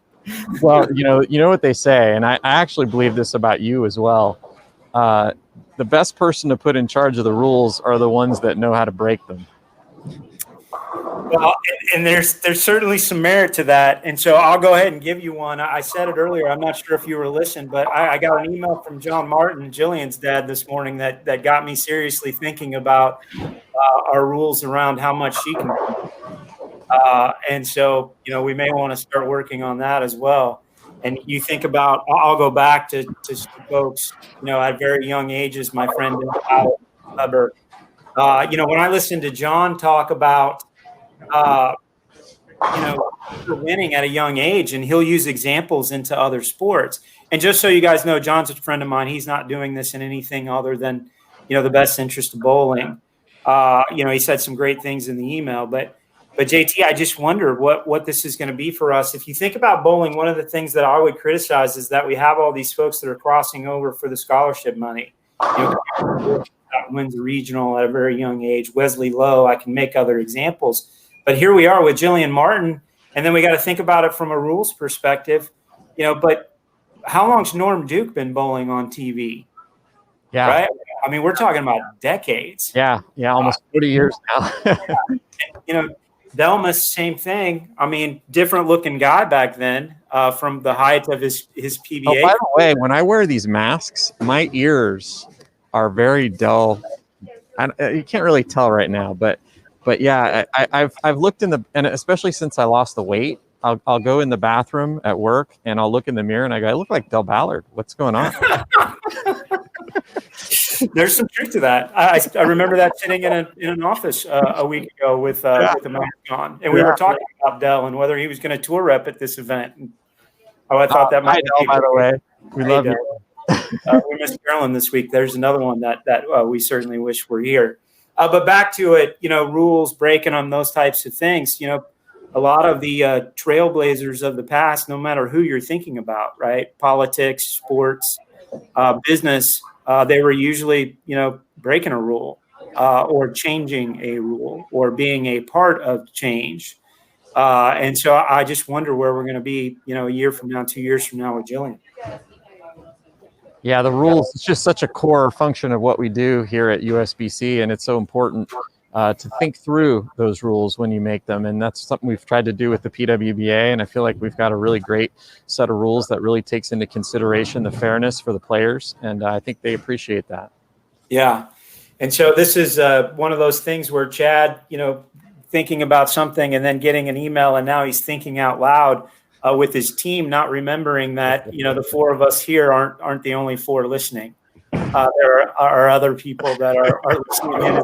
So, I just say it to you. I'm sure we'll talk about it, but food for thought for next time. But I did appreciate your perspective, because yes, if you're willing to look at a rule, you should be willing to debate both sides of it, right? And I think that's something at PWBA, but at USBC we do all the time, right down to our delegates when they submit governance of rules for our convention. It's just another example of what we do around. Well, guys, I've enjoyed this conversation, but I'm now one frame behind on updating the game of graphic, and people are yelling at me. So enjoy the last game. I'm gonna hang around because I'm gonna give you updates, because this is the cut game. Chad, you gonna stick around with a piece of scratch paper and figure this out with us? Yeah. Well, I sent a note to Rob this morning because yes is the answer. While at the same time, it's harder to do it here than it is when I'm not sitting here talking. But yes, I'm excited. Awesome. We can use the help. All right, JT, we'll let you get to it. Thank you again, and we'll get back to the action in just a second. Chad, we'll leave it up to you. Who would you like to watch here going into game number 9? We'll see if we can find him. You know what? Without having my game 8 update, which I know has been coming really, really fast, maybe we could go a couple 3 ways. But let's assume 6th is the number that we're looking for, or 7th off of this squad. So anybody in that 5 through 8 range to start would be great. Stephanie, Lindsay, Clara, any of those folks would be wonderful. There's a big gap going into game 7 between 8 and 9. So I think the first squad equity was 7 and 5. So I think safe to assume the same thing here. But can we see a Clara or Lindsay or Stephanie starting out? And let's see where they're at. I think I got you squared away here. We're going to go to 1 through 4. We're going to have 3 of those 4 players. Lilia and Clara are on the same pair. They're on 1 and 2, and we got Lindsay on 3 and 4. So I think that's going to give us a good perspective here heading into that final game. And we get to see Taylor Boltice as well, who's been near the top of the standings throughout the course of the block. Yeah, so 47 pins between those two. And so anything can happen there. And then Taylor, another, 50 or so ahead of them. So, yeah, let's see what's going on. Once again, this is the final game of B Squad qualifying for the ITRC Classic. A Squad will hit the lanes at 5 p.m. Eastern, which is going to be coming up very shortly here, less than 2 hours. So the action does not stop here on Bull TV, folks. It's a great shot by Taylor to kick things off. Yeah, and so if I saw that right, Taylor playing about 18-8 there, Maddie, is that about right? Just from seeing that, I didn't get to watch her in the beginning. Is that a pretty significant migration over the day, or has she just found a way to kind of hang in right there? I feel like some of the players kind of stayed and didn't move too much, maybe even less than they expected. It was more about changing equipment. It sounded like from the ball reps, trying to stay in the same place and just work through the arsenal a little bit to just stay where they're comfortable. That's Lindsay right there, a little bit deeper on the lane, covering a few more boards than Taylor. And so, again, 2 ways to achieve the same thing. Real quick here, we're going to cut to Chuck Gardner for a cut score prediction. So, Chuck, welcome once again. Hey, guys. How are you? I see we have the boss man on. Hey, boss. Hey, buddy. Hey, I know I sent you a text, but thanks for covering that first practice session the other night. I thought you did a great job of going up and down and showing everybody, but also not just your folks, everybody. Really I appreciated you being a part of the coverage. Absolutely. Well, today's a great day to be a Johnson. The Johnson family are all bowling pretty good today. So pretty fun to watch the ladies juggle bowling balls all day and try and figure out how to get to the number. And I'm not sure the second squad's going to hit them quite as good as this squad because it has so much rev rate on it. I think they're going to really lose the hold and lose the shape of the pattern. So I think 220 will probably be plenty to make the cut if I was going to guess. So we got Okay. 220 as a safe number. I think so. I think 220 over, I think, is going to be pretty safe. I really do. I think that they're going to be hard for the rev rate girls, the middle games, I think. I think they're going to really be tough. And there are so many girls that really crush the holes on that next squad. So it's going to be interesting. So, Chuck, based on that, and again, I'll ask you a follow-up question just to the squad equity, but that would lay out 7 off of this squad on the current scoring pace versus 5 on the other. Feel about right? Yeah. Yeah, and I think it was just the opposite the first day. I think it was 7 and 5 the other way, if I remember correctly. I believe that's correct, for sure. And so you just think that's the way they're going to break them down with the rev rates? Yeah, there is a lot of power. There's a lot of girls with a lot of power on that other squad. Yeah, hey, I had just said this about Taylor, and so I'll ask you the question related to a few others. One of the things about the way this world has changed is the patterns and the way they're crafted. Not quite as much migration from right to left, but maybe a changing of technology in a similar spot, right? Balling down or even balling up to make it smoother. But you're finding that same 3 to 5 board area. Yep. And so explain why that maybe worked better here, where on the second squad it may not play out that way. Well, because the rev rate girls are going to want to see more shape earlier. And I think they're going to be left starting out, and they're going to use more surface. And I think that hold spot that we have now, I think the rev rate girls are going to destroy that in the front part. So they're going to see earlier hook and not as much continuation through the pins. Yeah. And so Matt and Aaron, I just having a little fun with Chuck, but historically out on that other tour and then this one, how many times have you seen squad equity become a problem? And everybody relates it to the pattern and actually how the players are playing them, right? Absolutely. Almost every time. And how many times could you have said to that player that was complaining about it, hey, well, why'd you start 5 boards further left? Right? Absolutely. No question. But it's also, and one of my favorite quotes is that you can't beat human nature. You'd rather be doing something that's comfortable to you than to get outside of it and where the pattern lays out for you. Do you have any perspective there? Well, from a guy who liked to slide at 30 and I like to see my ball go across 20, I wanted to figure out how I could start there as much as I could. So yeah. I did whatever I needed to do to try and do that. We probably also almost just defined why some of us work for a living as opposed to are still going for it, right? So, absolutely. You did that. Yeah, absolutely. And, you think about guys that were really good that did that, but their career didn't pan out. Like a guy that was really great at waiting the lane to come to him was a guy like Jason Hurd. And when Jason Hurd finally saw it, he could outstrike anybody, but it's interesting. Who are you looking forward to? Even with the scores maybe being a little lower, especially when compared to Liz. I said earlier that the next squad score was probably based on second as a good score as opposed to those numbers that Liz is putting up. But who do you see as folks were ones to watch for this evening? Go out there. Well, not to sound like a homer or anything, but if Dasha can navigate the pairs, I think Dasha is going to be a factor. She got trapped a little bit day before yesterday, and her ball rep did a pretty bad job. So I think if her ball rep does a little better job helping her navigate the pairs, then I think Dasha could be a big factor.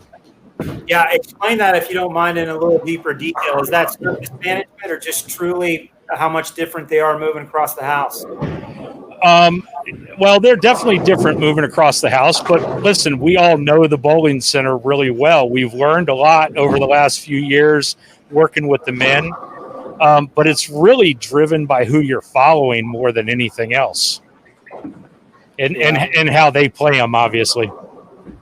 Yeah, that's interesting, guys. We missed Dasha because if you think about the way she's going to look at that lane when she walks in, that's another one. And Chuck, I appreciate it because I don't really look at that as a homer, even though it is exactly how you described it. Yeah.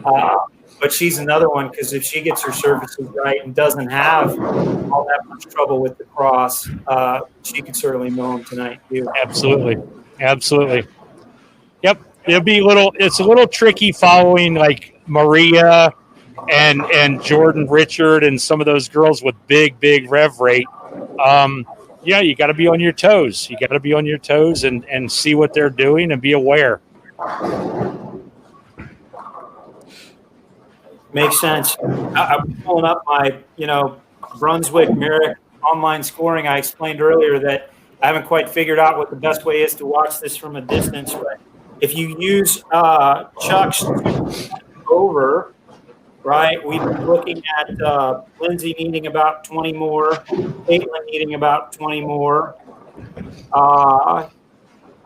Big games, Clara and Maria. And so what do we see out there, guys, from that perspective?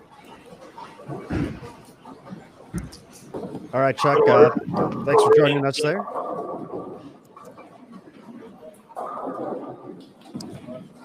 And we do have a full list of scores now available after Game 8. Liz 431 over 259 last game. And then we kind of get a little better look, especially talking to that number that Chuck was talking about. Stephanie Johnson at second plus 288, and Taylor Boltice plus 249. That's 2-3. Shannon O'Keefe plus 241. So those are the four players ahead of that number right now. Looking below that in fifth, Lilia Robles plus 210, Caitlin Johnson plus 207, Lindsay Boomershine plus 200, Clara Guerrero, we see some separation here, plus 163, and then down to Maria and Diana at plus 116 and 115 respectively. So they would need a pretty giant effort to get themselves into the mix. Clara, similar situation. So we're kind of looking from 7 on up, I would think, outside of that big game scenario. Stephanie Johnson's got a triple. She's on 210 already. Clara on 180. So it looks like scores might be a little lower this game. That's one of the great things about being a ball rep is that you're pretty much in tune with the numbers because you're just living and breathing it to communicate with your players. And so it's an interesting perspective that he had. That's higher than I was on earlier today because Nick Hoagland and I always end up talking about scoring pace because he does the lanes. And so, yesterday's pattern we thought would be a little easier than this one. And then, the tougher one later in the week.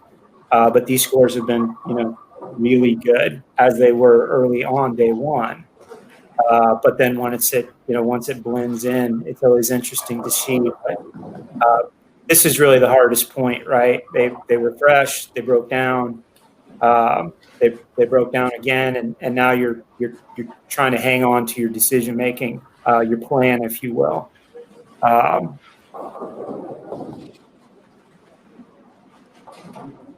As we take a look at our featured pair, a few of the players who are kind of hovering around that number, Lindsay Boomershine, who you just saw 210 up in frame 6, so back-to-back opens potentially on the right lane for her. Lilia Robles, player who has been steady all day, 2 opens in the first 3 frames, still looking to get something going on 1 and 2. We talked about Clara needing probably a big game to be safe here. Nothing too crazy with her start either. Just 2 strikes, 1 open through 5. Chance to make it double here. And Maria's happy. Maria is happy with the 3-bagger there. Yeah, I wonder if it isn't going to be a little lower than that, and if so, would with that triple right there, if she can get a 5, 6, 7-bagger, you never know at the end of this game. All right, looks like JT is ready for a report as well. JT. Yeah, I'm definitely agreeing with you guys, especially with the scoring pace this last game. Caitlin Johnson is one of the players who is in that number over 200. She's at 207 right now. She's shooting 187 on 11 and 12. Liz Johnson obviously has a huge cushion, but she's shooting 160 this game on 11 and 12. So I do feel like the 200 is probably a more safe number. But if you get to 170 or 180, that's probably going to give you a pop. At least sitting in your room and rubbing your rosary beads for the rest of the day to get in tonight. So I do feel like 160, 170 gives you a pop, and 200 safe. And JT, just looking at it real quick, going through everywhere, the always thing I like to check out when we get to this point is there a game that stands out? It doesn't look like there is from maybe a person in 7th, 8th, or 9th that throws that 7-bagger. I just flipped through them all. It looks like maybe. Yeah, Clara's right there on the bubble. She probably needs a good game this game just to give herself a locked extended play. O'Keefe is in soft. She can still shoot 270 this game, so she may end up going all the way to second. As I mentioned, Liz Johnson is in soft, but shooting 160 this last game, that's going to bring her back to the field. So give some folks some hope for tomorrow. But Lily Robles, that's a good one to watch, and we're watching her right now in our featured pair. This is the game where players that aren't seasoned champions, where they cut their teeth, and so you like to watch them come down the stretch and see how they perform when it comes to having to bowl a good game. Yeah, Matt or Aaron, if there's a chance here, the other thing that I think that's going on right here is they're qualifying for Monday. And so in looking at that sheet, if I were to deduct, JT, don't let me do it wrong here, 12 of 24, right? There's 24 people qualifying for that. Is that correct? Correct. Yeah, plus 44 is the number right now. And then so Diana Zav is 12th with Aaron, Ashley. Looks like 2 people that aren't bowling now, and so Angie Ramirez would be 12th if I'm reading this correct. And so there's some folks down in that range that are all kind of singing there, right? In the last 5 frames as well. Yeah, and that's the big one because the trophy is almost twice as big as the other 2. But you'd be surprised how many get the trophy and decide whether it's worth winning. Yeah. I have friends on the other tour that when they do that, I got to have that one. Yeah. Do it Tennille always said that's the first thing she did when she'd walk in the door when she was competing is look at the trophy. I wasn't going to name names there, but Tennille was the one that came to mind. Mike Wolf does that. But JT, you mentioned about cutting your teeth in the big moments, and a really big stretch coming up here for Lily Robles. She threw a great shot in the 7th, but has had a few struggles here on 1 and 2. Her max score right now, 205. She started at 210. So yeah, some big shots for her coming up in the next few frames. I think punching out here that gives her a breather at lunch. I think she's in soft if she punches out, but if she were to happen to open or miss, and end up in the 180 range, that's nervous time. JT, how much are they talking about that with the difference between being in the bubble and normal behavior in between blocks? Are they they are acclimated to it, I would say. I actually had a conversation with a couple of them last night. And one of the topics I was interested in was, are they hearing from some of their friends who are also tour players or regulars about regretting not coming to this event? And I think they basically said no, but it made them feel more comfortable about if we did this again. And everybody here has been super appreciative of the protocols and procedures that are in place. As we've mentioned, from the beginning, they've all bought into it. It's kind of funny. It's not completely different than a normal event, but it's a little different. You can't go to, Starbucks. You can't go to, Chipotle, which is the place. By the way, if anybody from Chipotle is watching, my son needs to go to Baylor, so please sponsor the tour. But that is one of the places that they're missing. They can order it on DoorDash, but it's not the same, because you go out after the block, you decompress, you talk about, why you didn't make the cut or why you bowled well. And now they have to go back to the room and do that. So it's just a little different, but they're all really enjoying, the opportunity to be back out here competing again. Hey, JT, I know you left a note talk about Caitlin Johnson early. She's delivered a huge three-bagger starting in frame 6. She was at plus 207, finding some momentum way down on 11 and 12. Liz still struggling this game, but she can get away with a bad one here.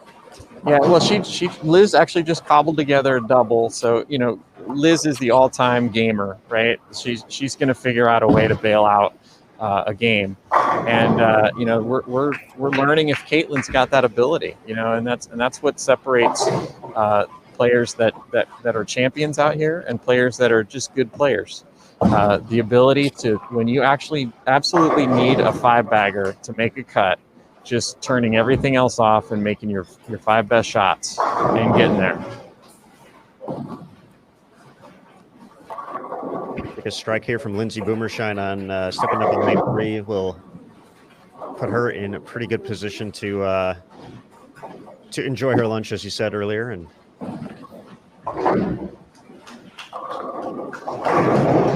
Caitlin just nailed another one. High flush, so she's got possible 237, so she's in soft. Yeah, nice shot there by Lindsay. We're literally, we're talking about their lunch, right? And it just seems so trivial, but it's just so true, right? I mean, you just think about when you walk out of the building and you have all of these hours to think about it. It's probably better once you get back and you're watching the other block, but then that's a whole nother roller coaster, right? If you're on the bubble, because not only you're on the bubble, you're in the bubble. And so when you're talking about lunch there, it might seem trivial to most folks, but it is just another one of those things that these folks experience. Well, it's literally, when you don't make the cut, it's literally the death of a dream, right? For that particular day. And so you hype yourself up because that's what you have to do in order to just even compete with Shannon O'Keefe and Stephanie Johnson and Liz Johnson. And then, all of that belief and confidence just comes out of you like the air out of a balloon. And then you have to figure out why it didn't work. What do you have to do to make it happen the next time? And so those lunches are very interesting psychology sessions. Yeah, and you end up things that you think about, right? And again, just a personal perspective, but you're bowling an event like this, and you see the names on the marquee when you walk in and on the wall, and then you miss a spare in the first few games, and those folks on the wall don't miss spares. I heard some dialogue about that this morning, and so you just think about the pins, because now you're sitting at lunch, going back through the block and counting up the pins. I mean, it's and then add 500 days on top of it where you didn't make any money, you haven't had a tournament to bowl, and this is the first opportunity you've had that you've been waiting for a year and a half. It's pretty amazing to think about, the psychological pressure. It is intense. Caitlin, just a quick update. She can shoot 216 with a strike on her fill ball, so she's in soft. Liz Johnson, 163 with a strike on her fill ball. So even with that, she'll be right around 400 over. So some big shots coming up on lane 1 momentarily here for Lily Robles. She turned in 3 in a row to set her 10th frame. Took it to plus 215 with all 3 in the 10th. Lindsay Boomershine up to the far right of your screen right now. Looking getting to the 230, so she was at plus 200. So on that math, if it's you can see that. And again, I know these are unique differences, but where she was 210, she straightened up her lines there a little bit, and then just took out the back of the building. It's impressive adjustment there. And you know me, I just dig right back into the numbers, right? If she strikes here, she'll get to 230.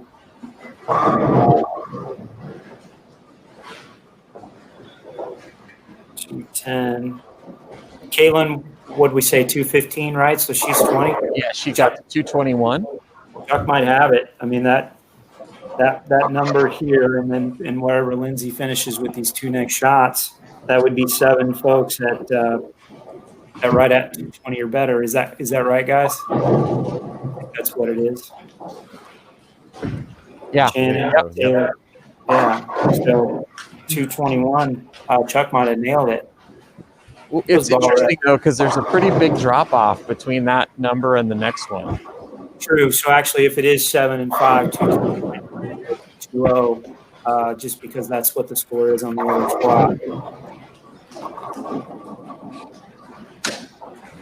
Lindsay got the second hit. Lily did not, so she is going to give a few pins back to the field. Max score now of 183, so that's going to drop her below the plus 200 mark. Yeah, so it's 17, 193 to shoot out tonight. Get above that number. Yeah, and that's a big number. I mean, the players are used to the scoring pace on the tour being quite low. So when you come in the building and you look up and you say, God, I got to shoot 193 over, that puts a lot of pressure on you right out of the gate. If you shoot 2-0 that first game, you might make some bad moves because you're trying to press to get those numbers. You're trying to get to 193 the first game.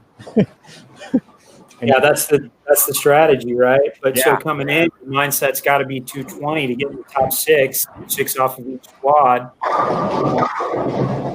Breath down to 190, if I have that right.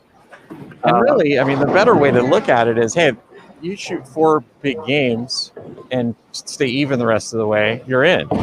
But that's not the way you look at it sometimes. Sometimes you look at it and say, I got to make up those pins right now.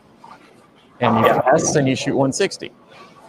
JT's describing the roller coaster over at Six Flags right now. All right. I mean, exactly.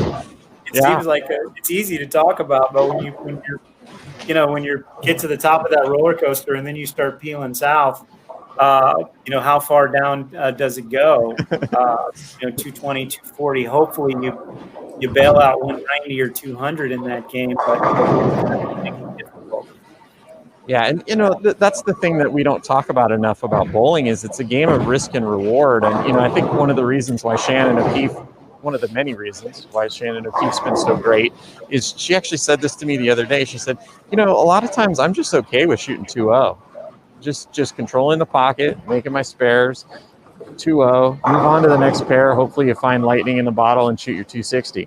But if it's not there, she's just so patient. And she doesn't give opportunities away. And, if you look at all the great players of all time, that's typically what they do. They just hang with you until they get their opportunity, and then they take advantage of it when it's there. Taylor's going to be in the 2-0s here with a spare, so she's going to stay in the plus 240 range with the conversion. And before we get too far here, as we wrap up our final game of B Squad qualifying at the ITRC Classic, we do have a giveaway.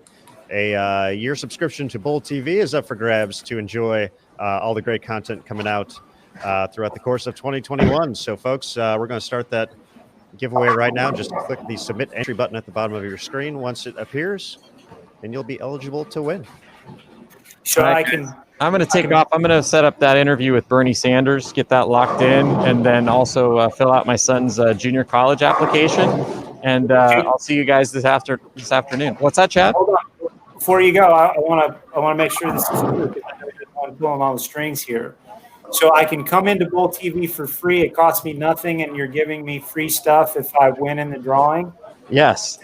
Okay, I just wanted to be clear. That sounds like a pretty good deal. I know Bernie Sanders should not be mad at us right now. All right. Thanks for doing what you're doing. See you guys. Have a good lunch. Maddie, Aaron, who you guys got on later tonight? Or are you still outside of Bernie Sanders? But according to JT, he's wrangled up a few folks from who have some ties to the ITRC. So I have a few ideas of who they might be. I'm not going to throw them out in case I'm wrong, but if they are who I think they are, I think we're in store for some good conversations coming up. good.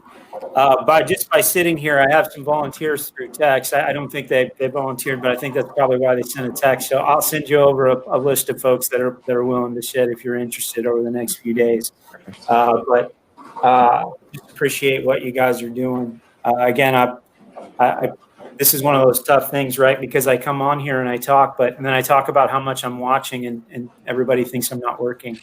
But at the same time, just couldn't be prouder of everybody, the ladies, you guys, everybody involved with getting these folks back on the lane. Just keep up the good work. I look forward to watching you over the next few days. Shit. Thank you, Chad. We definitely appreciate it, Chad, and thanks for joining us here. And we'll talk to you soon. All right, be good. All right, thanks, Chad. Folks, that was USBC Executive Director Chad Murphy joining us to finish up the block. We want to congratulate Sue Ling on winning the Bowl TV subscription. Let's see. JT has someone set up for us here as well. So let's bring her in. JT, looks like we're all set. Yeah. And that's Caitlin Johnson right there. Hello, Caitlin. Hi, how are y'all? We're doing great. How you feeling after going 200 over and change here on the PWBA tour? I definitely feel better than I did a couple days ago. But it was mainly just maintaining pocket today was a big concern for me. There were a few times where I kind of lost it and just tried to find and get it back and make spares. I made a lot of 10 pins today, so that was a good thing. 10 pins are important, and you got to cross with Liz throughout the course of the block as well. She had a monster performance, so I'm sure you two were working off each other, trying to find the best way to find the best path to the pocket. We definitely did. There was a lot of times where I looked to see what she was doing, and then I noticed the last game she looked to see what I was doing because that last pair was just not that much fun for us. So, but we definitely kind of worked together, bounced off each other, talked a little bit throughout the block. So it was definitely great getting to bowl with the GOAT all week long, really, the last two tournaments. So it's been great.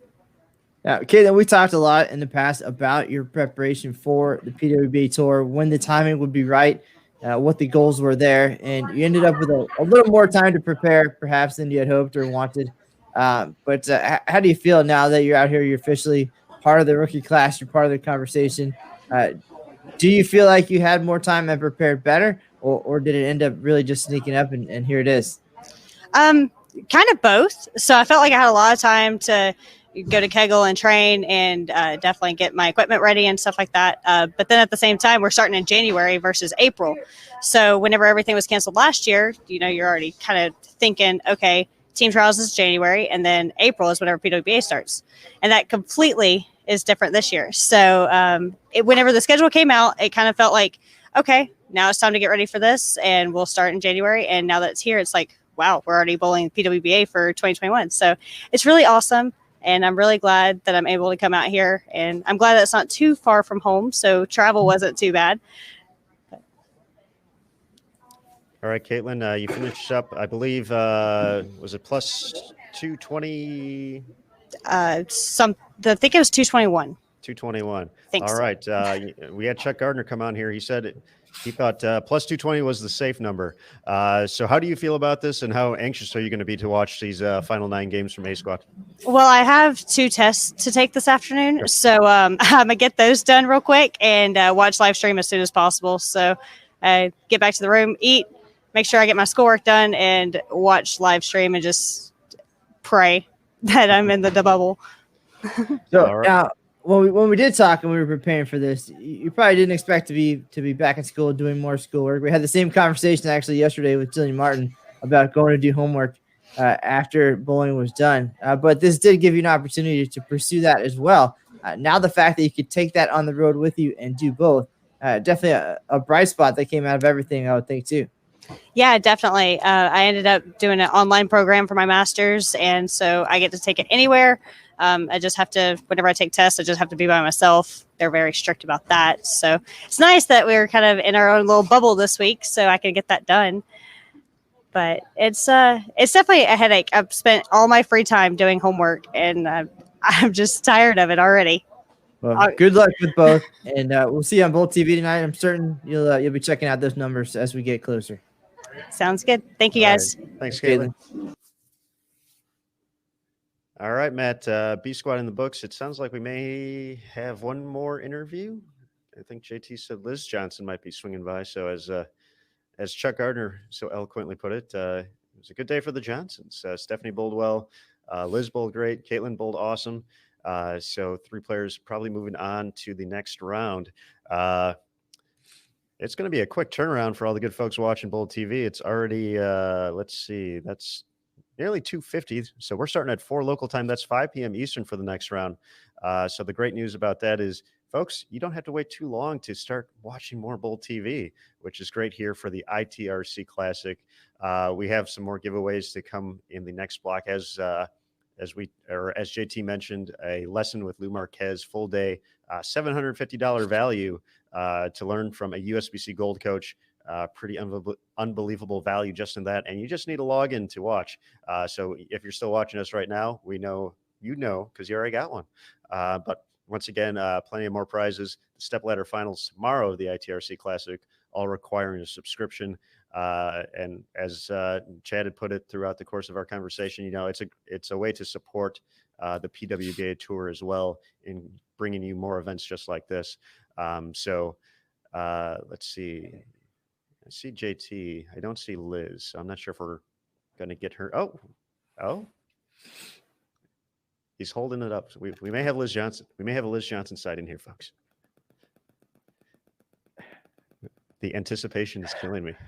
And even better that only I know what you're talking about or looking at right now. This is true. We actually have like a backstage area on here where we can see the camera that's down there at the ITRC. So it looks like Liz will be prepared to go in just a moment here.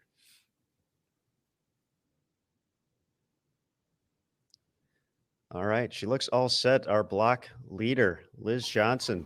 Hello. Hi. How are you? We're doing great. It's great to see you. Wow, nice performance today. Thank you. I had 8 great games, and then the 9th one I just kind of, stayed back a little bit. But yeah, I'm really happy with my performance and feeling confident going in tomorrow.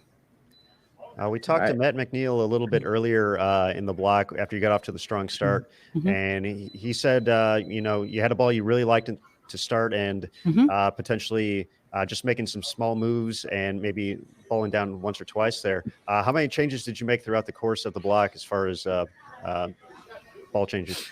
Honestly, I made 1 ball change. I used my RXT 1 X1 probably 7 out of 9 games. It wasn't even a ball I tried in practice, to be honest.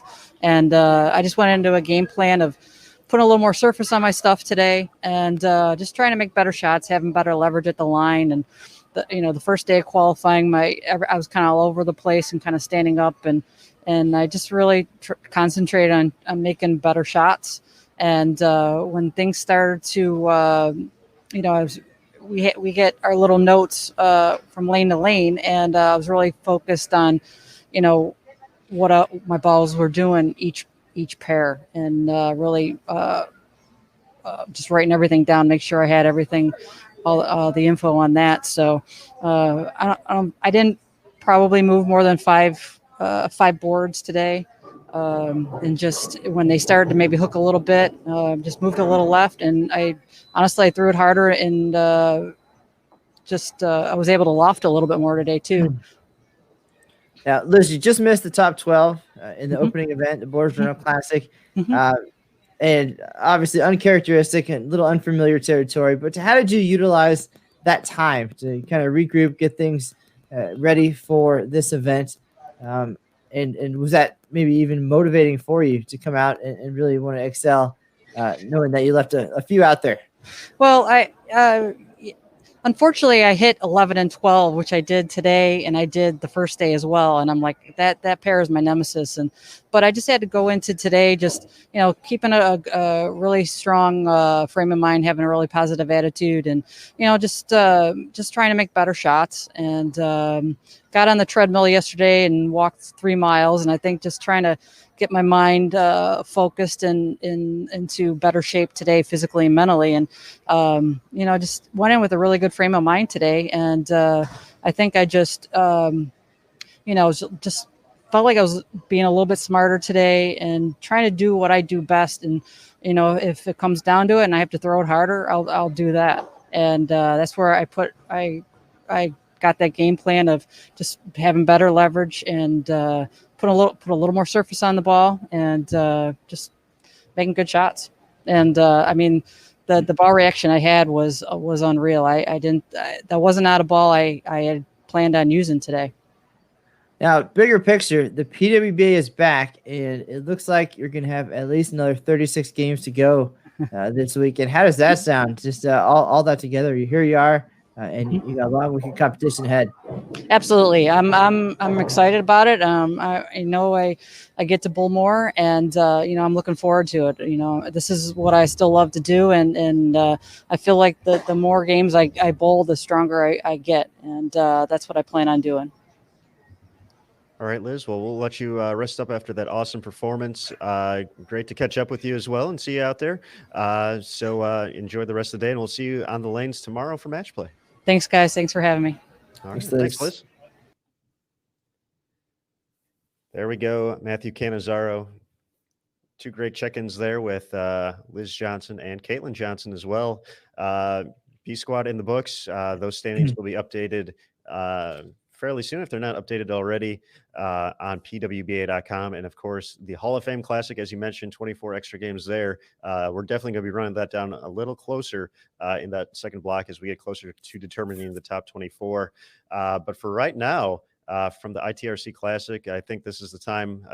We ran a little bit later today compared to that first squad. So we're going to take a quick break. We'll be back on the lanes in just about 65 minutes. That's it. So we'll be ready for that. But big thank you to everyone who joined us today. We had Lou Marquez, Tim Berg, Chad Murphy, of course, Caitlin and Liz at the end there. Let's see, we had Chuck Gardner a couple times, Matt McNeel, and then for Jason Thomas, obviously, and Matt Cannizzaro, I'm Aaron Smith. We want to thank everyone once again for joining us. Once again, it'll be available for free with a login only. So tell your friends, bowltv.com, the place to be for the PWBA Tour.